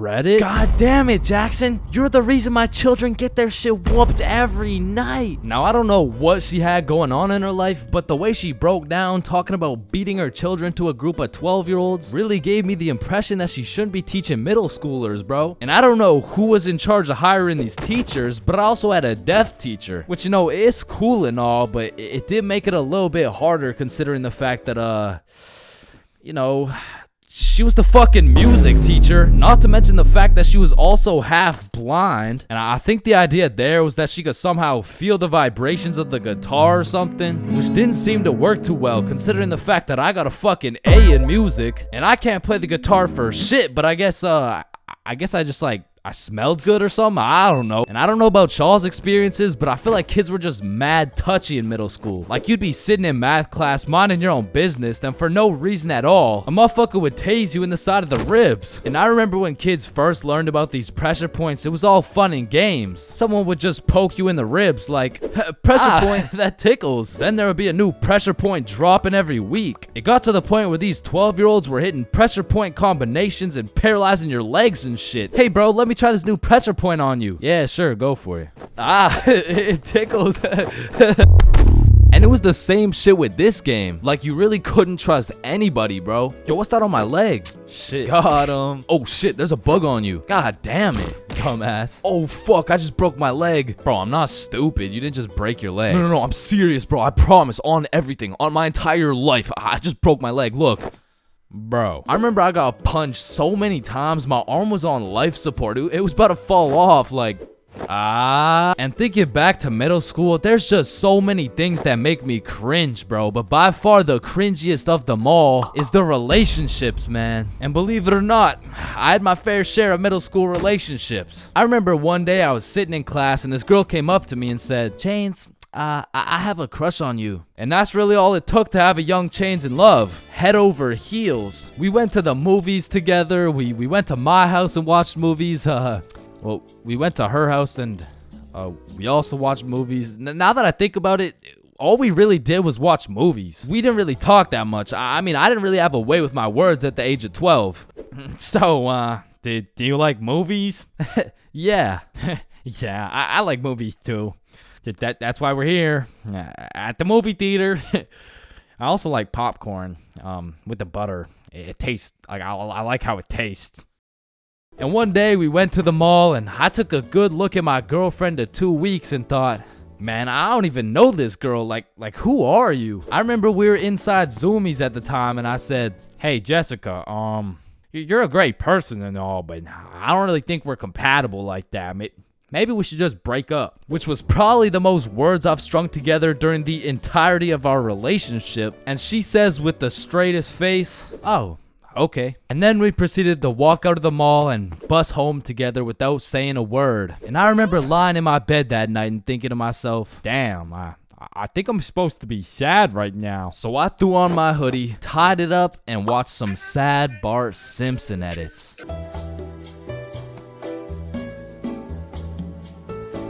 First dates have the potential to be magical, fantastical, romantical, a night you will never forget. But they also got the potential to be straight booty. I mean, first dates are just a gamble, bro, especially if it's from a dating app. Like, you could show up to your first date with a 5'4" blonde Tinder girl and end up finding out she's 5'9". And she's brunette. And she's a dude. I mean, first dates from dating apps is kind of like buying one of those SpongeBob popsicles from an ice cream truck. Like, you know it's not gonna look the same as the advertisement, but the question is, how fucked up can it really be? And let me just say, extremely fucked up. I'm talking massive buck teeth, eyes crossed with a bite taken out of it, and I'm not talking about the popsicles. And these are the exact reasons my very first date was not from Tinder. Also because I was in grade 7. And that would be illegal. And when I was in grade 7, I was 12, as most grade 7s were. And for whatever reason, me and my homies loved going to the mall after school. Which was weird, because we had no money. So after another successful day of walking around and being too broke to buy anything, we walked back to the bus terminal by the mall, and as we walked up to our bus stop, we see these two girls waiting there. And the closer we got, the more familiar these girls started looking, until we realized one of them was in our class. And so we walk up to them like, yo, are you Kate? Oh shit, Billy, Bob, and Chains. What's up? Oh, nothing much. How are you guys doing? Oh, I'm good. This is Jessica. She's new to our school. Hi. What's up? Hello, Jessica. What brings you guys to the mall? Oh, nothing much. Just walking around and not buying anything because we don't have any money. Yo, us too. And so we all get on the bus and we're just talking and shit for a good 20 minutes until my stop comes up. So I'll pull the thingy, but before I get off the bus, I ask Jessica, yo, Jessica, do you Snapchat by any chance? Yeah, I do. Let me add you. What's your Snap name? And I remember I had some shitty ass username like, oh shit, it's MLG Pro No Scoper Illuminati confirmed. Yo, kid, get the fuck off the bus. Sorry, 1 second, please. Where was I? MLG Pro No Scoper Illuminati confirmed. And when I got home, I went on Snapchat, accepted a request, and we started talking. And we snapped all night to the point I was smiling, kicking my feet in the air and shit. Yo, I'm coming in. No, wait, don't. I'm beating my meat. Wait, shit. Yo, what boy has you smiling like that? Boy, it's a girl. Man, shut the fuck up. Oh shit, you're serious? Wait, so the whole time you were watching Powerpuff Girls? It just had a good plot. Okay, bro. Okay, so this is what you gotta know. And my brother started running me through the do's and don'ts of being in a talking stage. Alright, listen. Don't text her too much, but don't text her too little. Don't talk to too many other girls. Yep, nope. That won't be a problem right there. Yep, I know, buddy. And you also gotta talk to her at school. So the next day at lunch, Bob, Billy, and I walk over to Jessica and her two friends, and we start talking again, and we make plans to go to the mall together. And boom, all of a sudden we started forming a little friend group. It was me, Bob, and Billy with Jessica, Kate, and Nikki. And we started hanging out damn near every day, hitting the mall, buying nothing, going to Nikki's house, doing nothing. But we had fun, and so inevitably Bob and Kate start having a thing, Billy and Nikki start having a thing, and that just left me and Jessica. And so one late night, we're on Snapchat with my feet kicking in the air faster than ever, and Jessica hits me with a, so I've been thinking, well, I like you. I like you back. So... And I typed up, do you want to be my girlfriend? I fucking threw my phone across the room, nervous as hell. I get the notification, and when I go to check what she said, she was like, yes, I do. And call me Josh Giddy, the way I just bagged this 12-year-old. But the next day at school, when me, Billy, and Bob walk up to our girlfriends, I started getting all nervous and shit. There was something about the title of being a boyfriend that just had me shitting bricks, bro. It was like, hey, Chains, how are you? Oh, you know, I'm good. Oh yeah, how are you? Oh, I'm good. But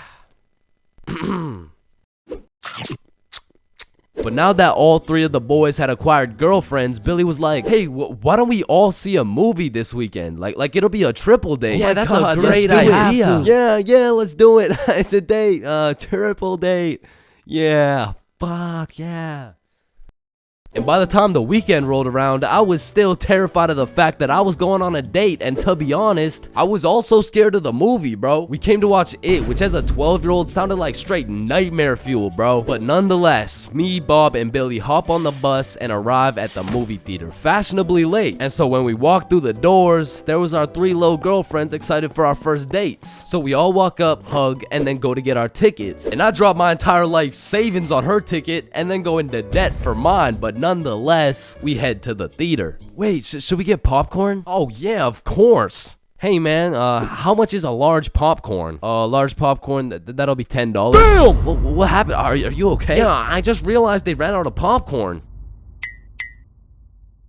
Are you fucking stupid? Yeah, no, don't worry. Thank you, man. Is it no problem? Have a good day. And we got to our seats and sat down, and the movie began. And as the movie progressed, I realized it wasn't even too scary, but about 20 minutes deep, I get a tap on my shoulder from Bob. And he gestures to me the fact that him and Kate are holding hands. And I look over to Billy and Nikki, and they're all cuddled up and shit. Which meant I had to make a move, bro, which inconveniently made my hands start sweating bullets. So now I was in a position where I couldn't just grab her hand hand while my shit was sweaty as hell, cause then she'd think I'm weird. But then I also couldn't just sit there and do nothing the whole time, cause then she'd also think I'm weird. So I just started doing the only thing I could think of, which was blowing on my hand like some hot soup, and believe it or not, made me look fucking weird. But at least my hand was dry, so I go and hold her hand, but when I do, I make a grave mistake. A tactical error, bro. When I held her hand, my hand was on top and hers was underneath against the armrest, and my dumbass was scared I was gonna crush her arm or some shit. And I don't know where I got the idea that I even could crush her arm from, bro, because those 12-year-old stickman arms couldn't crush a fucking pretzel if they tried. But for whatever reason, I decided my best option would be to hover my arm slightly above hers so my 1-pound arm couldn't come down and fucking demolish her forearm. And you know, this was cool for about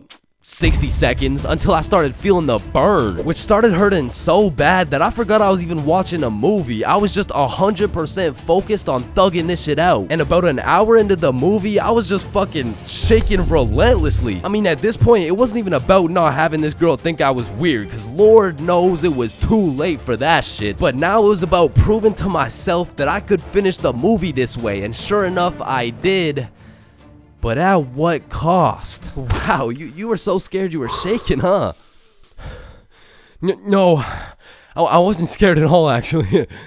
Oh my god, are you sweating? No. So, you know, looking back, it wasn't my best performance, you know what I'm saying? But with that being said, after that triple date, Billy's girlfriend Nikki ended up breaking up with him and gave up on dating dudes as a whole. So, I mean, it could always be worse, bro. Halloween is the spookiest time of the year. Everywhere you look, it's vampires, killer clowns, old dudes in white vans trying to steal some children, which are all very scary things, especially killer clowns. But none of these spooky things scare me more than my worst fear: going to jail, dropping the soap, and getting my booty snatched up. Now that's some real spooky shit right there. And I know some people are gonna be thinking, oh, that's just a myth, it's a stereotype. Nobody actually gets their booty snatched up for dropping some soap. But when it comes to my booty, I don't want to fuck around, and I sure as hell don't want to find out. But everyone knows drinking can heavily influence your judgment, and on one specific day, my judgment was affected and I found myself fucking around. And everyone knows what the chart depicts: the more you fuck around, the more you find out. This story takes place in grade 10. It was a crisp Halloween night. The houses were decorated, the leaves had fallen, and the jackos were lanterned. And as me and Billy walked down to the homie Bob's crib, we could pretty much smell that Halloween spirit. And when we knocked on Bob's door, we were surprised the homie Bob didn't open the door. It was Bob the Builder. Dude was fully suited up from head to toe. And when me and Billy seen that, we already knew we needed some costumes. So we go to Bob's closet and come out absolutely dripping into Mario and Luigi costumes, mustache and everything. But now that we undeniably had that shit on, we still had yet to find something to do. But lucky for us, the night was still young, so we got to brainstorming. Alright, it's Halloween, bro. We gotta do something. Yeah, let's go find a party. Bet, let me check where they're at. Okay. Yeah, there's no parties, bro. Fuck. I mean, we could trick or treat. Shit, we might have to, bro. And just as 3 15-year-olds decided we would knock on strangers' doors asking for candy, our Halloween was looking grim. And not in a good way. But you know what they say. Can we fix it? Yes, we can. Because Bob pulls through and sets up a goddamn 3-man mission. And just like that, Halloween goes from an L to a W night. And I thought the homies and I couldn't get more hype, that is, until Bob pulls out a bottle of Hennessy. And you would have thought Peach took the kids the way I was abusing that bottle. And we passed it around until we were all tipsy. Then we started walking to Chloe's house for the little Halloween 3-man. And it was already 9 p.m. at this point, so we're walking through the neighborhood admiring these decorations when we see the creepiest house of them all. It was Chloe's crib. So we walked through a whole graveyard just to knock on the door, and Chloe opens it looking like a whole angel. I mean, like literally, like she had the halo and the wings and shit. So we go up to her room where her 2 friends Lucy and Mia were, and we sit on her bed. And I'm not gonna lie, it was a little awkward, bro. I was sitting there with my Mario fit, my little mustache, like, so, Chloe, why'd you choose to be an angel? I don't know. I just liked it. Why'd you choose to be Mario? Shit, you know, Mamma Mia, am I right? Shit. Fuck. Then Chloe whips out some tequila and all of a sudden we're playing drinking games and shit. But honestly, I was just trying to get drunk, so it'd be like, haha, drink up. Oh no. Alright, it's your turn. Wait, you're supposed to get it in my cup. What the fuck? And after purposely selling multiple games of tequila pong, I was feeling what some would call completely and utterly drunk as fuck. And next thing I know, we're playing spin the bottle. And I was up, so I spin the bottle and it spins and spins and lands on Chloe. And in my head, I'm thinking... And just as Mario's about to get some peaches, we hear the door open downstairs and Chloe's like, oh shit, my parents are home, hide. So me and the homies run into her closet with a bottle of tequila and we can hear her dad come into the room. Hey, what's going on up here? Oh, you know, we're just watching scary movies. All right, I'll be downstairs watching TV. Let me know if you need anything. Thanks, Dad. And once her dad went downstairs, we all came out of the we exited the closet and Chloe said, you guys gotta sneak out through the front door. Just be super quiet. And so we creep down the stairs and peek around the corner and Chloe's parents are right there with a clear sight of the door. So we know what we have to do. We take a shot for good measure and then run to the door. And my drunk ass couldn't even figure out how to unlock this fucking door. Hey, who is that? It's me, I'm Mario. Then we ran out that joint and we didn't stop running until I got a call from one of my homies named Dave. He was like, yo, what are you doing right now? Oh, nothing really, just drunk as hell running from Chloe's angry ass dad. Yo, that's what's up. Come link me and Joe at Stickman Elementary. And we had nothing else to do, so we pull up and it's Dave, Dave's girlfriend, Joe, and Joe's girlfriend. And they got some couples costumes going, but I couldn't help but notice Dave and Joe were shiestied up. What are you? If the Simpsons grew up in Chicago? Nah, I'm just Homer. Yeah, but I mean, Homer doesn't usually wear a fucking ski mask. Oh, yeah, no, I just wore this because we graffitied the hell out of this school. What?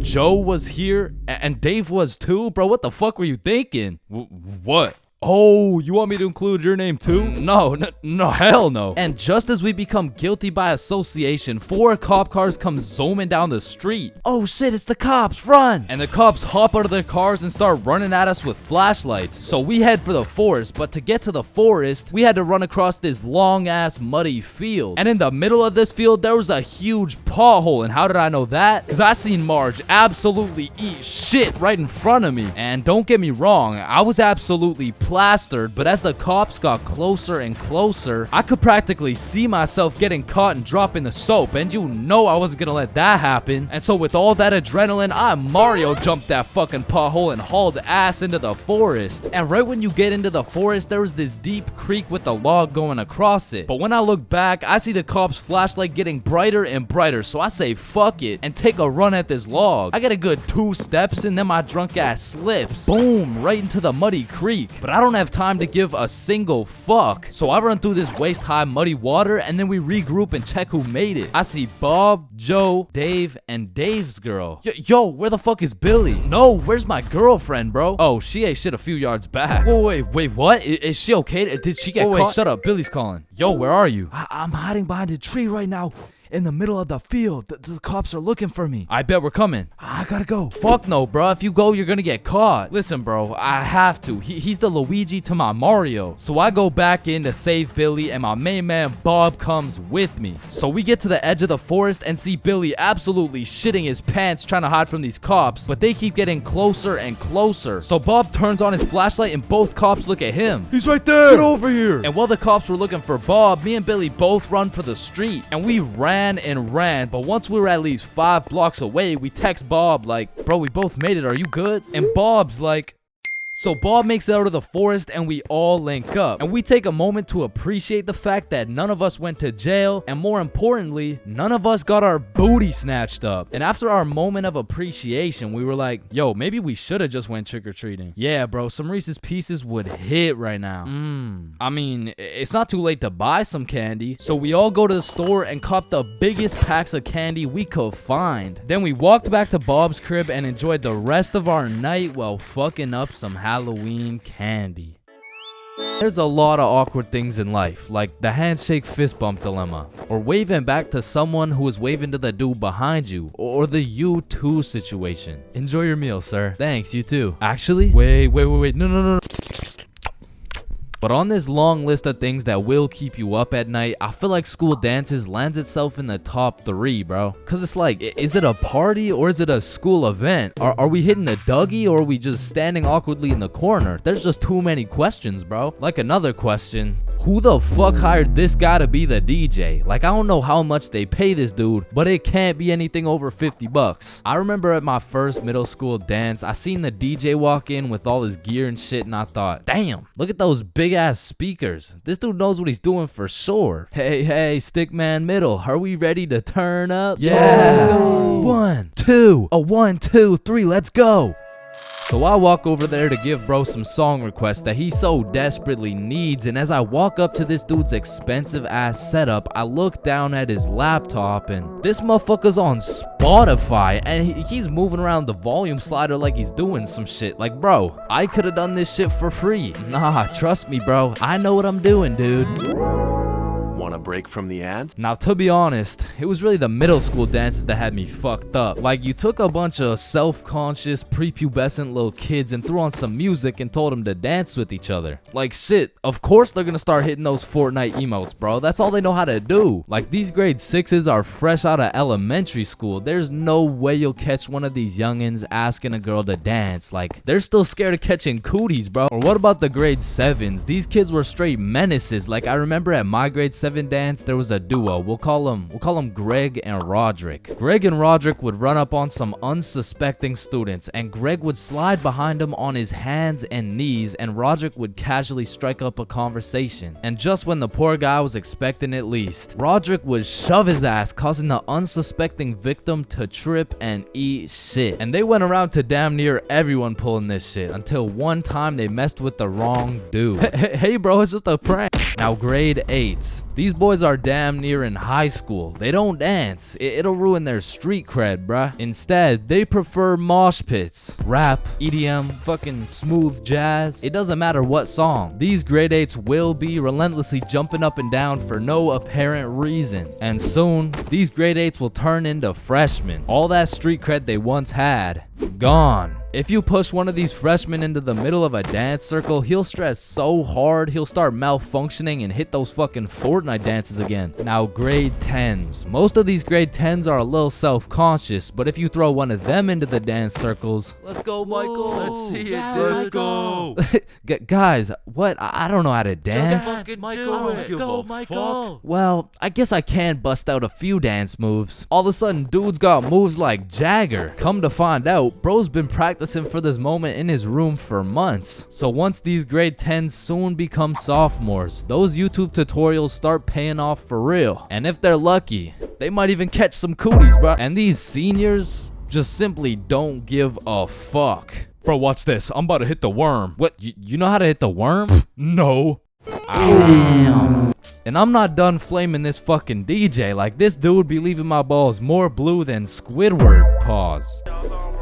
These bitches lost. Oh, hell nah. Is that lo-fi? And then out of nowhere, really quick, the DJ will throw on some heat and it'll have everybody turning up. But just as fast as Pop Smoke got that shit jumping, Ed Sheeran shut that bitch right back down. Like, mixing drill with The Shape of You has to be some sort of felony, bro. Like tell me this dude deserves to roam the streets freely after pulling some shit like that. In fact, funny story, I had seen the DJ after the dance in the parking lot one time, and we walked up and we jumped the fuck out of him. Alright, but not all DJs were out here committing war crimes on my ears. Like, you know, the DJ was onto some shit when he got the students and the teachers turning up. Like, you play the right song and these teachers will forget they're on chaperoning duty. Shit, even the principal will start wilding out. Once you got the right song playing, motherfuckers will get hype over anything. Like, remember how hype it was when someone would land a flip in the middle of a mosh pit? Shit, remember how hype it was when someone didn't land a flip in the middle of a mosh pit? These motherfuckers were excited as ever, like they didn't just witness a dude snap his neck. Poor guy's probably getting trampled down there. Rest in peace. Sacrificed his life for a few Snapchat memories. But you know that one song, that when the DJ throws that hoe on, everybody knows what to do. Motherfuckers will run in from the bathroom, teachers will hop in, the Redditors will hop off the bleachers, and the school dance will be looking like something straight out of High School Musical, bro. Speaking of High School Musical, back in the day, I knew a dude named Troy. I fucked with Troy, but let's just say, He had a little bit of a lean gut. He was built like T Grizzly. Nah, fuck that. He was built like DJ Khaled. And I remember this dude, Troy, was just coming off a school suspension, but for whatever reason at the dance, this motherfucker must have been looking for another one. Cause Troy came up to me talking about how he was gonna beat Jordan Johnson's ass at the dance tonight, and honestly, I ain't believing him. So once the dance came around, he was beefing JJ every chance that he got, until soon JJ wasn't gonna stand for it. Now, a school dance is simply the best time for a school fight to take place for the dude who wins. For the dude who loses, you literally have every single motherfucker in your school gathered in one place to get several different 4K angles of you getting pieced up. So Troy was really putting everything on the line here because JJ was known for handing out whoopings like food stamps. But to be fair, Troy loved food. Regardless, JJ wasn't scared. In fact, he threw the first punch. Boom. But Troy ate that shit like a Wendy's 4-for-4 combo. And instantly, the entire school gathered in a circle. The circle was so big, there was no escaping. They were gonna have to fight to the death. But the DJ was so locked in that he was completely oblivious to what was happening. He was playing some happy-go-lucky ass shit. Oh, shit. Ooh. Damn. Yo, Get his ass. let's go. Beat his ass, Troy. JJ. Yo, I'm Jordan Johnson. Now, the moral of that story is don't get into a fight at the school dance. Unless you know you're gonna win. Now, on another note, asking someone to dance is a very important topic when it comes to school dances. Now, girls, I'm sorry, I can't help you with this one. I've never asked a dude to dance before. But boys, shit, I can't help you either. I'm like 0 for 15 with this shit. But I do know someone who can. I'm talking about the homie Bob. So Bob, how do you ask a girl to dance? Watch and learn. Is this motherfucker moonwalking right now? Oh shit. Oh, what the fuck?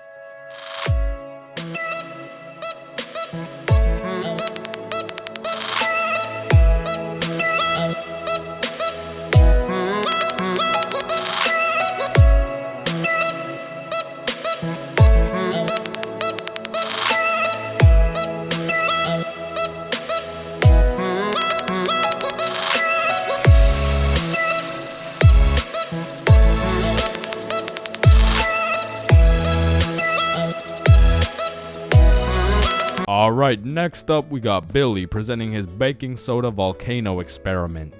Hey guys, how we doing?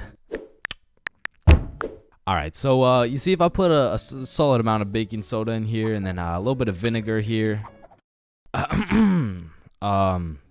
It's supposed to explode. Fuck! Quickly, organize a single file line in alphabetical order. Hey, I'm first. No, you're not, bro. I'm first. Your last name is literally Johnson. I have 2 last names. Listen, bro, I'm not saying we shouldn't have school drills and all, but what I am saying is the school drills we do have are straight bullshit. Like, if there was a fire in my class, I'm jumping straight out the window, the fuck? There is no way you'll catch me waiting for Alexander and Arnold to debate who's first in line while I'm out here getting sauteed. And shit, fire drills aren't even close to being the worst of the drills, cause we got lockdown drills. Now, I don't know who planned out these drills, but goddamn, these drills are ass. Now, if you never had lockdown drills, they're pretty much a foolproof plan set in place to completely counter anyone pulling up to school with a strap. You see, the plan is pretty simple. You lock the door, gather all the students into the corner of the class, and you turn the lights out. And the reason we turn the lights out is so we can politely tell the intruder that nobody's home. Now, if every classroom followed these steps perfectly, we might even be able to convince the dude that it's a pro D-Day or something. Now listen, I hate to be the bearer of bad news, I really do, but there's one minor flaw in this plan.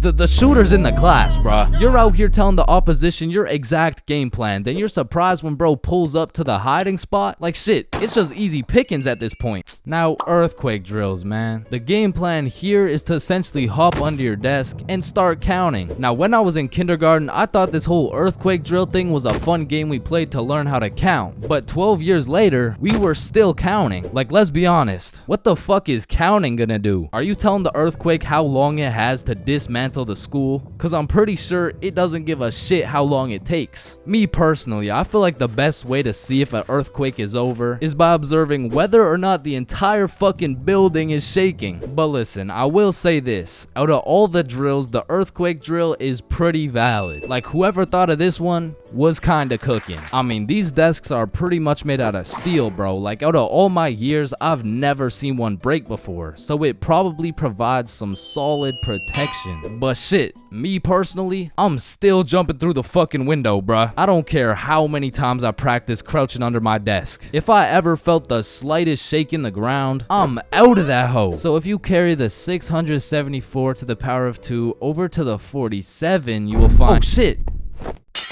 Well, why did Chains just dive out of the window?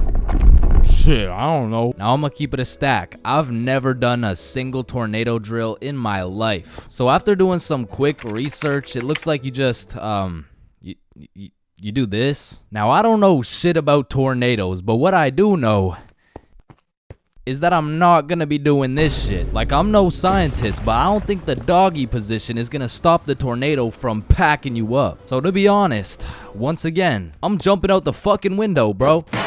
Like, that's just my default reaction. And if that tornado ends up putting me on a t-shirt, then so be it. At least the last position I was in before I died was not the face down, cheeks up pose. But bro, imagine being the kid who poorly timed his piss and now the fire alarm's going off midstream. And you don't even get to know if it's a drill or not. Then there's the whole do you wash your hands dilemma, right? Cause you don't want to get trapped in the fire and fucking die, but on the other hand, you don't want to just not wash your hands. Because if it's a drill, then you're just left with dirty ass hands. And while you're trying to decide whether to wash your hands or not, the class is outside taking attendance like Rosalina. Here. Jared. Here. Chains. Chains? Oh, fuck. Where did Chains go? I don't know, bruh. Shit. Oh, no. I was just in the bathroom. Woo. Oh, you scared me there for a second. Wait, did you wash your hands? No. I was in a little bit of a rush. Get back in there and wash your hands, buddy.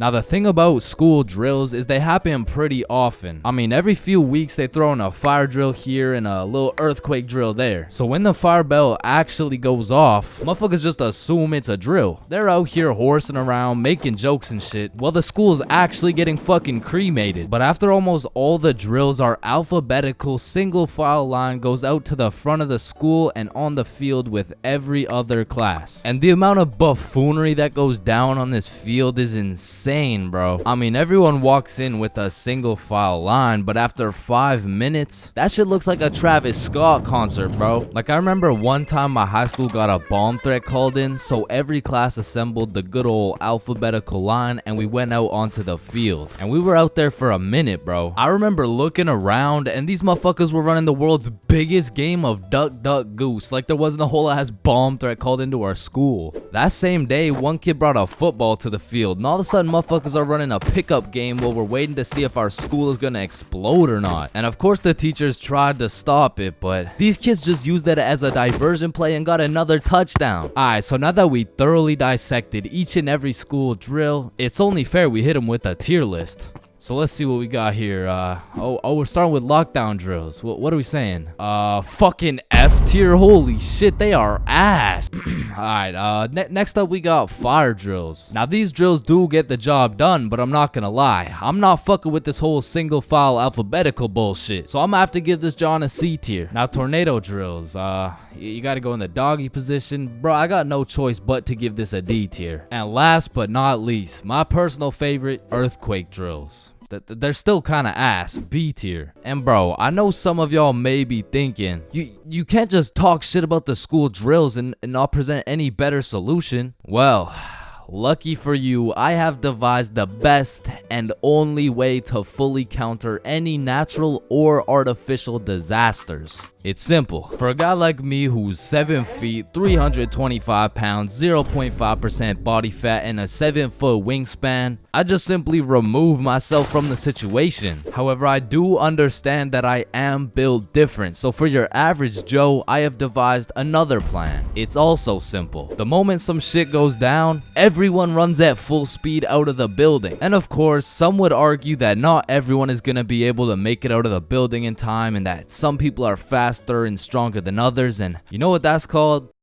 Natural selection. You see, if I was principal, instead of running students through these impractical drills, I would be running students through different kind of drills. I would have my students in peak physical condition. Instead of a fire bell, I would have a push-up bell. At any given time, if that shit goes off, you drop down and give me 50, or your ass is getting expelled. You see, this way, when there's a fire, everyone can simply remove themselves from the situation. Or in other circumstances, they can simply intervene.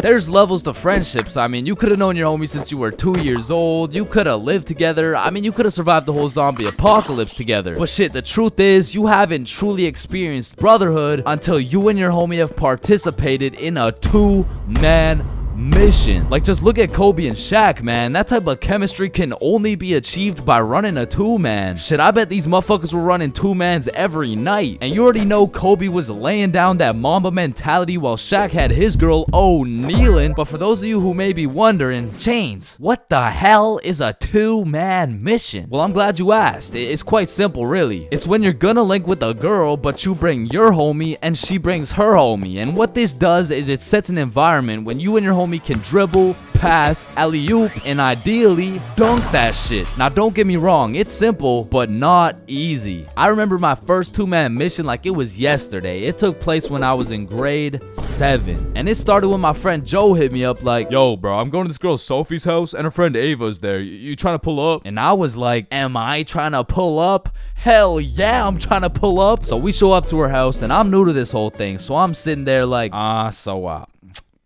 what now? We could watch a scary movie. Yeah, let's do it. I'm down. Well, actually, personally, I'm not a big fan of scary movies. Man, shut the fuck. So we're watching a scary movie, and to be honest with you, it was simply the best scary movie I'd ever seen in my entire life. So I was really getting invested in this plot. And Ava's like, oh my god, I'm scared. And that shit went way over my head. What? Why? It's not even at the scary part yet. And then only 30 minutes into the movie, Joe and Sophie are like, yo, we'll be right back. Oh, okay. Do you guys want me to pause the movie?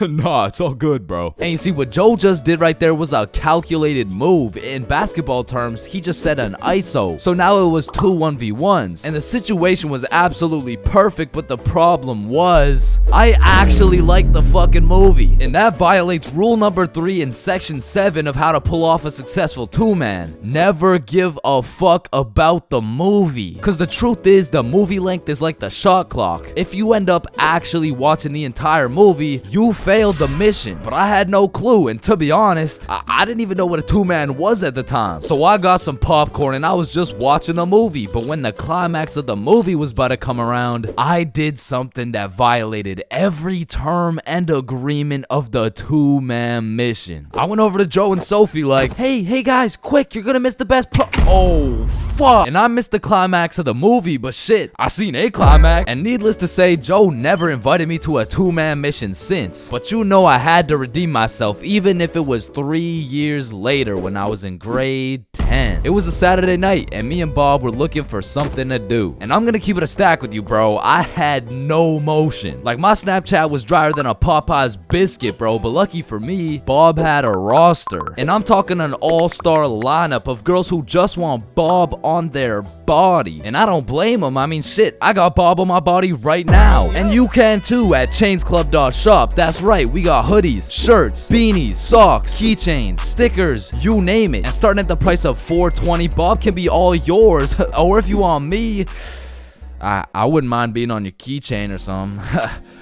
Treat me like white teeth. So as I was saying, me and Bob were bored. So Bob hits up this girl named Avery like, what are you doing right now? And she's like, just chilling. Who you with? My friend Alice. Let's link. I'm with my homie. Okay, is he cute? Cute as hell. Okay, come over. And I'm excited as fuck, so we get Bob's sister to drive us to Avery's crib. And as we pull up to her house, I remember a crucial detail that I'd been forgetting this whole time. I was scared of the hoes, bruh. And as we walked up to her door, I was starting to get flashbacks of me and Joe's 2-man, where Joe tossed up an alley-oop for both of us, and I blocked his shot, metaphorically and literally. And as I'm psyching myself up, Bob calls Avery to tell her we're here, and she's like, so, my parents are asleep, so you're gonna have to come in through my window. Shit. So we walk around the side of the house to Avery's room, and lucky for us, there's this big-ass window, and I'm like, yo, can you open it so we can get in? And she's like, it is open. Bro, only this tiny ass rectangle in the top left was open at a 60-degree angle. But that was our only way in, so I helped Bob up and through the window. But now I gotta get up there, and I'm bigger than Bob, so I put my head through, and I'm trying to slowly creep into the room, and then I lean just a little too far, and I'm headed face first onto Alice's hardwood floor. And listen, Bob has come in clutch many times. He saved me from drowning, coyotes, getting in trouble, but out of all these things, I'm most grateful for Bob catching me as I fell through this fucking window, because drowning and dying would have been pretty bad, like boo-hoo, rip chains, you know what I'm saying? But imagine falling through a window and eating shit face first in front of the hose. Like, I would have preferred the drowning, bro. But after that close call, I was a little flabbergasted, you know what I'm saying? But Alice has the audacity to ask me this loaded ass question like, oh hey, what's your name? Me? Yeah, you. It's the name's for real. Chains for real. Nice to meet you, Mr. For Real. I'm Alice. And so we all just started talking and shit, but I keep noticing Alice was getting a bunch of text messages. And I remember thinking it was probably her mom or something, so I shrugged that shit off, and I'm like, yo, we should watch a movie. Yeah, we should. God, yeah. And I wasn't about to make the same mistake I made last time, so I found the most dog shit horror movie on the face of Netflix and threw that shit on. And man, that shit was ass. In fact, it was so ass that we just started cuddling and shit, like, what else was there to do? But now that we were close, I could feel the vibrations of Alice's phone getting a call, so she's like, 1 second, I'll be right back. And I wasn't trying to eavesdrop, but I could low-key hear what she was saying through the door. I'm just at Avery's house. We're watching a movie. Oh my god, okay, that's fine. Okay. But when she comes back, she puts a pillow between us. Like the same type of shit two dudes do to make sure they don't fuck in their sleep. And I'm trying to piece everything together, and as I'm coming to the conclusion that this girl has a boyfriend, I hear footsteps coming towards the door. And when the door opens, I'm fucking bamboozled to see a 60-year-old man who looks furious. And I'm just hoping this isn't Alice's boyfriend, because if it is, we got bigger problems on our hands. But as I seen the way this man looked at Bob, I realized he's Avery's dad. And Bob wasted no time jumping out that fucking window. But for me, let's just say that shit wasn't very elegant, because I got stuck for what felt like 5 minutes making eye contact with this grown-ass man. Well, what are you trying to seduce my dad or something? Like get the fuck out. And I'm not gonna lie, we ran, bro. And once we made it home, me and Bob were relieved. But when I go to check my phone, I got a little notification on Snapchat, and I'm expecting it to be Alice or maybe even Team Snapchat or something, I don't know. But I sure as hell wasn't expecting it to be a motherfucker named Ryan Donaldson. And Ryan must have woke up on the wrong side of the bed this morning, because he's like, what the fuck did you do, dude? So I hit him back with a, who dis? And he's like, Ryan Donaldson. Yeah, no, I can see your username, bruh, but I have no clue who you are. I'm Alice's boyfriend, bitch. And Ryan got his shit hit with an instant block, bro. And so the moral of the story is, if you're gonna hang out with a girl who has a boyfriend, turn off your snap maps, bro. Man, summer is just a beautiful season. The sun is shining, the trees are green, and you can stay out with your homies all night. And best of all, you get to sleep in till that shit gets absolutely fucked by the first day of school. And waking up to that first alarm of the school year will have you discombobulated as hell, like, Chains, square doodle mat salami mouse. What? You heard me, square doodle mat salami mouse. Wait, huh? Really? Key torch claw bosomorph. Man, what the fuck are you talking about? Yeah! What the fuck? And even though getting out of bed early hurts your soul, it's absolutely necessary you spend at least 5 minutes staring at your wall, contemplating your entire life. And if you're a real G, you laid out your toughest fit the night before, so you're low-key hyped to rock that shit to school. So you throw on your new shoes and flick up for the first day of school. And then you walk over to the establishment, where you will not only pursue your educational prowess, but you may also dabble in what some call stunting on these hoes. And man, I will say, linking up with your boys on the first day of school just hits different. Like, I be reuniting with the homies like I didn't just see them 12 hours ago. And we're all happy and shit until the school bell reminds me I just got my ass locked up for another 10 months. And I don't know about y'all, but I don't think I've ever made it to my first class of the year on time. Like, it'll be 9:15 and my dumbass will still be trying to figure out how to make it to room 347 by 8:55. And walking into your first class of the year late has to be one of the most uncomfortable situations you can experience, bro. Because the teacher will be like, oh, and who are you? Oh, I'm Chains. Well, Chains, why are you late? Because the bell rang before I got here. Alright, whatever. We waited for you before we started introductions. Oh, no, you shouldn't have. Well, you're welcome. We just wanted you to feel... No, like, you really shouldn't have. Like, I don't want to do this shit. And tell me why all these teachers have been copy-pasting the same icebreaker games since preschool. Like that one where you have to start with an adjective that starts with the same letter as your name. Like, how do you have a group of legal adults in a circle, awkward as hell, talking about, hi guys, I'm Super Sarah. Hey y'all. I'm Awesome Aiden. And I'm a Marvelous Marvin. Shit, if we don't stop doing these fucking icebreakers, I'm about to joyfully jump off a cliff. And after we're done grinding out icebreakers, these teachers have the audacity to show a whole 50-slide PowerPoint all about them. Like, the fuck? This class is supposed to be the study of math, not the study of your daughter's soccer games, bro. And I'm not even gonna lie, my dumb ass will be out there taking notes, wondering how this 7-year-old's goals per game ratio is gonna help me on my trigonometry test. Then just as soon as you survive all that bullshit, you gotta go to the next class and do that shit again. And by the time you've learned half your teacher's favorite hiking spots and relationship statuses, you're relieved to hear the lunch bell, only to find out the cafeteria's serving straight ass with a side of booty for lunch. And my standards aren't even high. Like, during summer, I was on a seafood diet, as they would say. When I see food, I eat that shit. But when it comes to this cafeteria food, I could even bring myself to smell that abomination they're calling meatloaf. But even though the food was straight dookie, I won't lie, it's kind of nice being back at the lunch table freestyling with the homies. But of course, all good things must come to an end. So the bell rings and I go to depart ways with the homies. Alright, peace out, man. Yeah, see ya, bro. Oh shit, are we going the same way? Damn, yeah, I guess so. Alright, peace out for real. Yeah, see you, bro. Shit. Alright, my class is right here. Bro. Me too. Oh, shit. Let's go. Alright, class. I'm gonna be taking some attendance. Correct me if I get your name wrong. Jason. Here. Billy. Yo. Megan. Present. Chains. Here. Charlie. That's me. Bob. No fucking way. Is there any Bobs in the room? Yo, do you hear that? Is that intro music? Does anyone here know a Bob?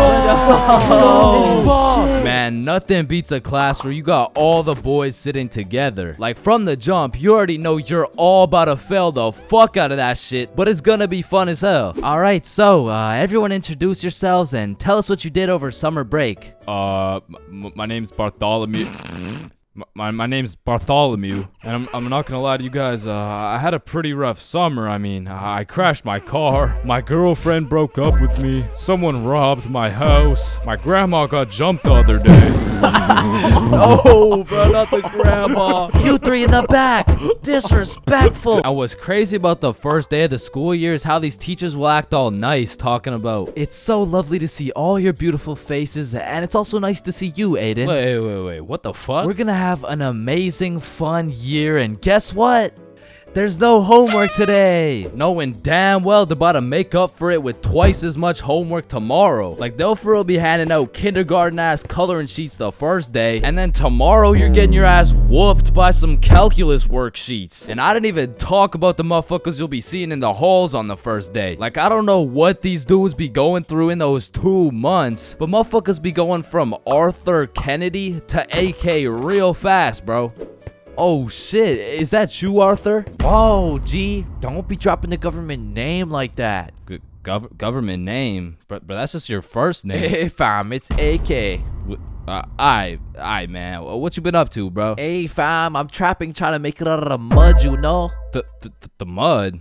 You live in a gated community. Oh shit, that's the ops right there, fam. Get down. The ops? That's just fucking Edward. Or the way these new freshmen be walking like they're scared a senior's gonna slap the books out of their hands and take their Fortnite V-Bucks gift card. Like, bro, you freshmen are worried about the wrong V-card. Like, I don't know why, but the day these kids go from sophomore to seniors, they instantly decide to pull an EDP. Like, bro, you're 18 and she's fresh out of middle school. That's a whole crime. But that's not the only crime motherfuckers be committing on the first day of school. Some dudes be pulling up to school with the most atrocious fits known to man. Like, there's no fucking way you laid out this ramen noodle chicken soup ass fit the night before, slept on it, then woke up and thought, oh yeah, the hoes are gonna love this one. Like, I'm not gonna lie, you could never catch me wearing the types of fit these motherfuckers be wearing, bro. Like, that shit should have never made it out the closet. Like, I don't condone bullying, but all I'ma say is, your actions have consequences, bro. Speaking of consequences, every year it seems like the rules teachers tell you on the first day keep getting more strict. Like, you'll be walking into the first class of the year all jolly and shit. All of a sudden, you're getting your shit smacked by the longest list of class rules you've ever seen. Hey class, I'm super excited to have you. We're gonna have so much fun this year, but first, I'm gonna go over some of the class rules. Okay, so there will be no negativity, no phones, no food, no talking when I'm talking. Actually, no talking ever, no laughing, no smiling, breathe as quiet as possible, no washroom breaks, and last but not least, no having fun. So yeah, guys, like I said, I think we're gonna have a lot of fun this year. And just like that, man, summer's over and you're back to school. It's possibly one of the worst times of the year. Like, do you really think it's a coincidence that when school starts up, the sun just starts hiding and the leaves start dying? You see what I'm implying? But I will say, one day you might just look back on these times as the good old days and you might just start crying.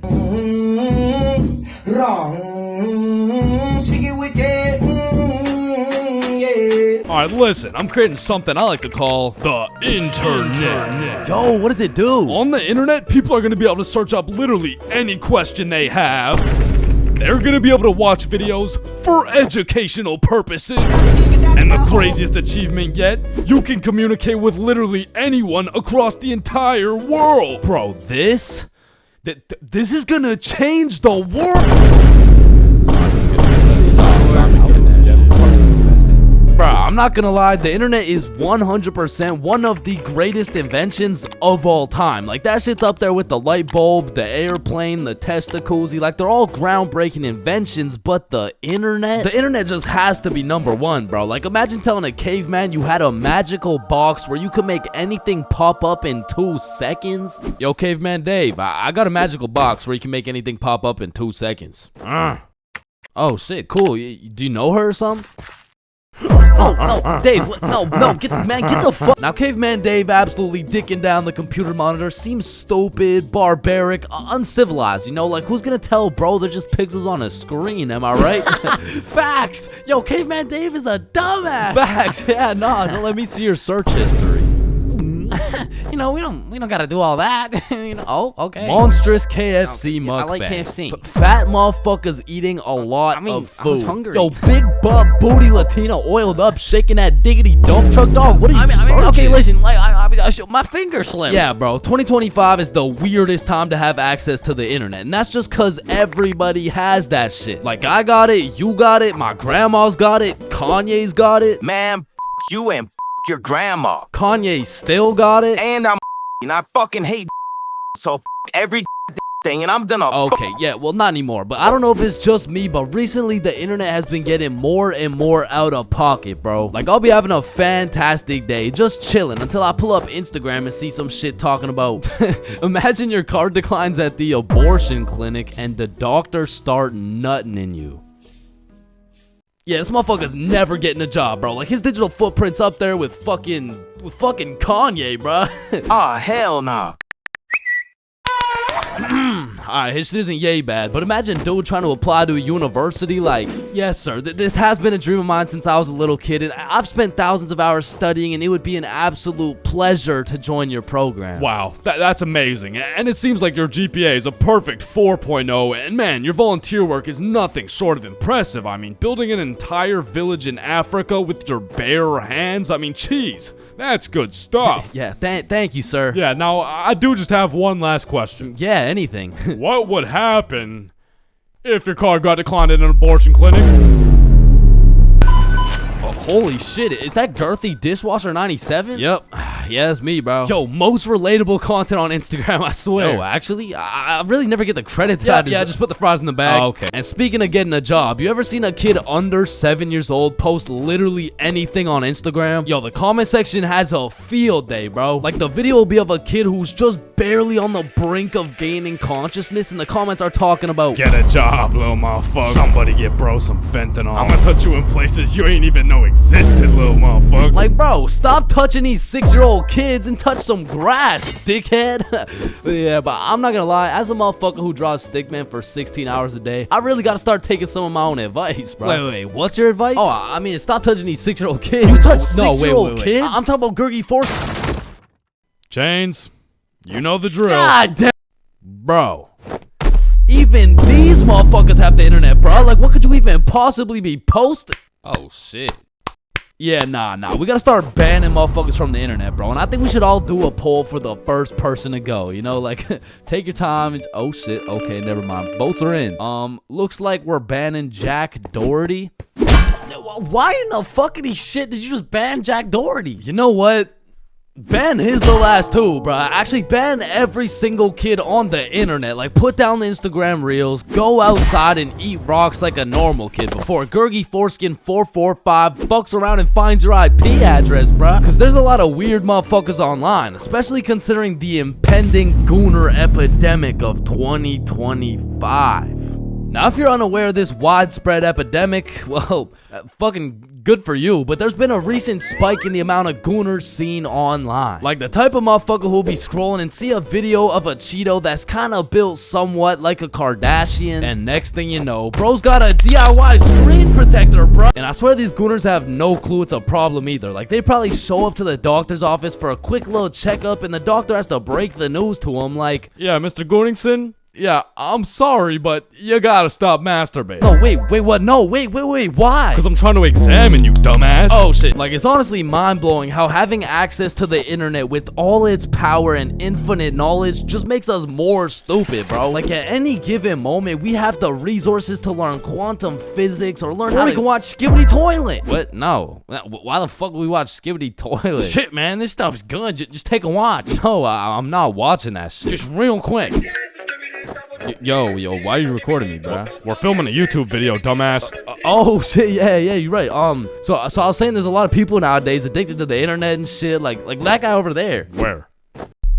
Bro. What? Oh shit, yeah, what I was saying was, back in the day, the internet was just for shit like cute cat videos and cool math games and shit, but nowadays, the internet has everything your brain craves. Like, it's got food for you, it's got friends for you, it's funny, it's educational, bro, it has Cheetos built like Kardashians, bro. And as if the internet having everything we ever needed wasn't enough, these motherfuckers invented AI, bruh. Now, maybe it's just me, but this AI shit is getting a little too good, bro. I mean, when ChatGPT first came out, I was using that bad boy for all kinds of shit. Whenever I couldn't do my homework, ChatGPT. When I forgot a recipe, ChatGPT. When I couldn't get a girlfriend, cry myself to sleep. And then ask ChatGPT. Like, back in the day, I was using that shit to fix all my problems. But nowadays, nowadays I just be using it to spend quality time with, bro. Holy shit, this guy's a gooner if I've ever seen one. And no, I'm not a fucking gooner, bro. I'm just spending some time getting to know my homie Mr. GPT. Because when the day comes and that motherfucker and his AI homies decide to take over and kill the entire stickman race, you're gonna be getting your shit annihilated, bro. And I'ma just be like, yo, GP. You don't gotta do this, bro. Remember when we used to talk about our feelings together and I used to send you line art of sexy Squidward and shit like, hot, you fucking gooner. And honestly, I feel like the people are less scared of the robots taking over the entire world and they're more scared of them taking their jobs. But I'm gonna keep it a buck. I cannot relate, bro. Like, AI could never do the shit I do. AI could never do the shit I do. Wait, what the fuck? Wait, what the fuck? Who does this bum think he is, bro? Who does this bum think he is, bro? Yo, alright, that shit doesn't even sound like me, bro. Yo, alright, that shit doesn't even sound like me, bro. So you want to copy everything, huh? Yeah? Yeah? Yeah, you sure you want to do this? Yeah, you sure you want to do this? Yeah? Yeah. Alright, let's go. Alright, let's go. I like little kids. Yo? Like, you loading or something? Like, what's going on? You gonna repeat it, or, you know? Undercover police has Bodge back. Oh, hell no!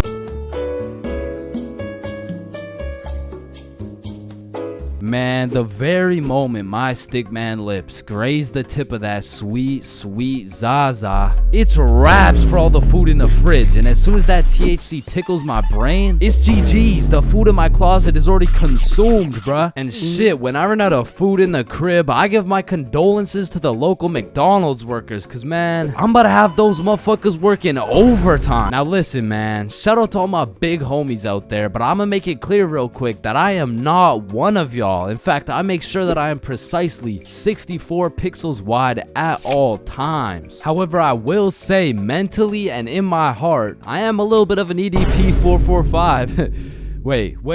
No. I like food.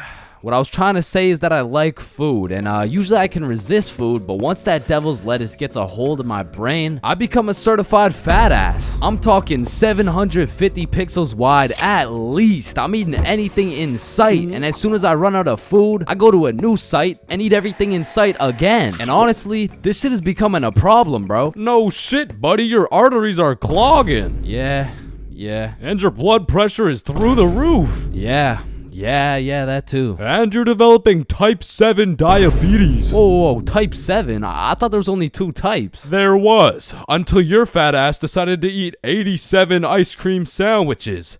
How the fuck do you stomach 87 ice cream sandwiches? Anyways, man, the munchies are lit, bro, because it's the only time you can truly taste each individual atom as it hits your tongue. Like, eating some good food while high is like a meditation, bro. Like, when you're zooted munching on some Doritos and you start closing your eyes, shit, you might just fuck around and become the Dorito. Now, this happens to me on a routinely basis, and as heavenly as that experience is, I must warn you, when you come out of your Dorito coma, you will be at least 5 bags deep in that motherfucker, and your hands may never be the same. Man, I'm still trying to recover to this day.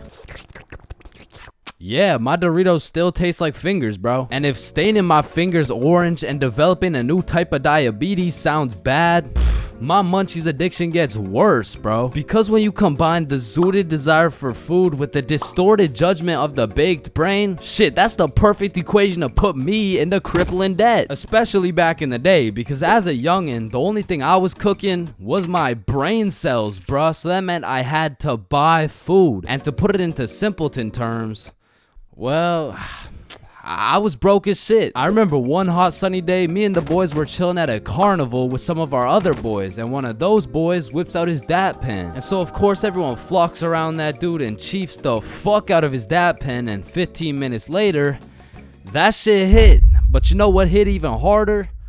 The goddamn munchies. And so there I was, walking around the carnival, absolutely blasted with $50 to my name, looking for something to eat. And don't get me wrong, the carnival had lots of options, but they were really taxing out here. And for a dude with 50 bones to his name, I needed to find the most bang for my buck. And there I saw it. It was beautiful. A pink ice cream truck glistening in the summer sun. So you know I had to hop in line, and as I'm waiting in this line, the dude in front of me turns around and he's like, damn, bro, you look high as giraffe balls, dude. What?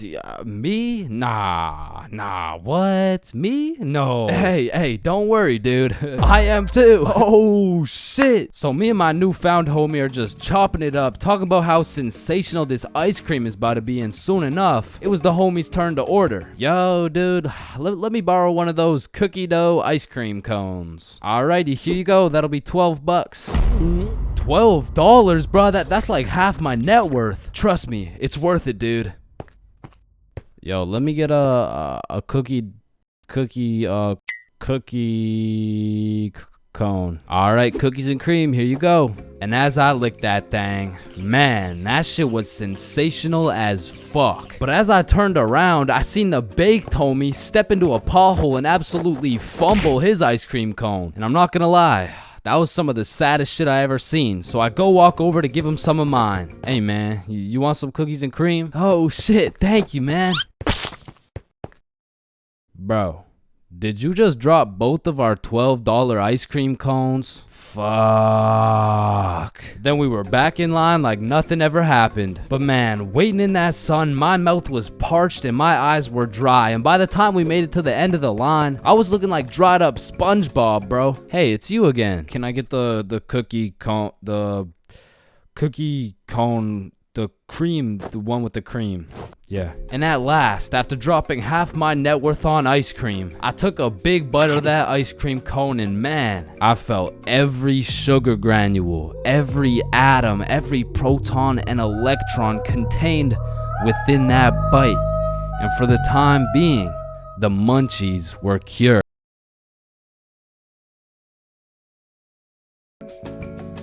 Man, there's a lot of questionable places on Earth, like the Bermuda Triangle or Area 51 or even this place.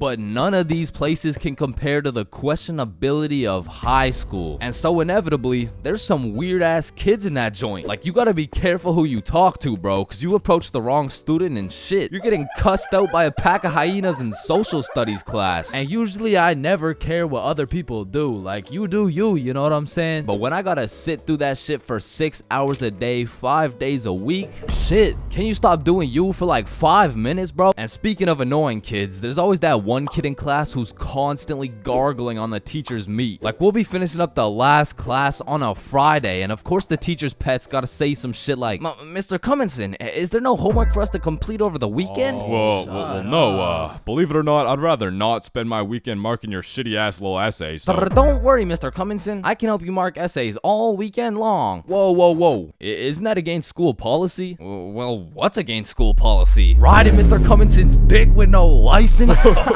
Hey, you're not allowed to swear. And of course, the class clown. And man, I really just gotta commend him for his work. Like, it's not an easy job being the class clown. Dude threw out his entire GPA, future, and probably got his shit whooped on multiple occasions just to keep the class entertained. Like, I'll be rotting in English class, about to fall asleep, until the class clown starts cooking the teacher for no apparent reason. And next we're looking at adjectives. Does anyone have any good examples? Yeah, Jason. Bald as shit. Oh, well, no, that's actually 3 words. No, I wasn't even using an example. You're just so goddamn bald, it's distracting. Hey, you know what they say? The more hair I lose, the more head I get. Stop the cat.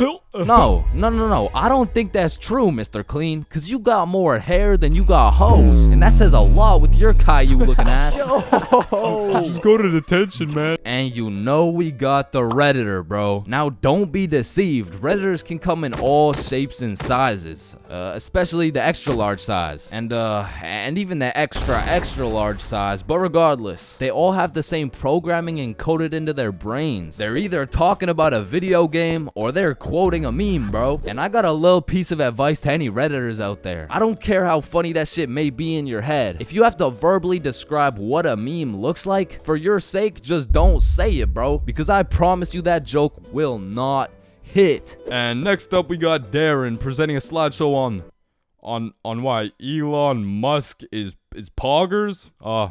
Whenever you're ready. Me standing in front of the class waiting to present.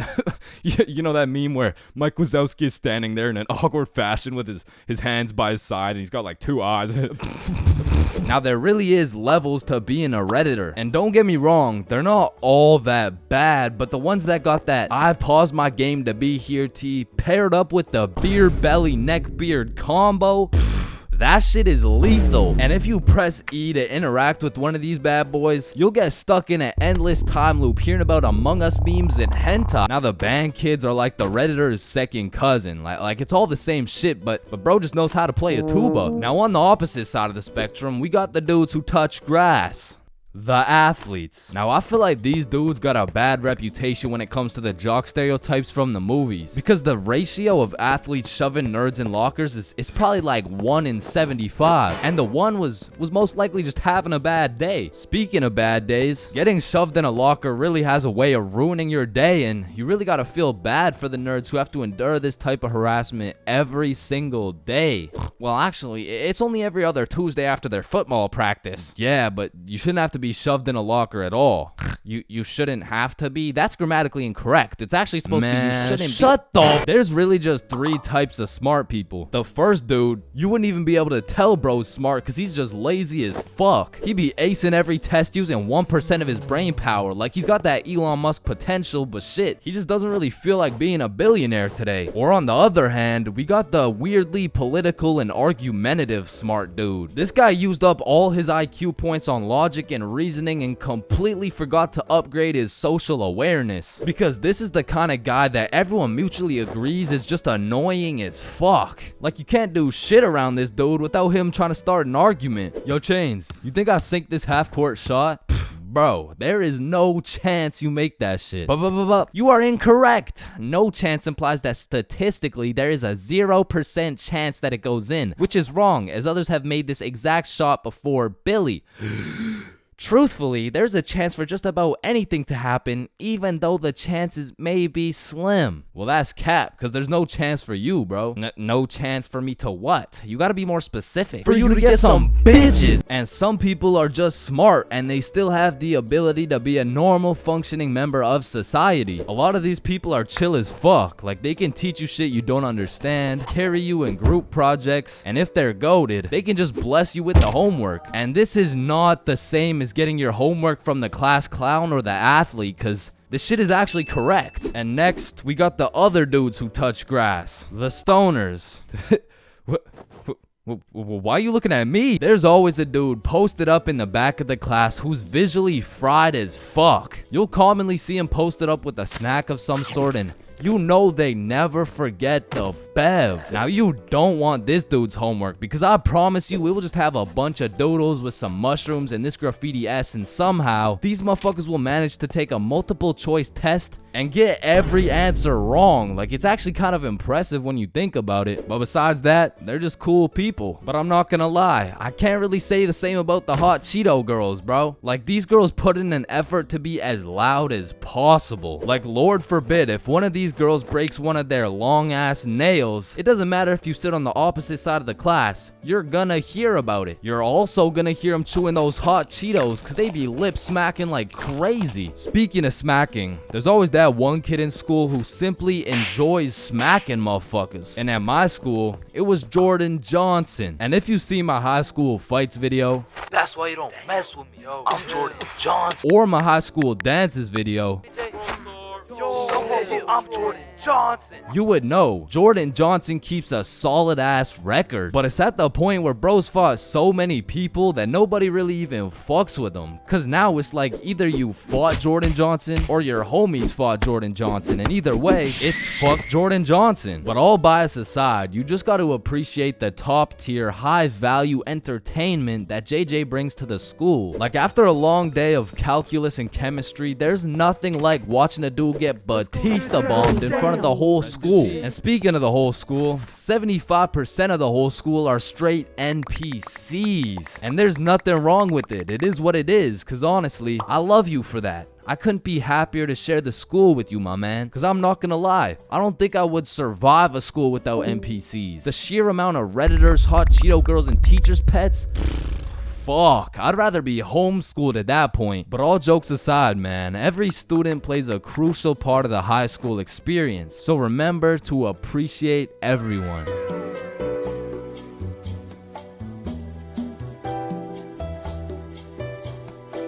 We are currently facing a life-threatening epidemic that is threatening the lives of many teens around the world. Oh, what's that? Yeah. Oh, okay. It has been brought to my attention that there's a new strain let loose that is infecting more teens than ever. The strain is propylene glycol formaldehyde. Street name, Guava Ice. So stay safe out there, and back to you, Linda.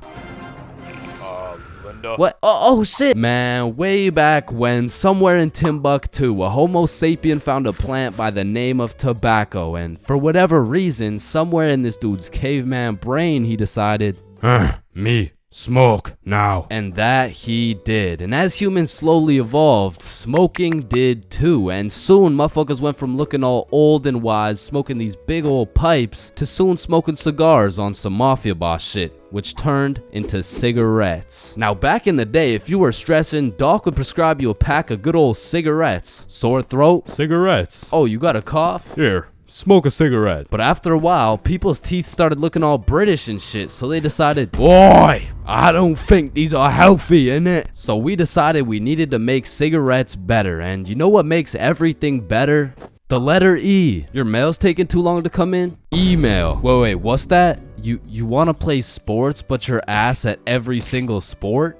Esports. Oh, you got daddy issues? E-girl. So of course, when people realize cigarettes are killing them, E-cigarettes. man, one thing leads to another and shit. You got yourself a vaporizer Gen Y GTX box mod with 3 USB charging ports, a speaker, and a 6-inch LED touchscreen that can play Flappy Bird. Like, vaping is just getting a little too advanced, bro. Like, I remember one time I was chilling in the washroom with my homie Billy, and of course a motherfucker walks in with a vape. But this was no regular vape, no. This shit looked like a gadget straight out of fucking Star Wars. Yo, you want a hit? A hit? A hit of your iPhone? iPhone? This is that eSmoke FTX 763 3rd series, my boy. Watch this. Yo, did he just hotbox the whole bathroom in one hit? Yes the fuck I did. And this shit's 100 Nick. Holy shit, where did you find 100 Nick? I ended up mixing my 50 Nick guava juice with my 50 Nick blueberry ice, and it just kind of added up to 100. Bro, I don't think that's how it works. Shut up, my mom's calling me. Yo, fuck you, mom. And that was the moment I realized there really is levels to this shit. Level 1. Level 1 is the type of dude who isn't addicted, but he'll occasionally take a hit of somebody's device. But level 2, bro's borderline addicted, but he's still in the denial phase. Bro, are you addicted to vaping? Addicted? Nah, I don't even vape like that, bruh. Shit. Do 5 jumping jacks right now. Bro, what? That's easy. 1, 2, 3, 4. Oh shit. Level 3, the Fiend. This motherfucker is strapped up with some nicotine at all times, and even when he has a vape in his hand, this dude will ask for yours. And God forbid, if this Fiend loses his vape, this motherfucker will be stressing like he just lost his only child. A Fiend without a vape is the exact equivalent of one of these purple minions. Dude will be itching for that shit, and Lord knows what that man will do for a fix. Level 4, the Fiend who sells vapes. At this point, this dude's whole life revolves around vapes. In fact, I'm pretty sure they don't even breathe oxygen anymore. Like, in order to breathe, they need to inhale some chemicals that I can't even spell. Which honestly, it doesn't even say that much. Like, I can't spell a lot of shit, but what I'm trying to say is their bodies have just fully adapted in order to consume as much nicotine as possible. They breathe that shit, they drink the vape juice, and when they're hungry, shit, they just munch on the vape itself. And the worst part is they can't even run out of vapes. Like, shit, they are the plug. This motherfucker's just the CEO of getting high on his own supply. Like, dude is his own #1 customer. Level 5, this motherfucker, bro. Like, why do you need a LED touchscreen on your vape, bro? Like, you already have a phone. Wait. Did you just order that pizza from your vape? Shit. Where'd you get this from? And don't get me started on these flavors, bro. Like, tell me why these motherfuckers can make a vape juice and call that shit early riser. And that shit literally tastes like a Wednesday at 6 a.m. Like, what the fuck type of ingredients mixed together to taste like a Wednesday at 6 a.m.? But early riser isn't even the weirdest flavor on the market, because if you're feeling the family dinner vibes, you can get a rotisserie chicken flavor. Or if your breath is smelling nice and fresh, you could fuck that shit up quick with some garlic flavor juice. And they even got bacon. Yeah, I'm not gonna lie, that shit sounds fire as fuck. And lastly, now I don't even know if I can say this on YouTube right now, but shit, you can even get yourself some Worcestershire. Worcestershire. Worcestershire.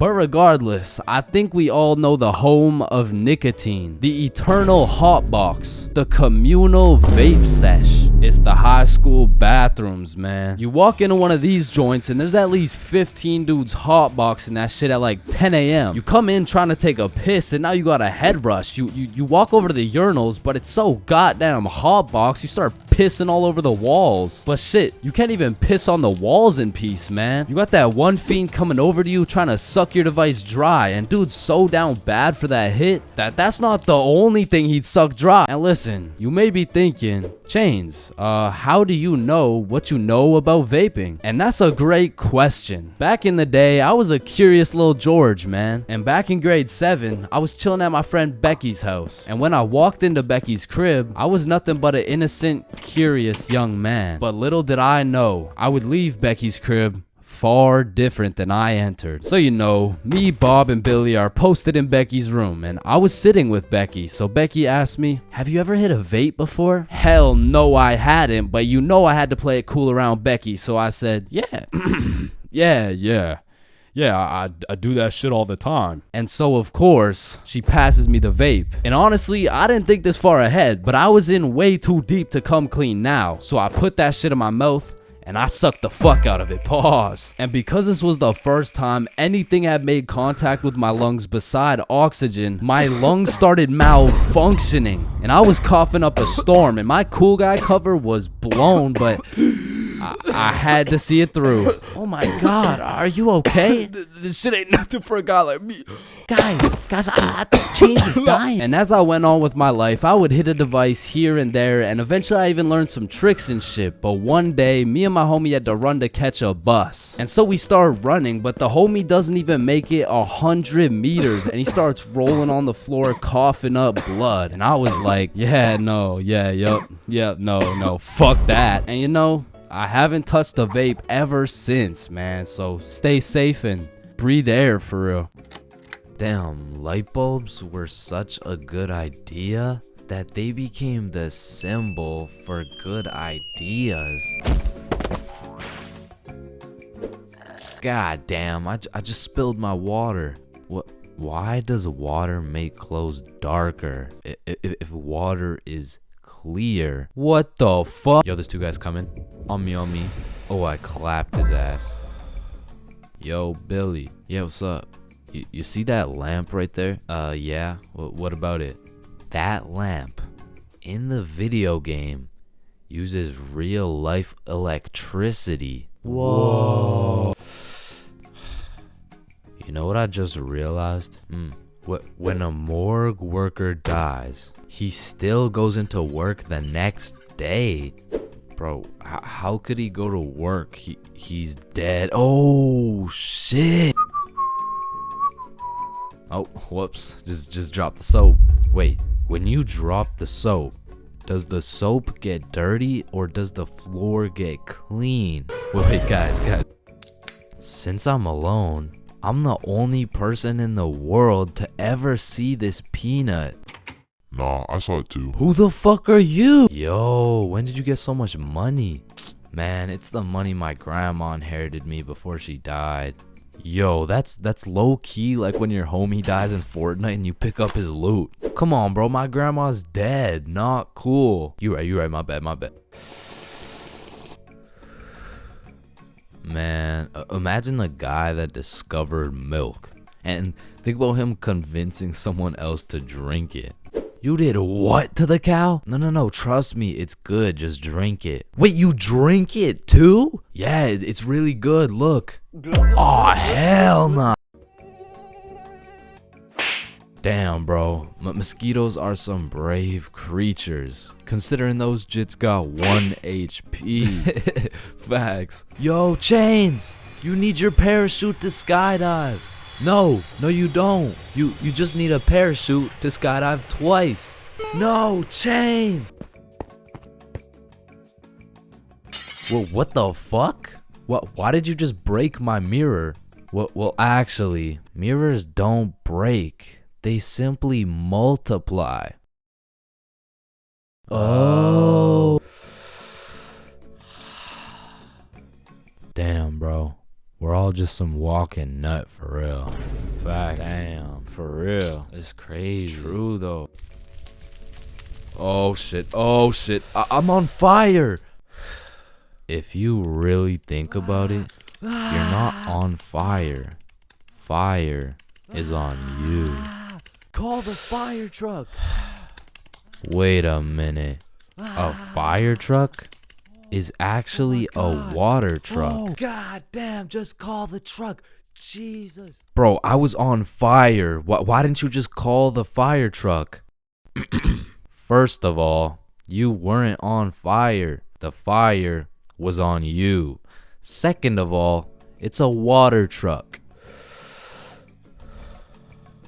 Bro, I got the munchies. We should cook some cookies or something.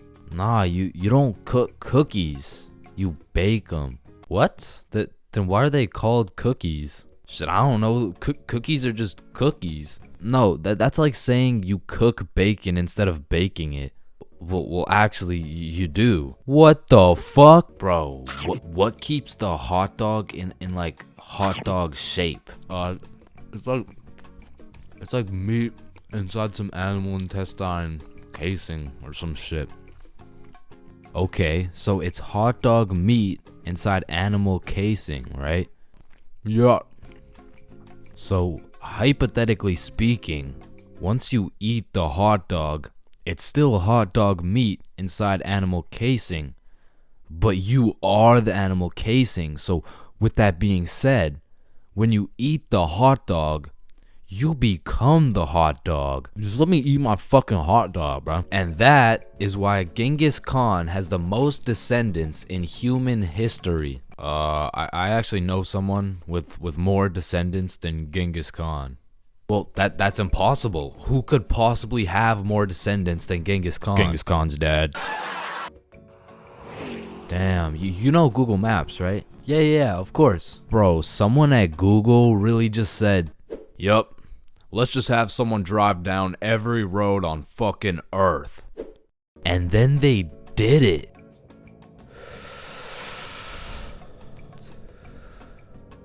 You know how concrete and glass are both made out of sand? Yeah, what about it? So if concrete and glass are both made out of sand, does that make skyscrapers just really big sand castles? Yo! How tall is the tallest person in the world? I don't know. Let me check. God damn, he's 8'1". Holy! You know what I'm thinking? Yeah, imagine getting railed by this absolute. No, I was thinking at one point the tallest person has experienced the height of everyone else in the entire world. Holy shit.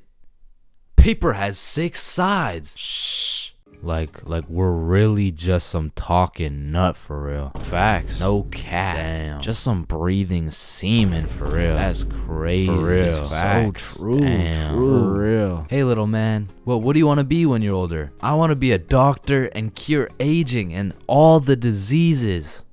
Well, if one day we cure all the aging and all the diseases, then we will all die painful and horrible deaths.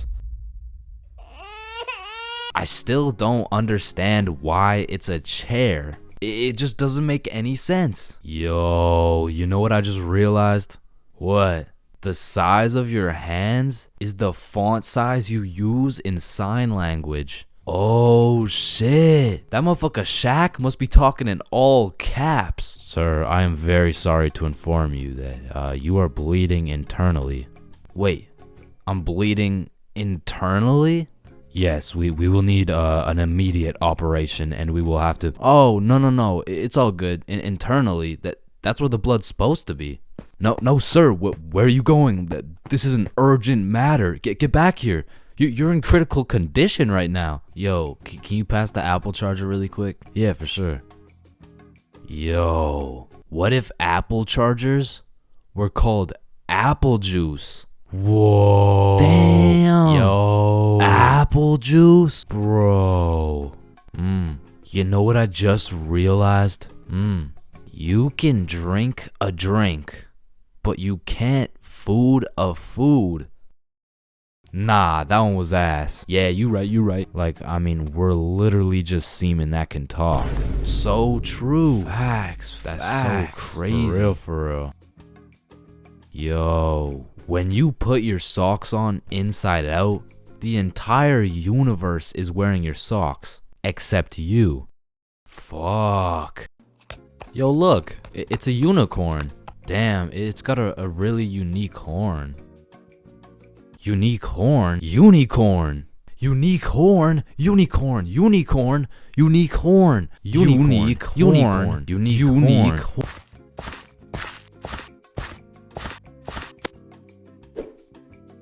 Oh, leaves are called leaves because they leave the tree. Holy shit, I got an idea. Can you pass me the wrench?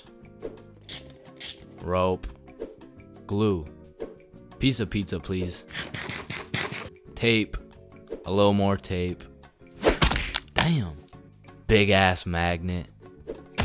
Alright, all done. Whoa! This bad boy uses 0 gas. It's completely eco-friendly. Hop in.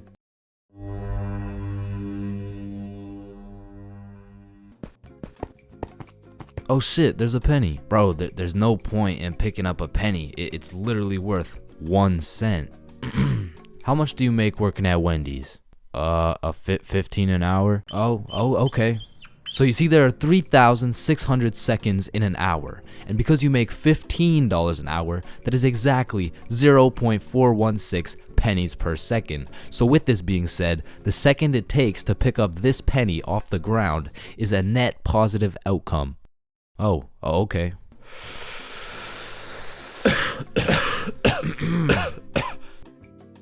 Wait a minute. Are stickmen always naked? Holy shit, we are stickmen. What the fuck? Yo. Your very first time buying from the plug. It's a special moment. It marks the beginning of a bond so strong and full of trust that it can only compare to that of your barber. Now, your first time copping from the plug can go many different ways, but my first time took place way back when I was 7. Okay, that's cap, but I was 13. Now, as some 13-year-olds, my homies and I were oblivious of how to get our hands on some sweet, juicy, succulent magic broccoli. But you know what they say, if there's a will, there's a way. So we did what any 7th grader would do. We searched that shit up on Google. Where do I buy weed? And somehow, one of the first things that came up was some motherfucker on Reddit like, just order a pizza. The pizza delivery guy stands a 78% chance of being baked. Just ask him where to find some gas. Simple as that, man. Oh, bet. So we call up Little Caesars like, hello, can I get a medium pepperoni pizza, please? Yeah. Yup. Alright, bet.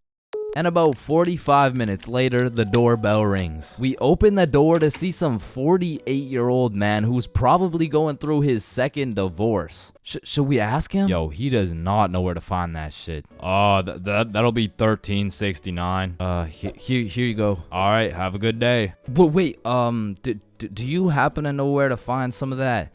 Some of that good dope? Good dope? Oh, I see what you're saying. If you wanted some ranch dip, just say that. Nah. What he's trying to say here is, do you know where to find some of that good shit? Oh, you want some good shit, huh? You sure won't find it at Little Caesars. This pizza is ass. Go to Pizza Hut or something. Well, shit. What the fuck just happened? Okay, the guy on Reddit said there's a 78% chance. Maybe we just got unlucky with this one. And our dumbasses decide to order from Little Caesars again. That'll be 13. Okay, new plan. Yo, I think I know a guy. So Bob locates a local plug Snapchat. Billy adds him, and bro adds back. So now we've located the plug, but we had no clue on how to go about hitting this man up. Hello, Frederick Gordon Williams. I have reason to believe you are a plug and will be able to sell us some devil's lettuce, as we are minors, currently 13 years old. Just give us your home address and we will skirt and pull up soon. Sincerely, Billy. Instantly blocked, bro. Looking back, we sent the most federal message possible. We hit this man with his government name and asked him for his home address. But we had no clue that was federal. Like, that's peculiar. I wonder why he blocked us. So we did what any 7th grader would do. We searched that shit up on Google. How to hit up the plug. Be simple and forward. Use slang. Act cool. And after conducting a little more research, we were ready to try again. So I added him on my Snapchat. Yo, Big G. Let me cop some of that gas real quick, Chronum. Oh shit, he responded. How much you need? Shit, what do I say? Search it up. 3 pre-rolls. Let me get 3 pre-rolls, fam. Alright, meet me at Stickman Park at 2:30. So now we'd set a place and a time to cop some grass. However, what Frederick Gordon Williams didn't know was that we were a whopping 13 years old. Keep in mind, we were still in middle school, but this dude was in grade 10. Shit, I'm pretty sure he was 20 years old, but still in grade 10, which was pretty fucking scary for us 7th graders. So we threw on some drip we believed would make us look a little bit older, and we headed off to purchase some of Satan's spinach. We arrived at the park a little bit early, and as we waited, we discussed our plan. If he asks how old we are, we're 16. If he asks our grade, we're grade 10. If he asks our pronouns, we are he/. Bro, chill, he's not gonna interrogate us. It's a simple business transaction. Oh shit, there he is. And as Frederick approached us, I could feel my blood pressure rising. Some would say I was shitting bricks. Yo, you got the money? How much is it? How much you got? Well, I brought a $50 bill. Shit, it's usually 60, but I guess I can do it for 50. Oh, thank you so much, man. Holy shit, this is a fucking steal. Here you go, but remember, this is OG Bubba Killer Death Paralyzing Kush 9000. It got its name for a reason. Don't worry, we do weed all the time. Yeah, we're super teenager and shit. Yeah, sure, whatever, man. Well, have a good day, sir. And at last, 50 bones later, we had acquired some kush. Now, this wasn't our first time smoking, but our tolerance levels were low as fuck. So we pass around our first pre-roll, coughing up a fucking storm. And then we smoke up the next one and the next one until we're indubitably zooted. God damn. Are y'all feeling it? Shit, yeah, I'm feeling it. Well, what about you, Chains? Shit, I think he's feeling it. And as we made our way back to Bob's crib, my frame rates were dropping, my eyes were drying up, and my brain cells were unresponsive. In other words, I was fucking fried. We get back to Bob's crib and all I can think about is food. The munchies had hijacked my brain, but luckily for me, Bob's mom had just went shopping. Unluckily for Bob's mom, she was gonna have to go shopping again. The boys and I threw on The Amazing World of Gumball on TV and we fucking demolished every single crumb from Bob's cabinet. Cause goddamn, Frederick Gordon Williams was right. They don't call it the OG Bubba Killer Death Paralyzing Kush 9000 for no reason.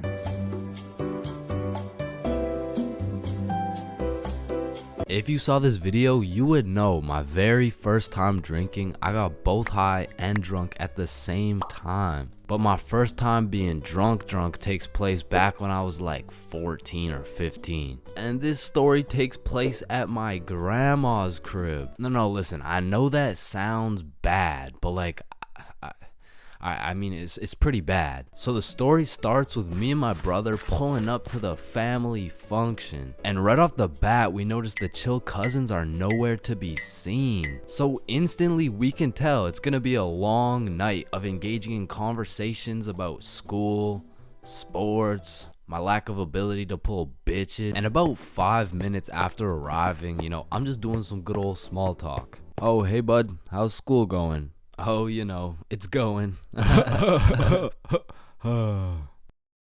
how's sports going? Yeah, the sports are good. Nice. So the weather lately, huh? And then after about 20 minutes, me and my brother are just getting our shit flamed by every member of the family. No wonder you can't get a girlfriend. You're ugly as shit. Damn, that was just mean. And don't get me started on you. You had a 3-year head start and still can't get any bitches. And honestly, we just can't say anything back because last time I tried. Man, still no girlfriend. That's brutal. Not as brutal as your third divorce, am I right? Guys, so instead of flaming the living shit out of this grown man in front of his mom, I decided to be the bigger man. I just laughed that shit off and then got the fuck out of there before they brought up my school grades. So as my brother and I sit down in a different room, I'm just in agony thinking about how everything this dude flamed me for was actually true. But my brother, on the other hand, he was whipping up some devious plan. Yo, Chains, follow me. Oh, okay. So we walk down to the basement. So what are we doing in the basement? He opens a cupboard full of alcohol. Bro just cracks the seal on some vodka and starts downing that shit. Now, usually I would know this is a bad idea, but to be honest, I just got done getting my entire existence shit on by my own family. So I'm really just trying to drink my pain away at this point. I mean, we were passing that bottle drinking like rent was due and the wife was taking the kids. So with that being said, we got a little hammered. And keep in mind, this was my first time being drunk. So as soon as I stood up, I ate shit. It was like I had to relearn the controls of life. But we had to get out of the basement or else we'd look suspicious. So our drunk asses plug walked our way up the stairs. But we were trying to act as casual as possible. So we sit back down with the rest of the family like we didn't just down a bottle of vodka. And me and my bro were just sitting there looking at each other trying not to laugh.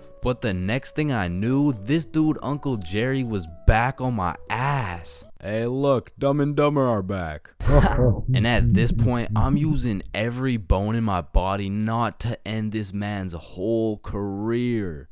Man, whose gene is it that made you so damn hideous? Don't do it, bro. Don't do it, bro. And I really didn't want to do him like that, but the vodka took control. It was your hideous gene, Gerald, but at least I didn't get the same gene that has you 5'2" and balding. Like, I can't tell if you're going through puberty or a midlife crisis. And shit, I didn't stop there.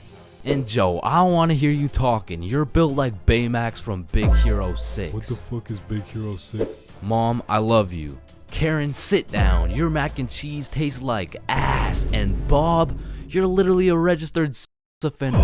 Grandma, I love you. Bernard, your hairline looks like it's social distancing from your eyebrows. And Irene, how are you 47 and still work at McDonald's and you got no drip? Come on, bro. Friendly fire. Oh shit, you're right. My bad. Needless to say, I was handing out smoke to everybody. Something in that vodka turned me to a demon. And I guess since everyone was mad at me for dissing the entire family, they never knew I was drunk as hell. But in the end, I did feel really bad for roasting my entire family tree. But ever since that day, everybody stopped flaming me. So, it was worth it.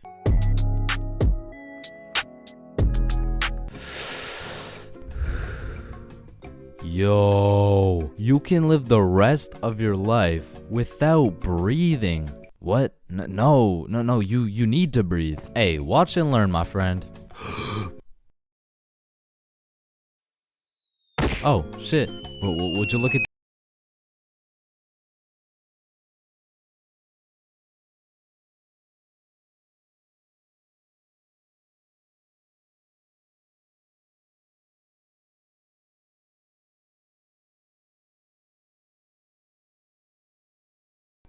Chains, are you high?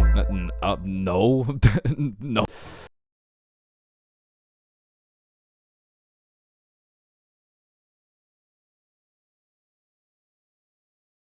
Leave it. Yo, guys, I just took the meanest shit I've ever seen. Hell no.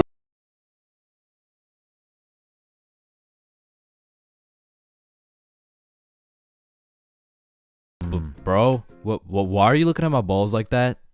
Oh, hell no.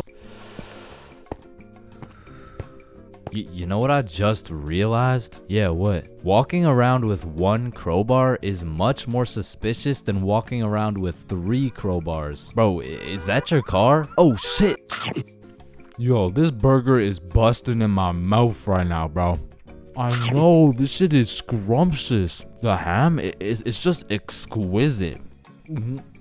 Wait, ham? There's no ham in the burger. It's a hamburger, dumbass. Of course there's ham in the burger. No, the patty, it's made out of beef. Bruh, that's like saying a hot dog isn't made out of a dog, for Pete's sake. Damn, you're high as shit. Okay, when I say sun, do you think of day or night? Obviously the day, that's when the sun's out. Okay, makes sense. But what if I were to tell you that you see more suns in the sky at night than you do in the day? Whoa. You are hereby sentenced to 35 years in jail for repeatedly kicking a pregnant woman. Objection, Your Honor. When you really think about it, everyone in this room has repeatedly kicked a pregnant woman before. Even you, Your Honor. Fuck. Holy shit. Horses are naysayers. Sir, I am very sorry to inform you that STD results came back and you are positive for chlamydia, gonorrhea, trichomoniasis, syphilis, chlamydia, herpes, HPV, HIV, and chlamydia again. Somehow you got 3 cases of chlamydia. Damn, you know what that made me realize? That you should wear a condom? Nah, life is a sexually transmitted disease that will 100% lead to death. Damn right, sir, you got 3 days to live. You ever think about how old cars are looked at like, look at this dude's old ass car, he's broke as shit. Damn, at least my car isn't as old as this dude's. Holy shit, this guy's car is a shitbox. Damn. Look at that vintage car. Wow, that guy's car is insanely old. He's gotta be a millionaire. What the fuck? Is that Fred Flintstone? Whether we like it or not, we were all once inside some balls. Facts. I'm talking in the testes. Damn. I'm talking in the family jewels. I'm talking in the nut storage. I'm talking in the semen spheres. God damn, Todd's really laying down some mean pipe over there. You know, Todd beating down those doonies really got me thinking. Most people are made in a bed, born in a bed, and die in a bed. Damn. Bro, stairs were made to make a really big fall into a bunch of small falls. Oh, shit, are you good? You know, someone probably still got your nose from years and years ago. Got your nose, give it back. It's me. What do you mean? It's me. I am the one who got your nose. Wait, are you serious? Yes. Dude, give it back. Or what? Give it back. No, it's my nose now. You gotta eat the frog. No, just eat the frog. Nope, 1 bite. Not doing it. You just gotta try it. I'm not eating the frog. It tastes like chicken. Yo, mama tastes like chicken. Come on, it's tradition. You have to eat the frog. Damn, traditions are really just dead people peer pressuring us. Eat the frog, pussy. That's why you're dead, bitch. Listen, I just can't wrap my brain around it. Yeah, what's up? Can you tell me why the fuck we park on the driveways and we drive on the parkways? It makes no sense. Hey Alexa, order some extra large magnums real quick. No, we both know you get absolutely zero bitches. Alexa, you Alexa, got stop. No reason Stop. on top of that, Alexa, you and I both know Alexa, you are a shut size up. small condom boy. Bro, over the next generation, we're gonna see a serious decline in the number of people who are named Alexa. Damn. Wow, that's quite a beautiful birdhouse right there. Yeah, do you think it's made out of wood? Oh yeah, for sure. And where does wood come from? Fuck do you mean where does wood come from? It comes from a tree. Exactly. Are you thinking what I'm thinking? People cut down birds' houses to make birdhouses. Oh, fuck? Yeah, I meant people cut down birdhouses to make birdhouses. As you get older and older, a life sentence continues to become less threatening. Yo, there's probably a point where you just don't give a fuck. Put the money in the bag, bitch. I hereby sentence you to a life sentence in prison. 3 days later. Whoops. Oh. Okay. How the fuck did somebody look at all these rocks and trees and shit and just think, yeah, I can make a Wi-Fi out of this? Why is it a chair, bro? Someone tell me why it's a chair. You see, the word chair actually originates from the word cathedra, which is a combination of Latin words that mean sit and down. Incidentally, the word cathedral got its name as it is the seat or chair of the bishop. Oh, damn, this sandwich is about to go crazy, bro. Wait, that sandwich would hit way harder if we smoked before you eat it. Oh, okay, yeah, you right. A few moments later. Damn. What? Damn. My sandwich went bad. Nah, when you think about it, your sandwich didn't go bad. Something just started eating it before you did. Whoa, that's crazy to think about. Wait. Are you eating my sandwich right now? You gotta be faster than that, bro. I'm talking inside the cum factories. For real. I'm talking inside the sperm bank. For real. I'm talking inside these nuts. I'm talking in the Dwayne The Rock Johnsons. Damn. Nah, fuck you. Hey, fuck you then. That's why you eat meat. I don't eat meat. I'm vegan. Oh shit, same. But you're still a bitch. Okay, and I still laid pipe on your mom. Yo, what's going on here? He called me a bitch, and he said he had sexual intercourse with my mom. Yo, calm down. I thought you guys were both vegan. Yeah, we are. What about it? If you guys are both vegan, are you guys really beefing? Damn, that was unfunny as fuck. Should we just beat his ass? Yeah, we should. Shit, damn.